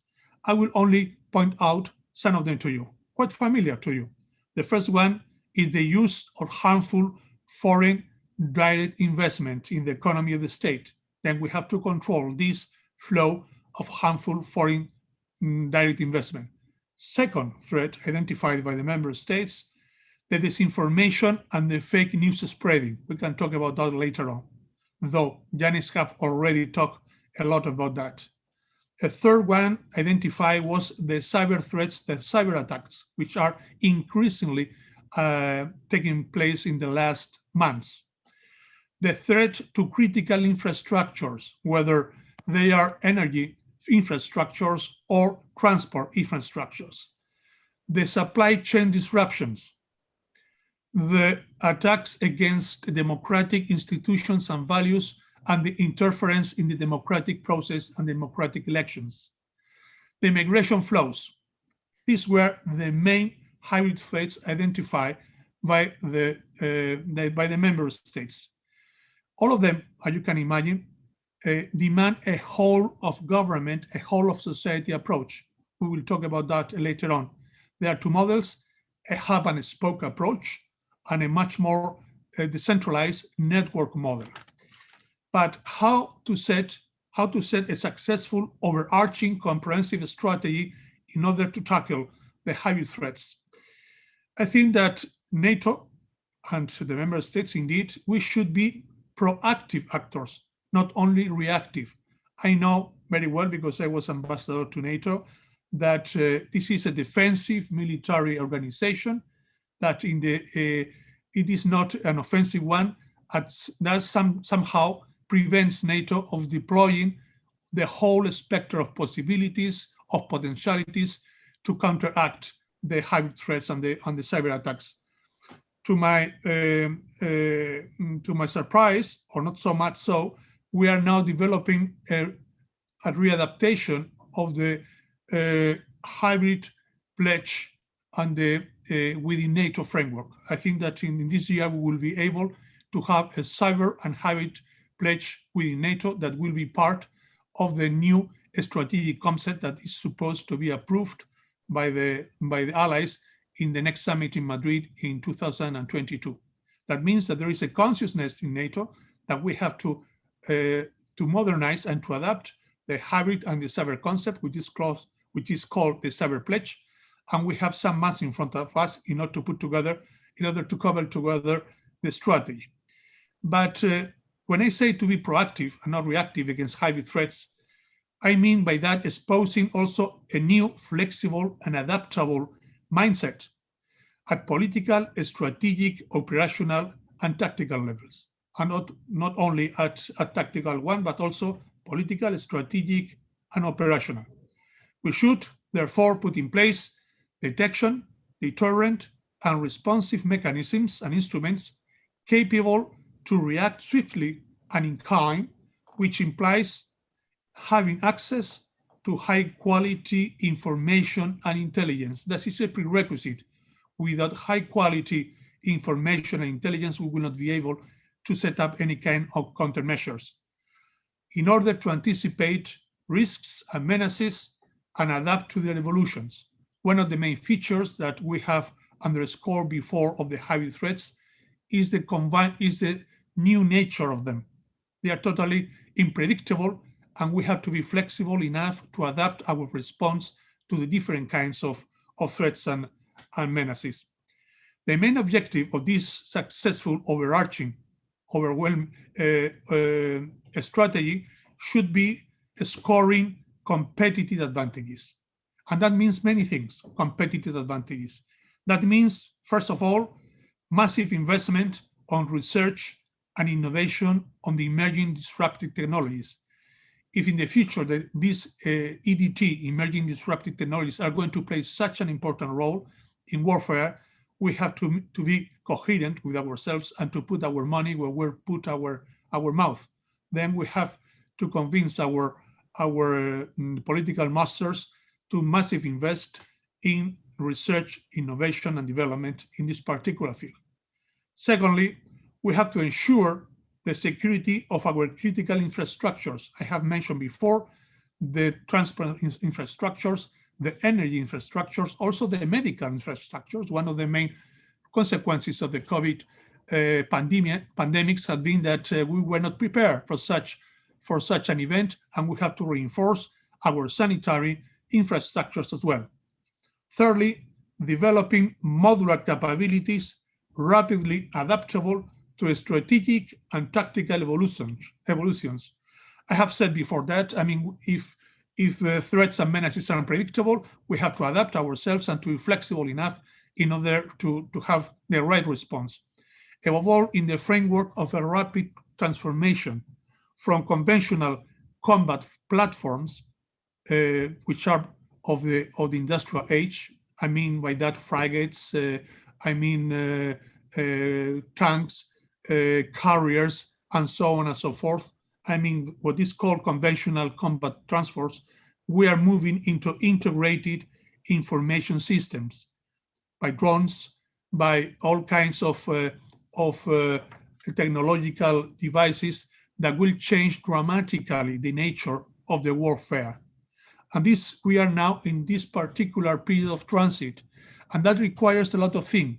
That requires political strategy and also a budgetary sufficiency in order to have both elements. I mean, we have to keep traditional elements of deterrence, obviously, and at the same time to invest massively in the new information society elements, whether it is artificial intelligence, new telecommunications networks, countercomputing, and data, and so on and so forth.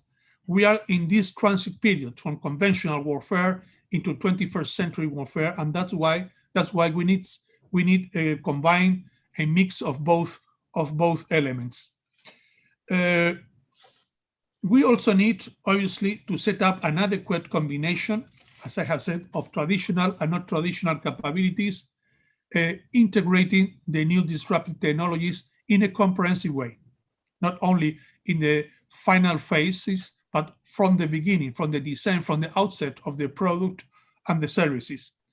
And above all, updating will be another proposal, updating the decision-making processes and command and control structures. It will be of no use adapting, modernizing, and updating the political decision if we don't have the decision-making processes, the legal and military decision-making processes, and the command and control structures updated as well. Finally, I propose in this chapter, bolstering synergies with the private sector through pioneer public partnership and collaboration with multilateral fora and institutions and eventually coalitions of the willing. It is difficult to overestimate the importance of the private-public partnerships. 80% of 90% of the investment and the development and the innovation in these particular new emerging technologies is due to the private sector, not to the public one. Then we have to engage with the private sector coming from the public one as myself in a very intelligent and smart way.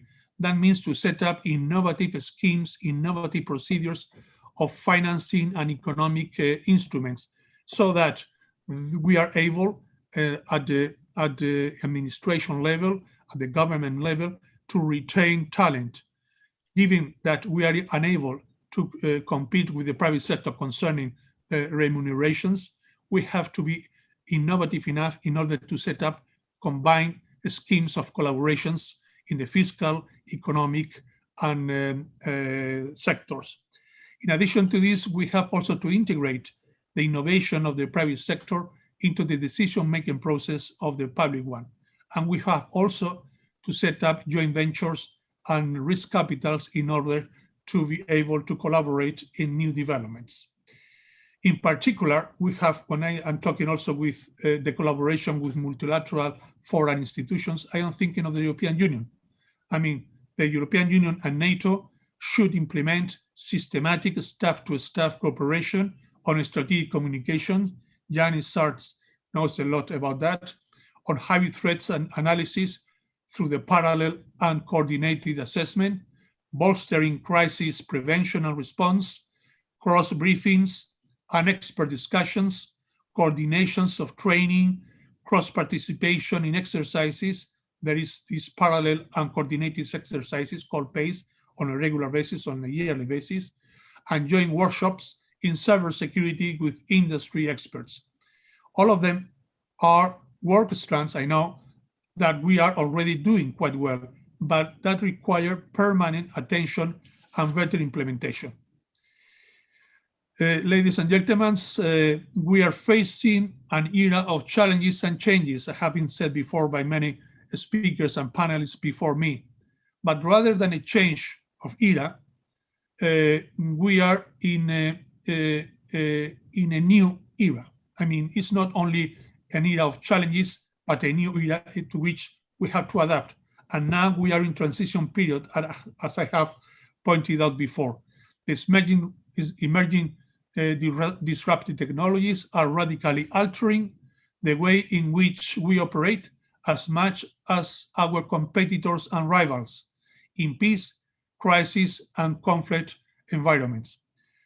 When we go down to the gray zone, I don't like to think of the gray zone only as a concept of a band between peaceful coexistence or peaceful competence and all-out war. I think that gray zone is not a geographical concept. Gray zone is much more an instrument and a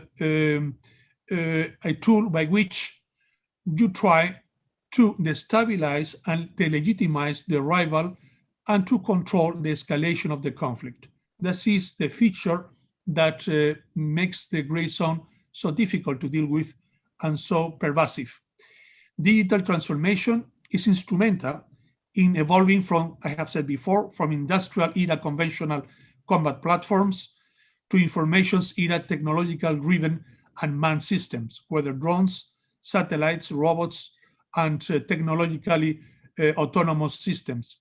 Adaptation to this new reality implies prioritizing the interoperability and mobilization of all national capabilities, whether civil or military, bringing together the private sector, as I said before, academia and scientific community, and promoting a genuine culture of innovation.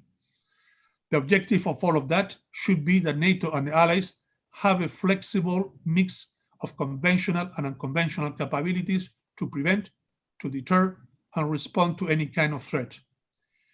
Against this rapid evolving background, NATO has to be in a position to ensure our competitive technological advantage through the development and application of cutting-edge dual-use technologies, boosting its deterrence and defensive posture, strategic superiority, and civil-military resilience. It is key that NATO understand the potential impact and interdependence of the new technologies in real time, and ideally before they reach maturity and mass application, to bolster cyber defenses and leverage their potential, which in turn requires structure, interaction, and innovation. Let me perhaps stop here, reminding that the EDT will have to be integrated holistically in our civil military decision-making procedures and capability planning processes. Since its very inception and design phases, up to delivery and products of services, maximizing interoperability and collaboration with our allies and partners. Standard settings of governing rules of digital technologies and cyberspace being of the utmost importance. We have NATO and the allies, we should facilitate convergence of our national legal perspectives. Thank you very much. Thank you very much, Excellency, Mr. Ambassador.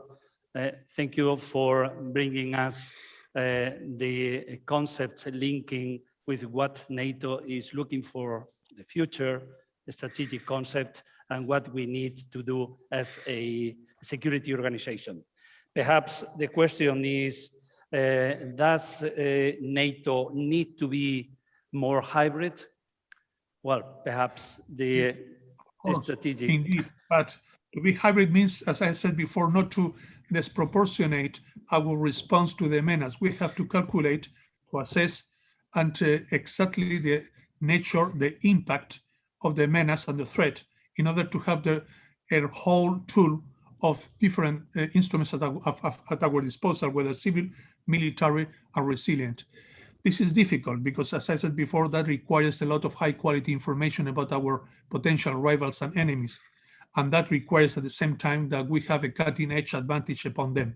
Then high-quality information, cutting-edge technologies on our side, and good assessment of the threat and menace in order to set up the countermeasures and not to end up in an all-out war.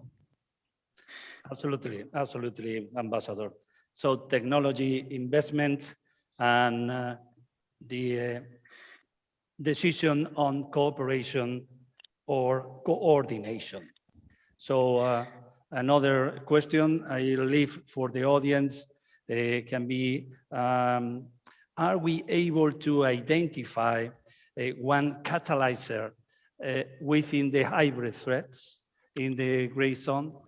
Well, we leave these questions open for the Q&A session. And now I see we are having our next expert already waiting, ready and prepared for the fight. Is our Colonel Jack Tarian. I guess I pronounce okay?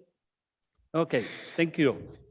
Colonel Tarian is the director of the NATO Cooperative Cyber Defense Center of Excellence based in Estonia for about now 3 years now, about 3 years.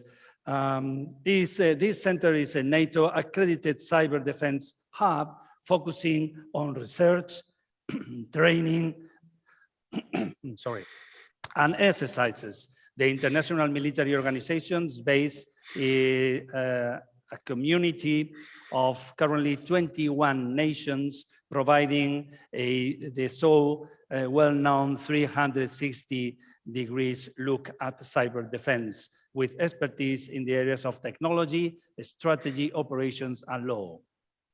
Prior to joining the Cooperative Cyber Defense Center, Colonel Tarian served as commander of Estonian Air Force from August 2012 to July 2018. Served as a staff officer with NATO's Supreme Allied Command Transformation as Deputy Director of the Regional Aerospace Surveillance Coordination Center, as commander of the Estonian team at the BATNet Regional Aerospace Surveillance Coordination Center in Lithuania.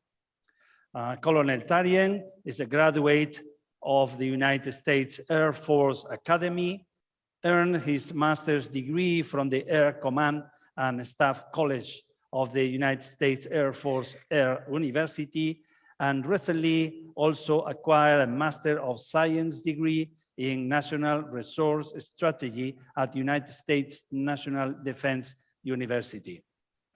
So, Colonel Tarian, we are waiting for your expertise, very open to learn what is about these cyber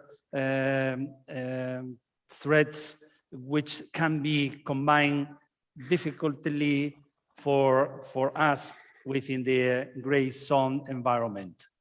So, Jack, the floor is yours. Thank you.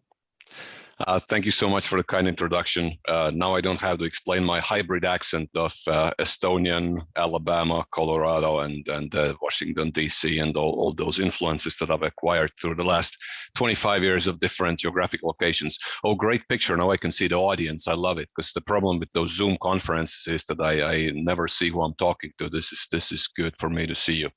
Esteemed audience, General, thank you so much for the invite. It is a long panel. I've never been in a 2.5 hour panel, but listening to the three esteemed speakers before me, now I understand why. They all had so much to say, so I feel I learned a lot more than I'm able to contribute, but I'll do my best. I very much agree with the ambassador speaking before me that the concept of hybrid warfare or gray zone operations is much, much longer than NATO has spoken about it since 2014. I recall my studies in the mentioned US Air Force Academy in the mid-90s, and we learned the American acronym MUTWA, standing for Military Operations Other Than War. And we learned the DIME concept, the state instruments of diplomatic, informational, military, and economic power. So we, the West, we knew about it, we studied it, we had doctrines and concepts.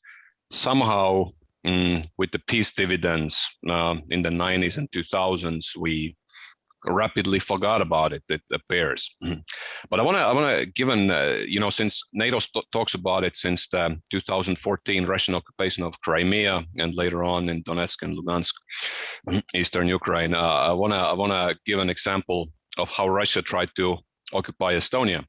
I'll tell you later when that happened. So quite similar to Crimea, Russian special operatives in Estonia hired some local guns. One early morning, tried to take over some key government buildings, including the telegraph. And the telegraph was the key one that they could send the telegraph to Russia, asking for the help of friendly Russian government to assist the newly established government in Estonia so that the troops, Russian troops already forming up, can march in and restore order. So sounds familiar, right? So that was 1st of December 1924. So hybrid is not a new concept at all. And I'm very glad that NATO is now openly talking Russia. It is the core reason of being for NATO, so we're not ashamed of talking about it anymore like we were about a dozen years ago still. Really, for Russian current leadership and their way of thinking, in the 90s, the Cold War was not ended, it was put on pause. And in 2007, in Munich conference, please do re-listen to Vladimir Putin's speech there. He says it all. He says, we are sick and tired of the Western-run unipolar world. We're back. We're going to cause you trouble.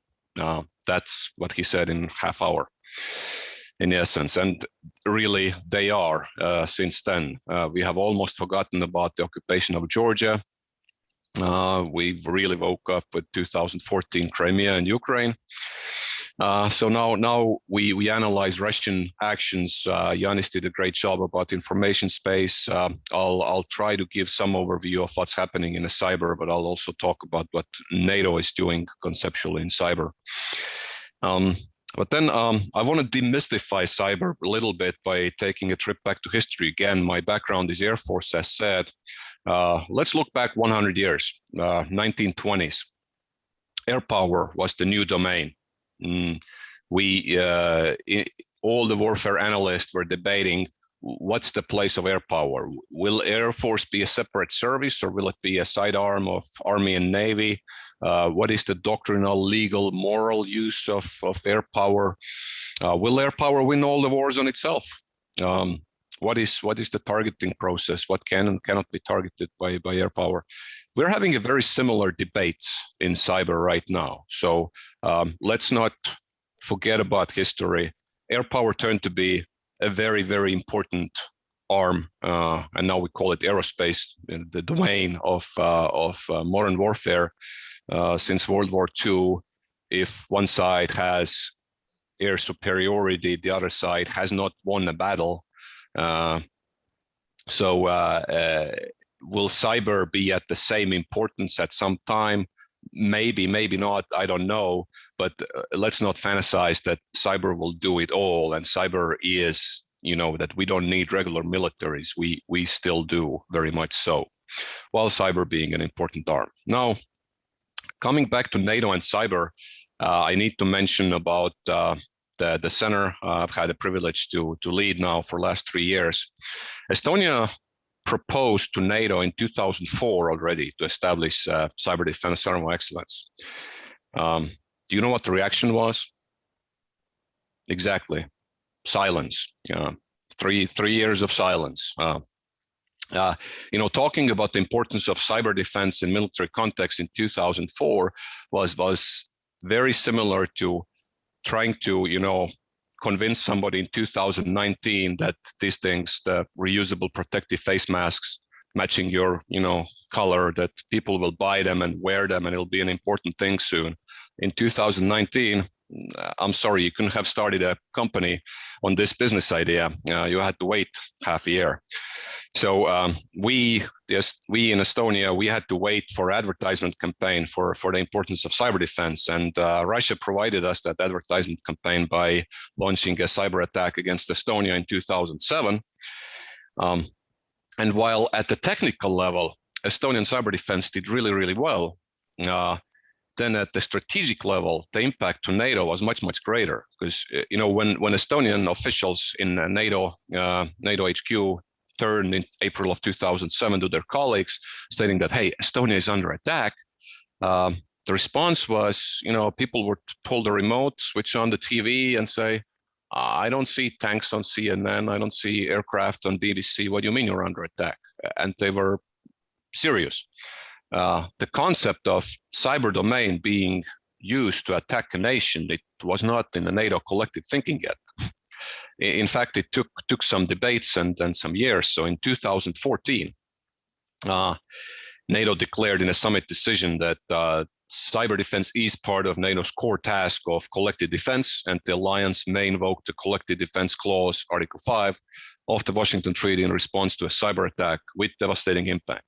Now, it was deliberately left vague and not clearly defined what is a cyber attack of devastating effect. And I understand the rationale was that if the definition was very kind of hard, that 10 people dead and 10 million euros of damage, then we will respond. Well, we kind of invite Russia and others to test the red line. What if only 5 people die and 5 million damage? What if it's 9? What if it's exactly 10 and 10 but not over? Then we did not want to do that. And I would say that the deterrence effect has held. There has not been cyber attacks of devastating effect. Have there been cyber attacks? Hey, switch on the current news. There are daily updates coming, especially somehow this year. They have not been that devastating effect. Is Russia pushing the red line or kind of probing? Absolutely. That's in their nature. They're looking for it. What is the Western tolerance? So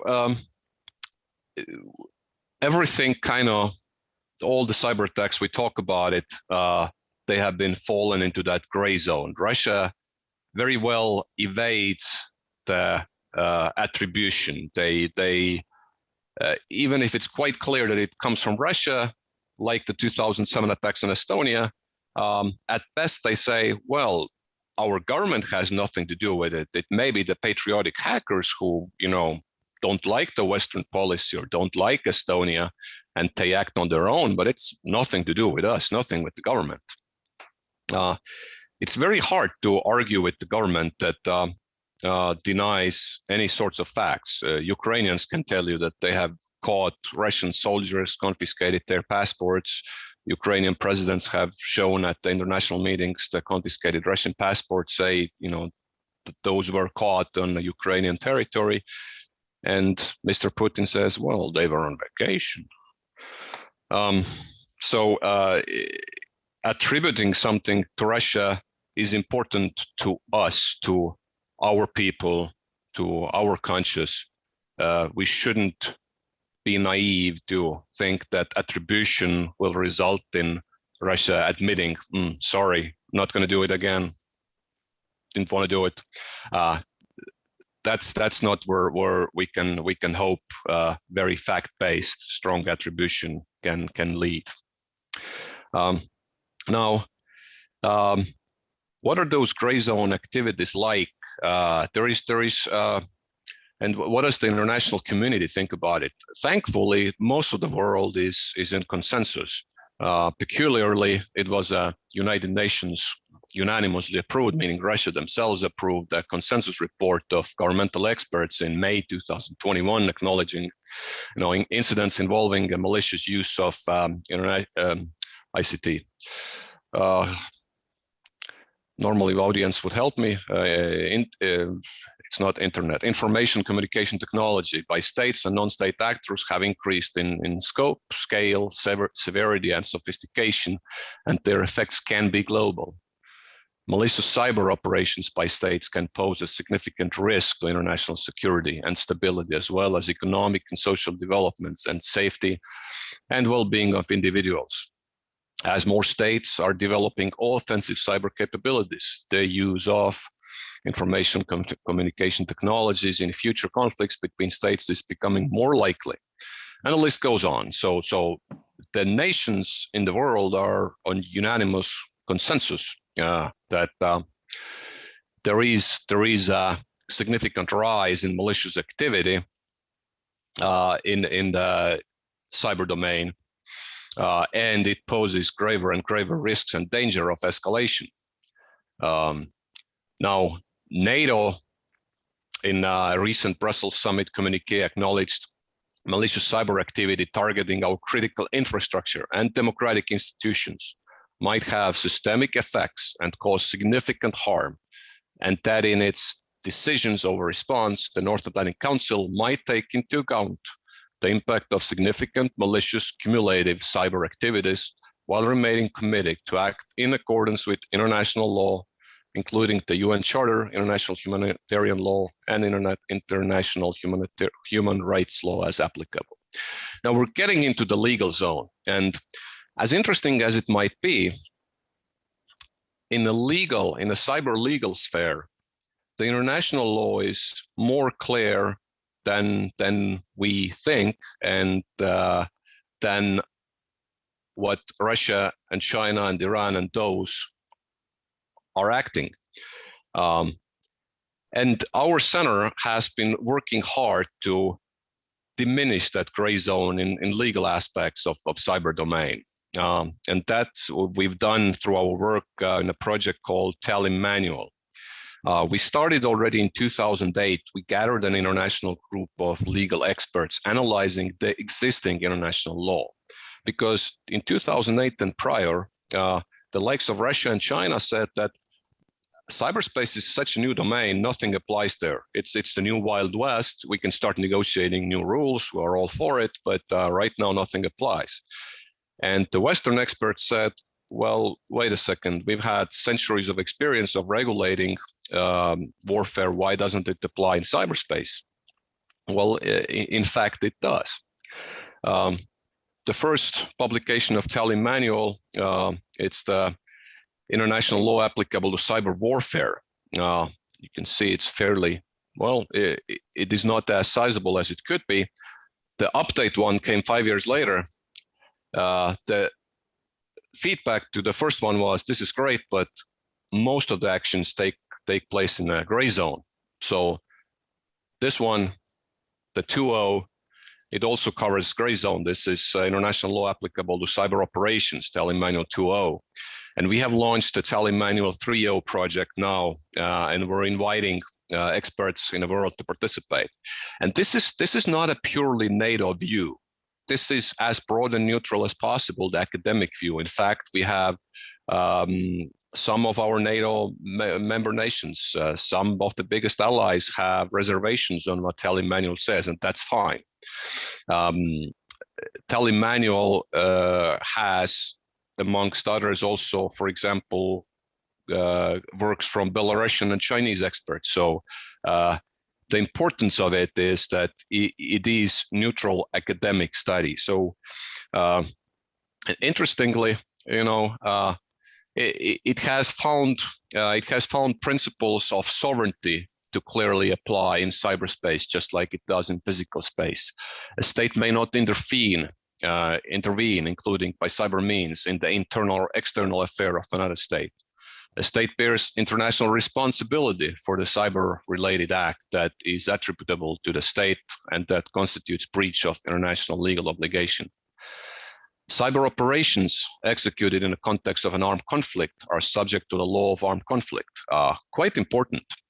Let's have an example. In the recent, year and a half of pandemic, we've had cases of hospitals being cyber attacked.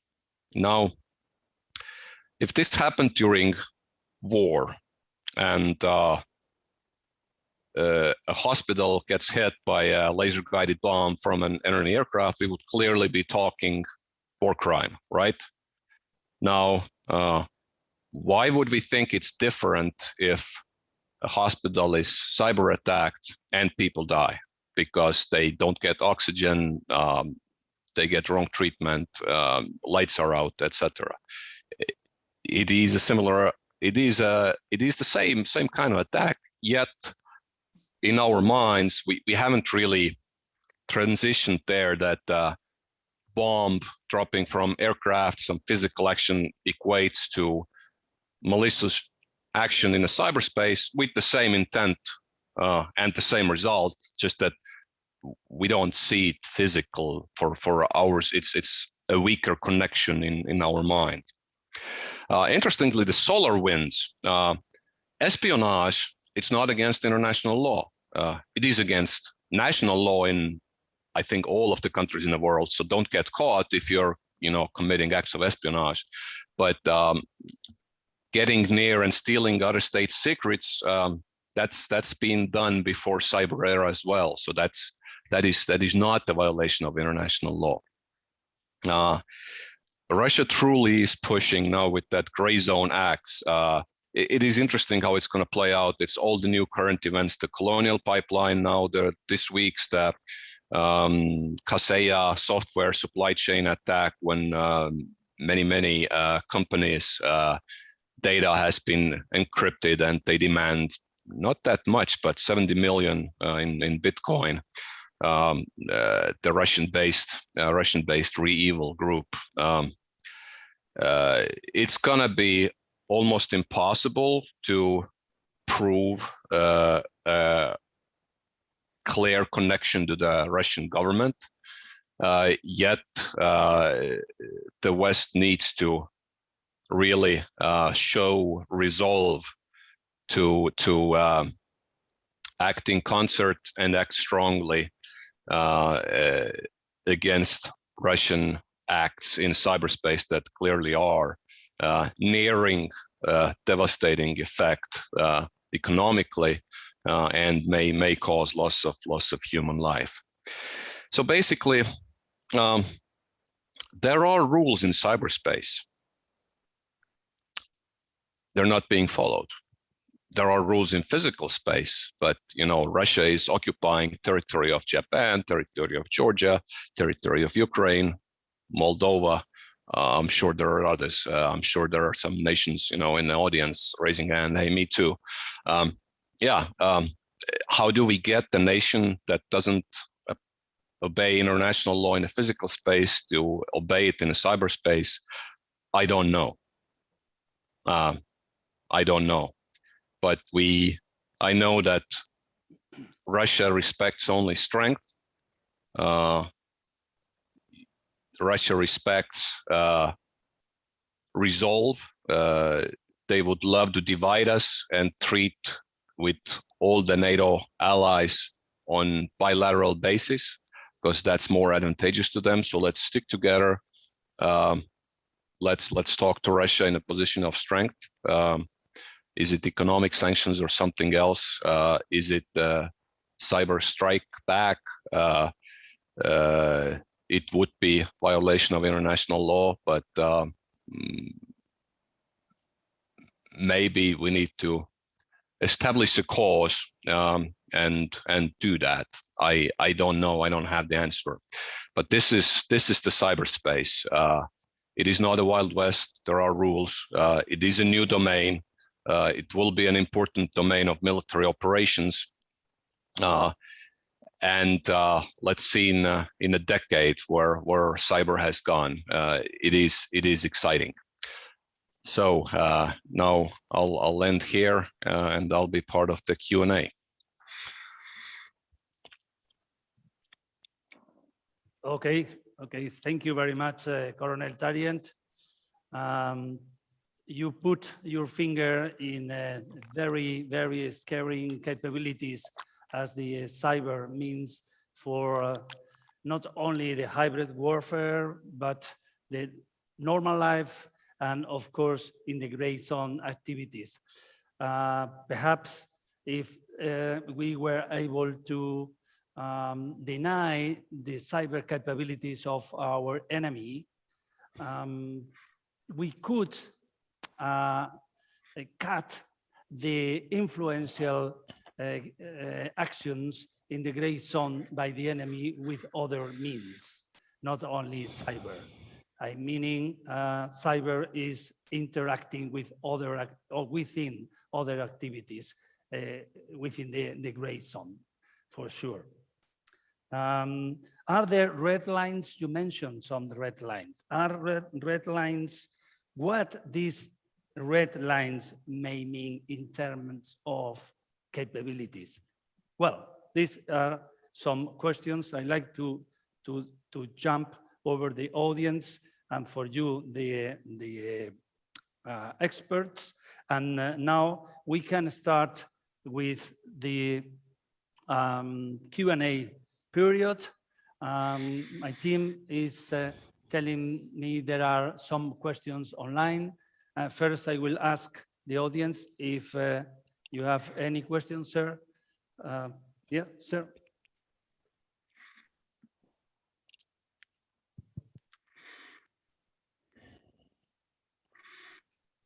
Good. Thank you very much to all panelists concerning your briefings. Very interesting. I have a question that is related to threats and EDTs, but as mentioned by Ambassador de la Parte, those are key factors. Okay. Having understood these key factors, as you mentioned, what can we do for making our population and the public opinion aware that we are living a gray zone? And on the other hand, how can we improve this perception? Thank you.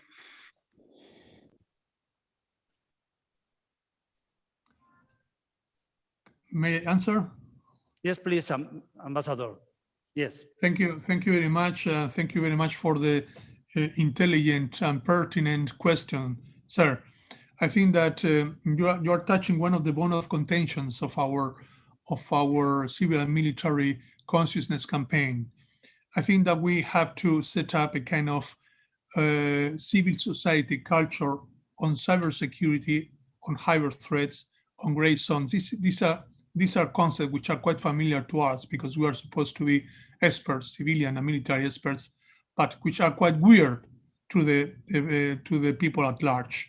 That's why we have to introduce these concepts into first the military academies, because the military academies, if you allow me, are poised to be looking into the past warfare methods and instruments.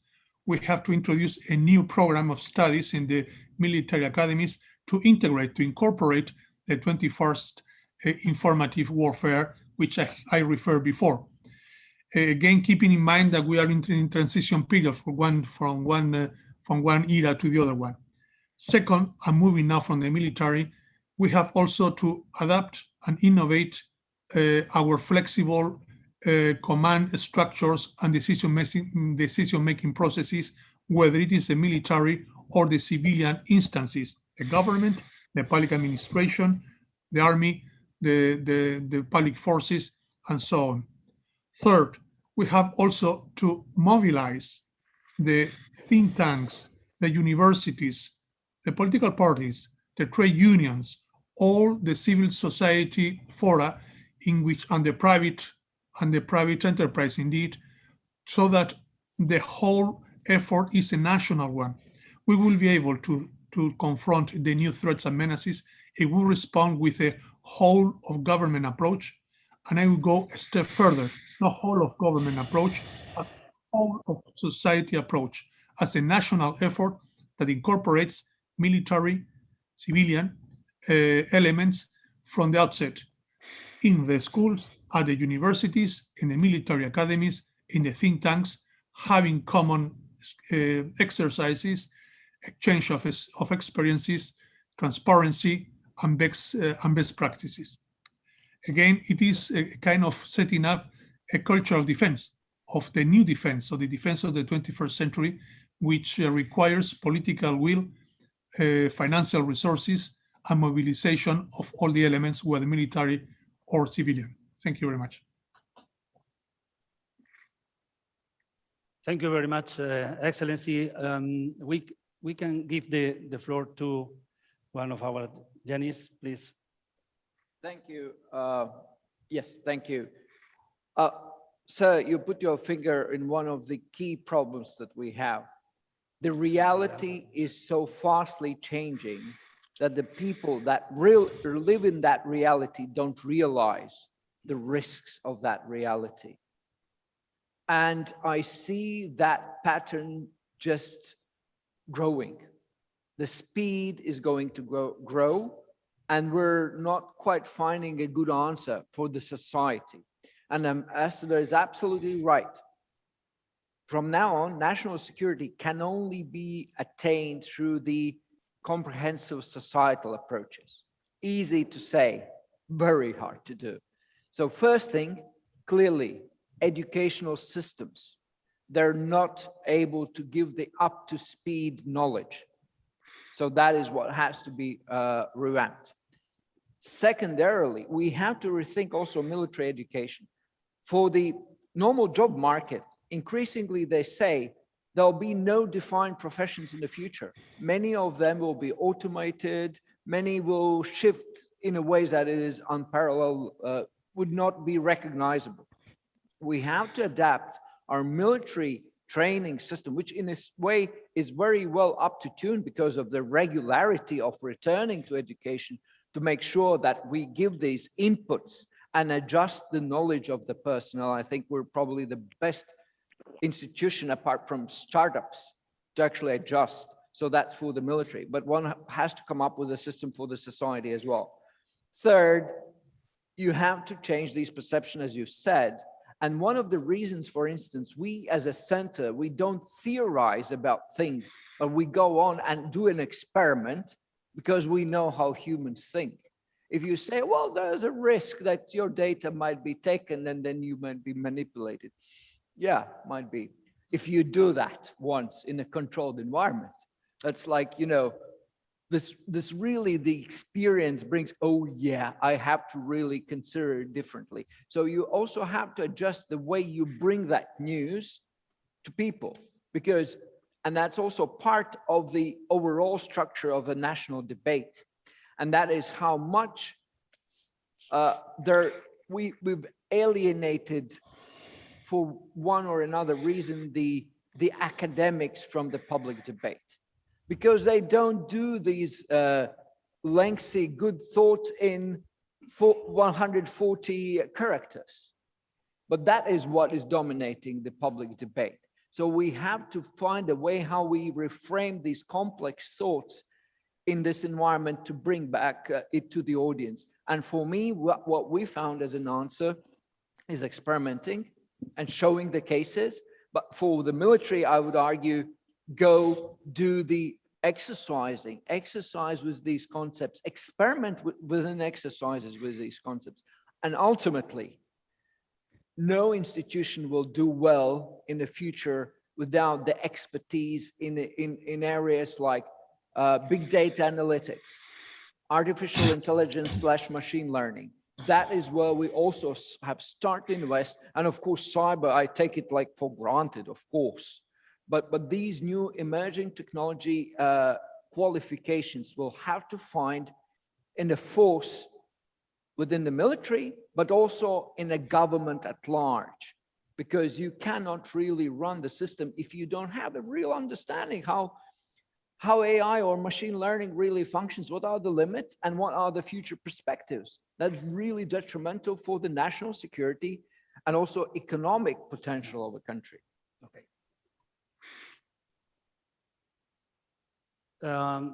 Colonel Tariant, Jack, you want to add something on this? Thank you. Yeah. Great question. Let me bring an air power story again. You know, in the history of air power, when air forces were created, they kind of just deconflicted their operations from land and sea. They would, you know, pick an area to bomb and do it. Then the next step was some stitching of the seams, kind of Army and Navy requesting targets, and further, you know, we went into joint operations. What now, you know, we know that Army and Navy in their operations are very integrated with the air power. Seemingly, the enemy forces that are in contact with friendly forces just blow up because the Air Force gets the right target from the Army, etc. Now we need to get into the same level of integration in cyber and information into the our operations. And I'm sad to say that Russians seem to be already there. They are really good at integrating it. I don't know why, but and we are conceptualizing, you know, in our conferences, and I'm glad we do, but we are behind. Thank you. Okay, thank you very much, Jack. We have a question online. Sirs, before starting with the first online question, I pass the floor to NRDC Italy to make some comments.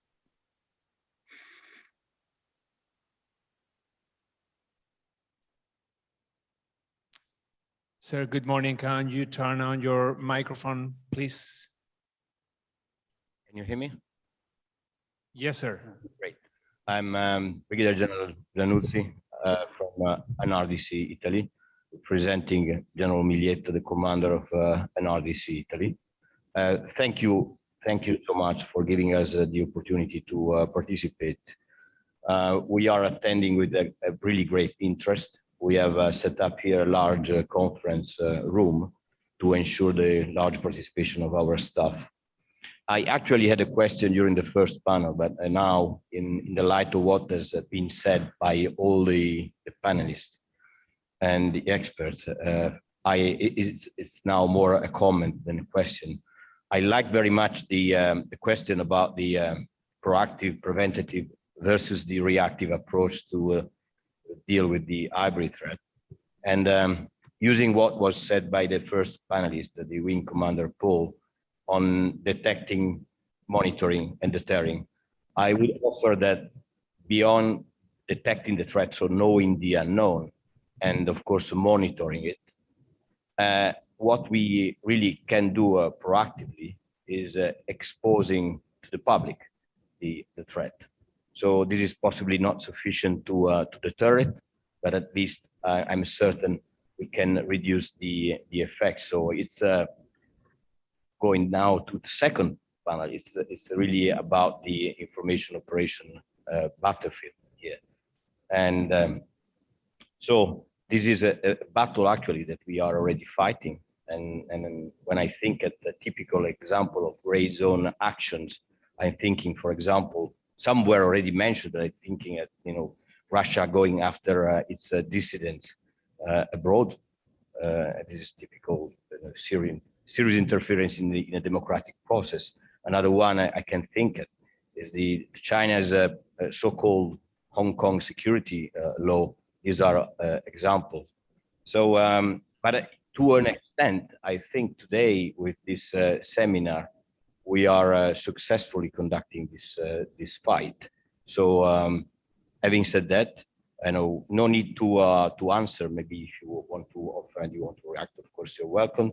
And thank you again for having hosted this seminar.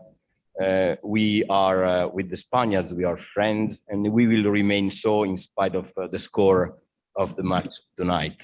Thank you.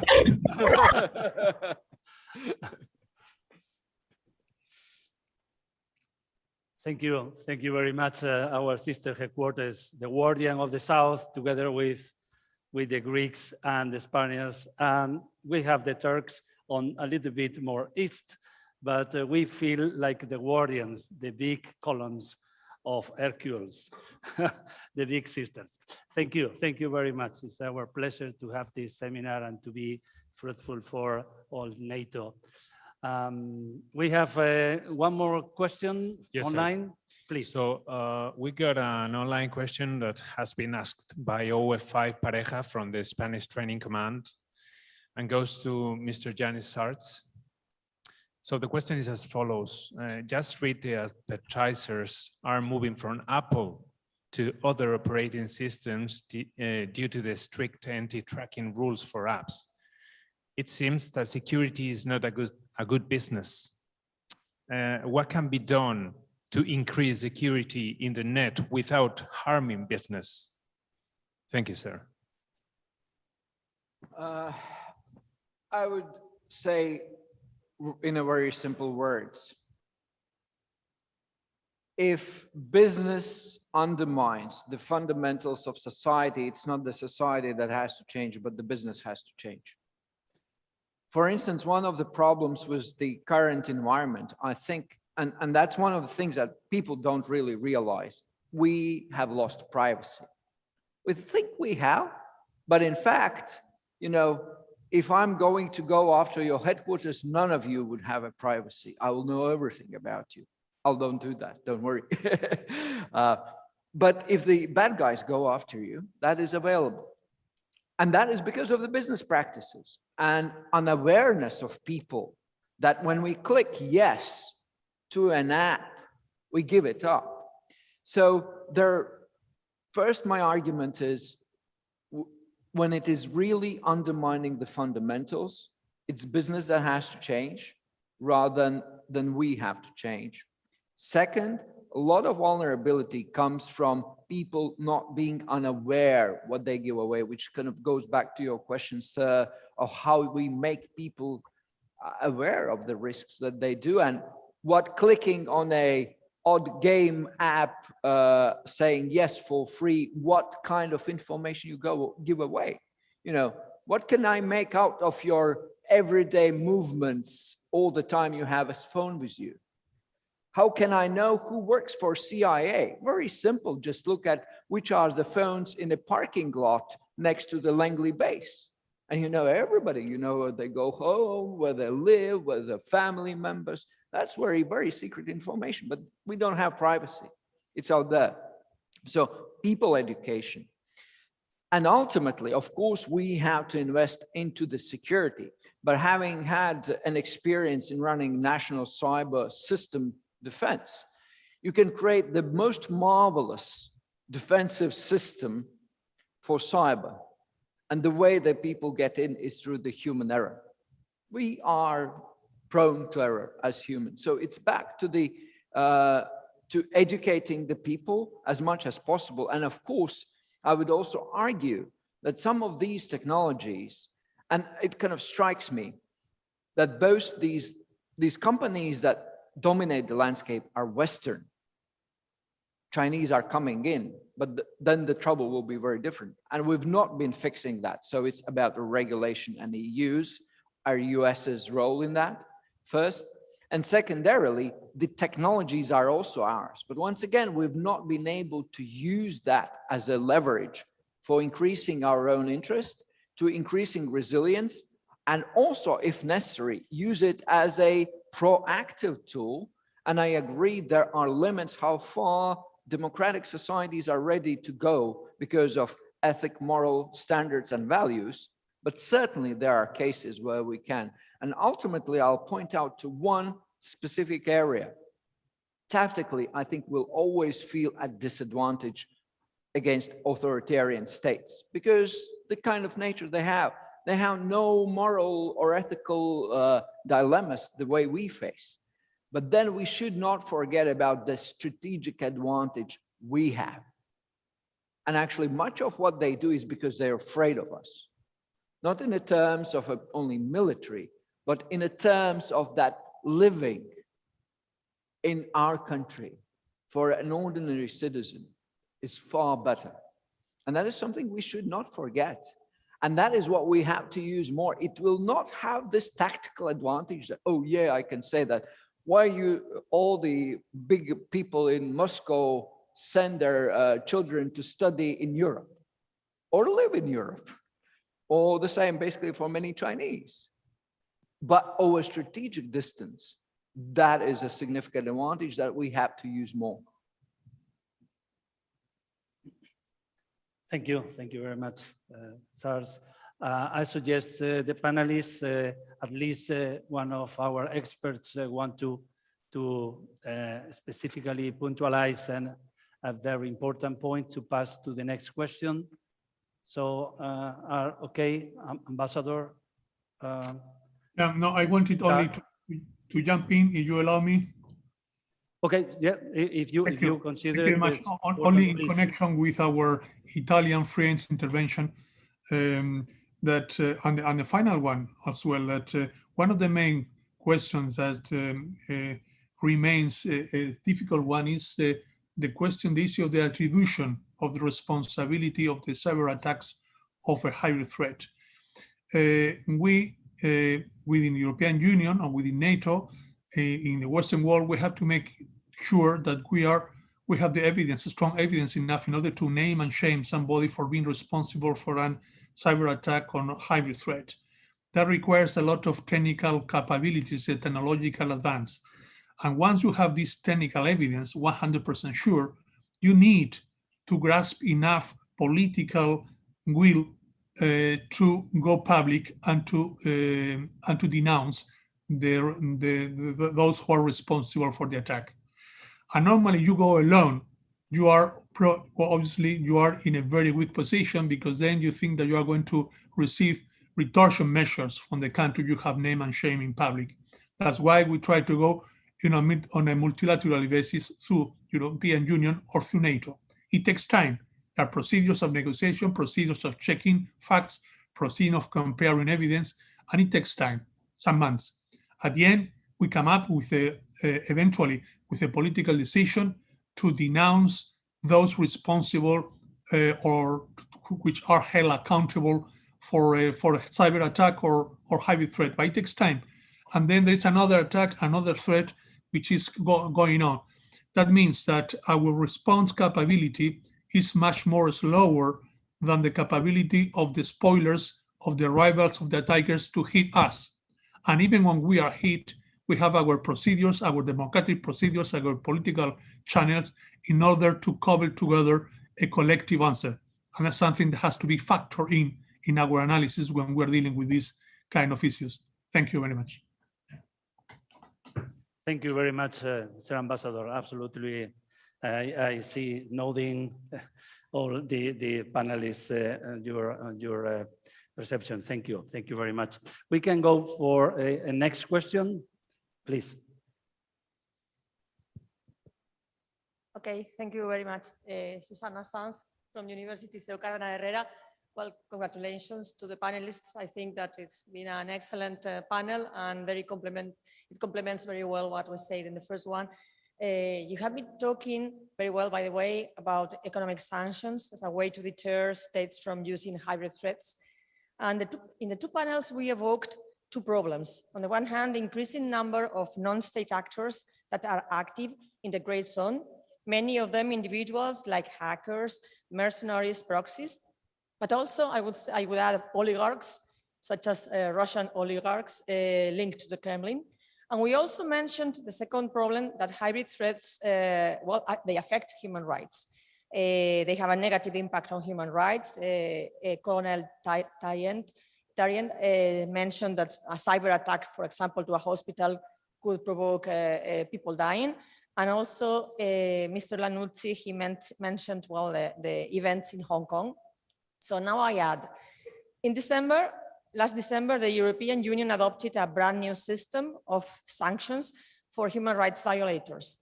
The novelty of the system stems from the fact that human rights sanctions can be now imposed on individuals, not only on states, but also on individuals violating human rights. This system follows the USA system. It's inspired in the Magnitsky List. And apparently in 6 months of activity, the European Union has imposed more sanctions during these 6 months than in the last 60 years together.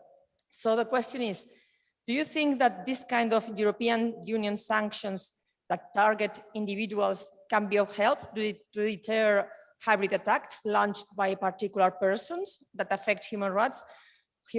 I'm thinking, for example, of the Russian oligarchs who are so active in the gray zone and whose activities clearly affect human rights. But I'm also thinking, for example, of patriotic hackers that Colonel Tarrant mentioned before. They are state-affiliated individuals. Do you think this can have an effect? I am thinking, for example, of the economic fines that they are finding on the freezing of assets, of their own personal assets, if they have any in the European Union. I am also thinking of their travels to the European Union.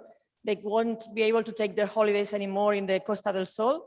So I think that also Mrs. Chloe Berger from the NATO College in Rome wanted to comment on my question. So thank you very much. Actually, it's kind of complementary question. And so my point would be, what is the efficiency of sanctions of launch?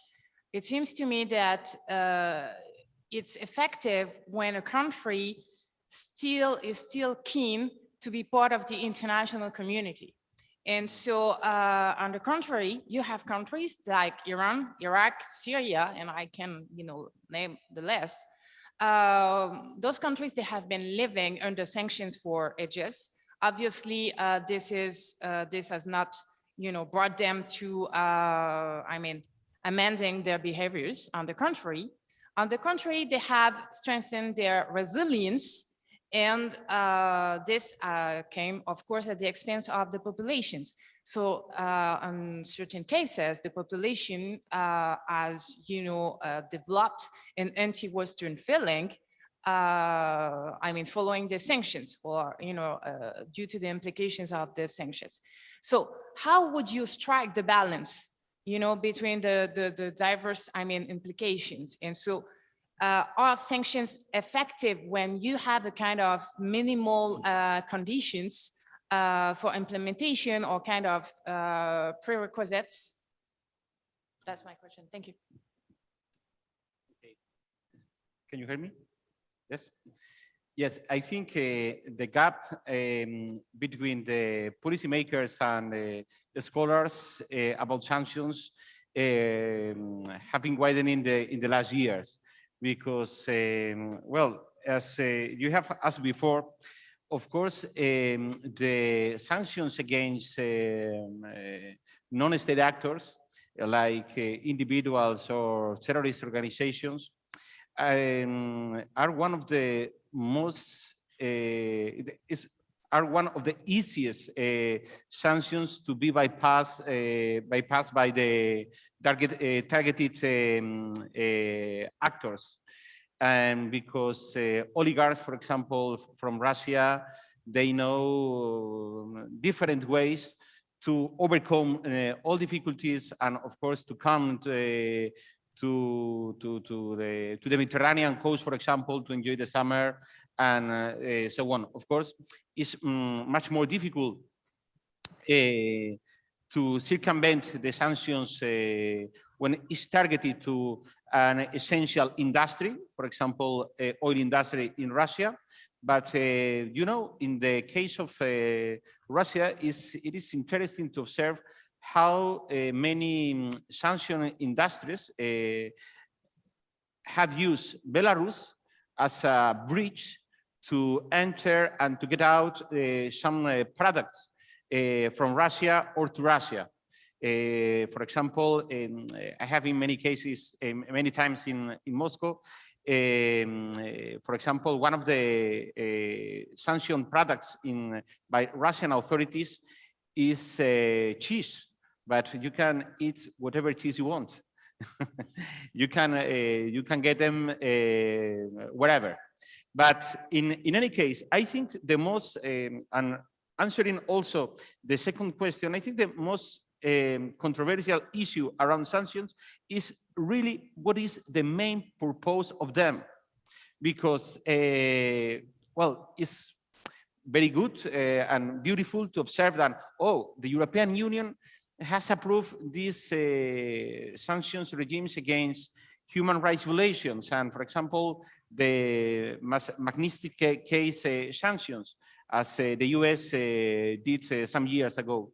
Okay, but well, a scholar or a civil organization, NGOs can say, well, they are good. European Union and the US are cooperating in this field. But, well, in my opinion, as part of academic research in sanctions, is that you need to have a goal, a purpose.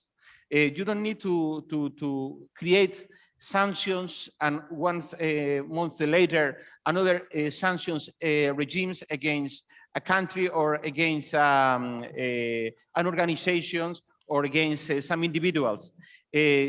Because as I said before, sanctions are periodically evolving, and it's very difficult for the people who are around the policymakers to measure the efficiency of these sanctions. Because, for example, the sanctions against Russia because of, well, disruption in the eastern Ukraine have been evolving in different situations during the last almost 10 years, 8 years exactly. So it is quite difficult for scholars, it was difficult for civil servants to measure the efficiency of the episodes approved 7 years ago, for example, because usually they are evolving. So the most important issue for the policymakers is to agree in the international community, for example, in the case of the European Union, with your NATO allies, is to have a common point in what is the purpose of these episodes. And if you want to create new sanction regimes against Russia, please finish first the previous ones and measure the efficiency of them, and afterwards you will have more capabilities to make sure that the sanctions will success. Because nowadays, you know, I told before, there is a controversy between European leaders, political leaders, about, well, we need to approve more sanctions against Russia. For example, last week, there was an intense debate inside the European Union among Germany, France, the Baltic countries, the North countries, the Eastern countries of the European Union, about if we need to create more sanctions or not against Russia. France, in this moment, well, the presidency of France is more prone to create dialogue spaces with Russia. Meanwhile, other countries say that we need to approve and to strengthen the sanctions against Russia. So in this debate, I think Russia has in its favor the saying of rule and divide. And in this point, they are doing this, well, its point. Thank you, Professor. Thank you. You want to add something, Ambassador? Thank you very much. I wanted only to elaborate a little bit on what Professor Jorge Mestre has rightly said. I think that the question itself was a hybrid question from our colleagues. The answer has to be as Professor Mestre has also already pointed out, that sanctions have an instrumental nature. Sanctions are an instrument, not a finality. Then before you decide to impose sanctions, what type of sanctions and on which one, you have to decide what is the final objective of this instrument. But nobody impose sanctions or restrictive measures on the sake of sanctioning, because as I said, it is an instrument, has an instrumental nature. The objective of any kind of sanctions imposed, whether it is collective sanctions by United Nations or European Union, or even by member states, is to change the behavior of the person or the state sanctioned. You have to change the behavior, or to punish a previous behavior that contravened the international law. This is the theory. The practice is that in addition to this aim of behavior changing, you have also to keep in mind that it has also a reputational cost. Nations around the world, whether it is Russia or China or even North Korea or Iran, don't like to be named and shamed publicly as not law-abiding nations, as rogue states, as people who violate international law. It has a reputational cost, which you cannot measure, you cannot assess, but it is real. And it's something that it goes in association with the sanctions. But obviously, some sanctions are short-term, others are long-term. You have to be patient, to have the resilience to keep the pressure on the country or on the person sanctioned for as much time as necessary in order to obtain the objective already predefined. If you don't have this political resilience, this political will, better not to start imposing sanctions. You cannot back down. You have to keep the sanctions as long as necessary. And of course, reviewing the effect, assessing the effect, and reviewing the nature of the sanction. The nature of the sanctions is always the same. It is a travel ban and an assets freeze in the banks of those who are sanctioned. It is perhaps not very much spectacular, but I can assure you from my experience in the European Union that the ban travel and the assets freeze is hitting very hard on those sanctions, because they are considered to be pariahs in the international community.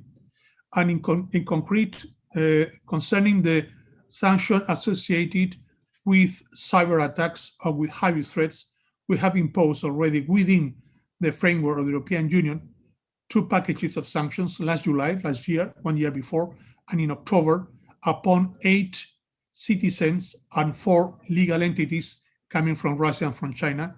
And I can assure you that it has had a great effect upon those who have been sanctioned. Thank you very much. Thank you very much, Excellency. Thank you for your punctualization in these important aspects on the sanctions. Now I would like to give the floor to Colonel Tariant for a few words to ending this seminar before closing the whole panel, and afterwards to you, Janice, if you want to take a few words. Please, Jack. Thank you so much. Let me just use it to add my sense to the sanctions question. It was a good question. Authoritarian regimes need an outside enemy to function. The leadership, they need to show to their people that, hey, you're suffering because of those guys out there. I know it growing up under Soviet occupation. I knew from propaganda machine that America is the enemy. We suffer because of America. So broad sweeping sanctions can be a double-edged sword. They may affect behavior, but more likely they will give the authoritarian regime to justify to their people, hey, see, the West is bad. You are suffering because of them. Targeted sanctions against certain industries, certain people, that is a much better and effective way. So I would definitely support more targeted approach than broad sweeping sanctions. Every time I listen to news that new sanctions to North Korea, I'm wondering, what is there to sanction? We haven't been, dealing with them for the last 50 years. We've been sanctioning them. What else is there to sanction? So let's be more targeted and precise with Russia. Thank you. Thank you very much, Jack. So please, Janice, if you want. Very shortly, you started with the tribute to late Don Rumsfeld, and I had a chance to know him a little bit. And this man was particular for one thing. He had a vision. If not for him, he back in the days pushed the NATO transformation. ACT is or was put in place because of his vision for need to transform. Also, that's why the centers of excellence have been put in place, the need to transform. And I think that is now a much more important element of our everyday operation. Recognize the speed at which world changes and the requirement for us as institutions to follow suit. For bureaucracies, I know it's hard. For structures, it's not easy. But we have to make an extra effort to make sure that we can deliver in this new environment every day.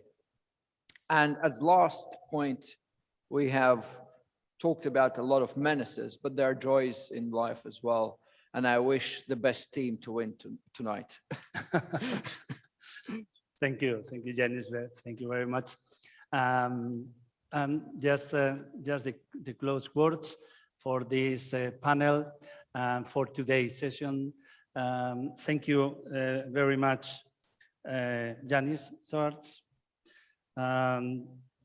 Professor Jorge Mestre, Ambassador Nicolas Pascual, and Colonel Jack Tarrant for illustrating us, giving and bringing the light on this such an unknown field.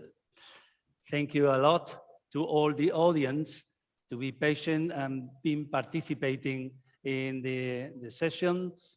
And before going to the presentation of the in-person gifts and virtual presentation to you, Ambassador and Jack, you will receive on due time the same present, I guess. Before going to this ceremony, I would like to convene everybody for tomorrow morning for the third panel, which is going to be at least more interesting than these two, because we are going to go into the operational tactical application. So I'm not saying you were not interested, but it's me who is not going to be. So most likely the moderator for tomorrow will do more interest in the next panels. Thank you very much for your attendance, and please, sir.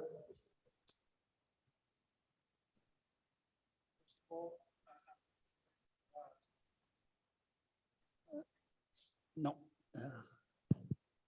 Now.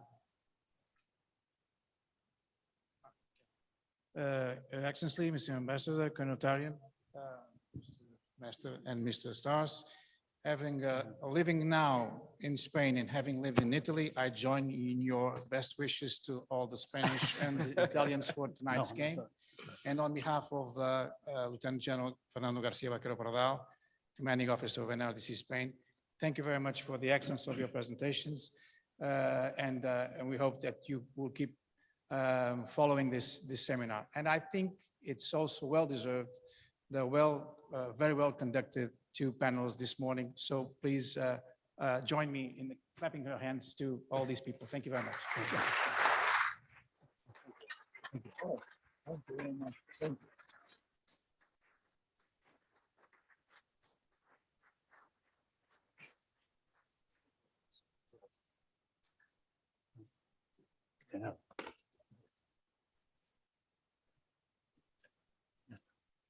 Thank you very much. Bye. Ambassador. Thank you. Thank you very much. Thank you.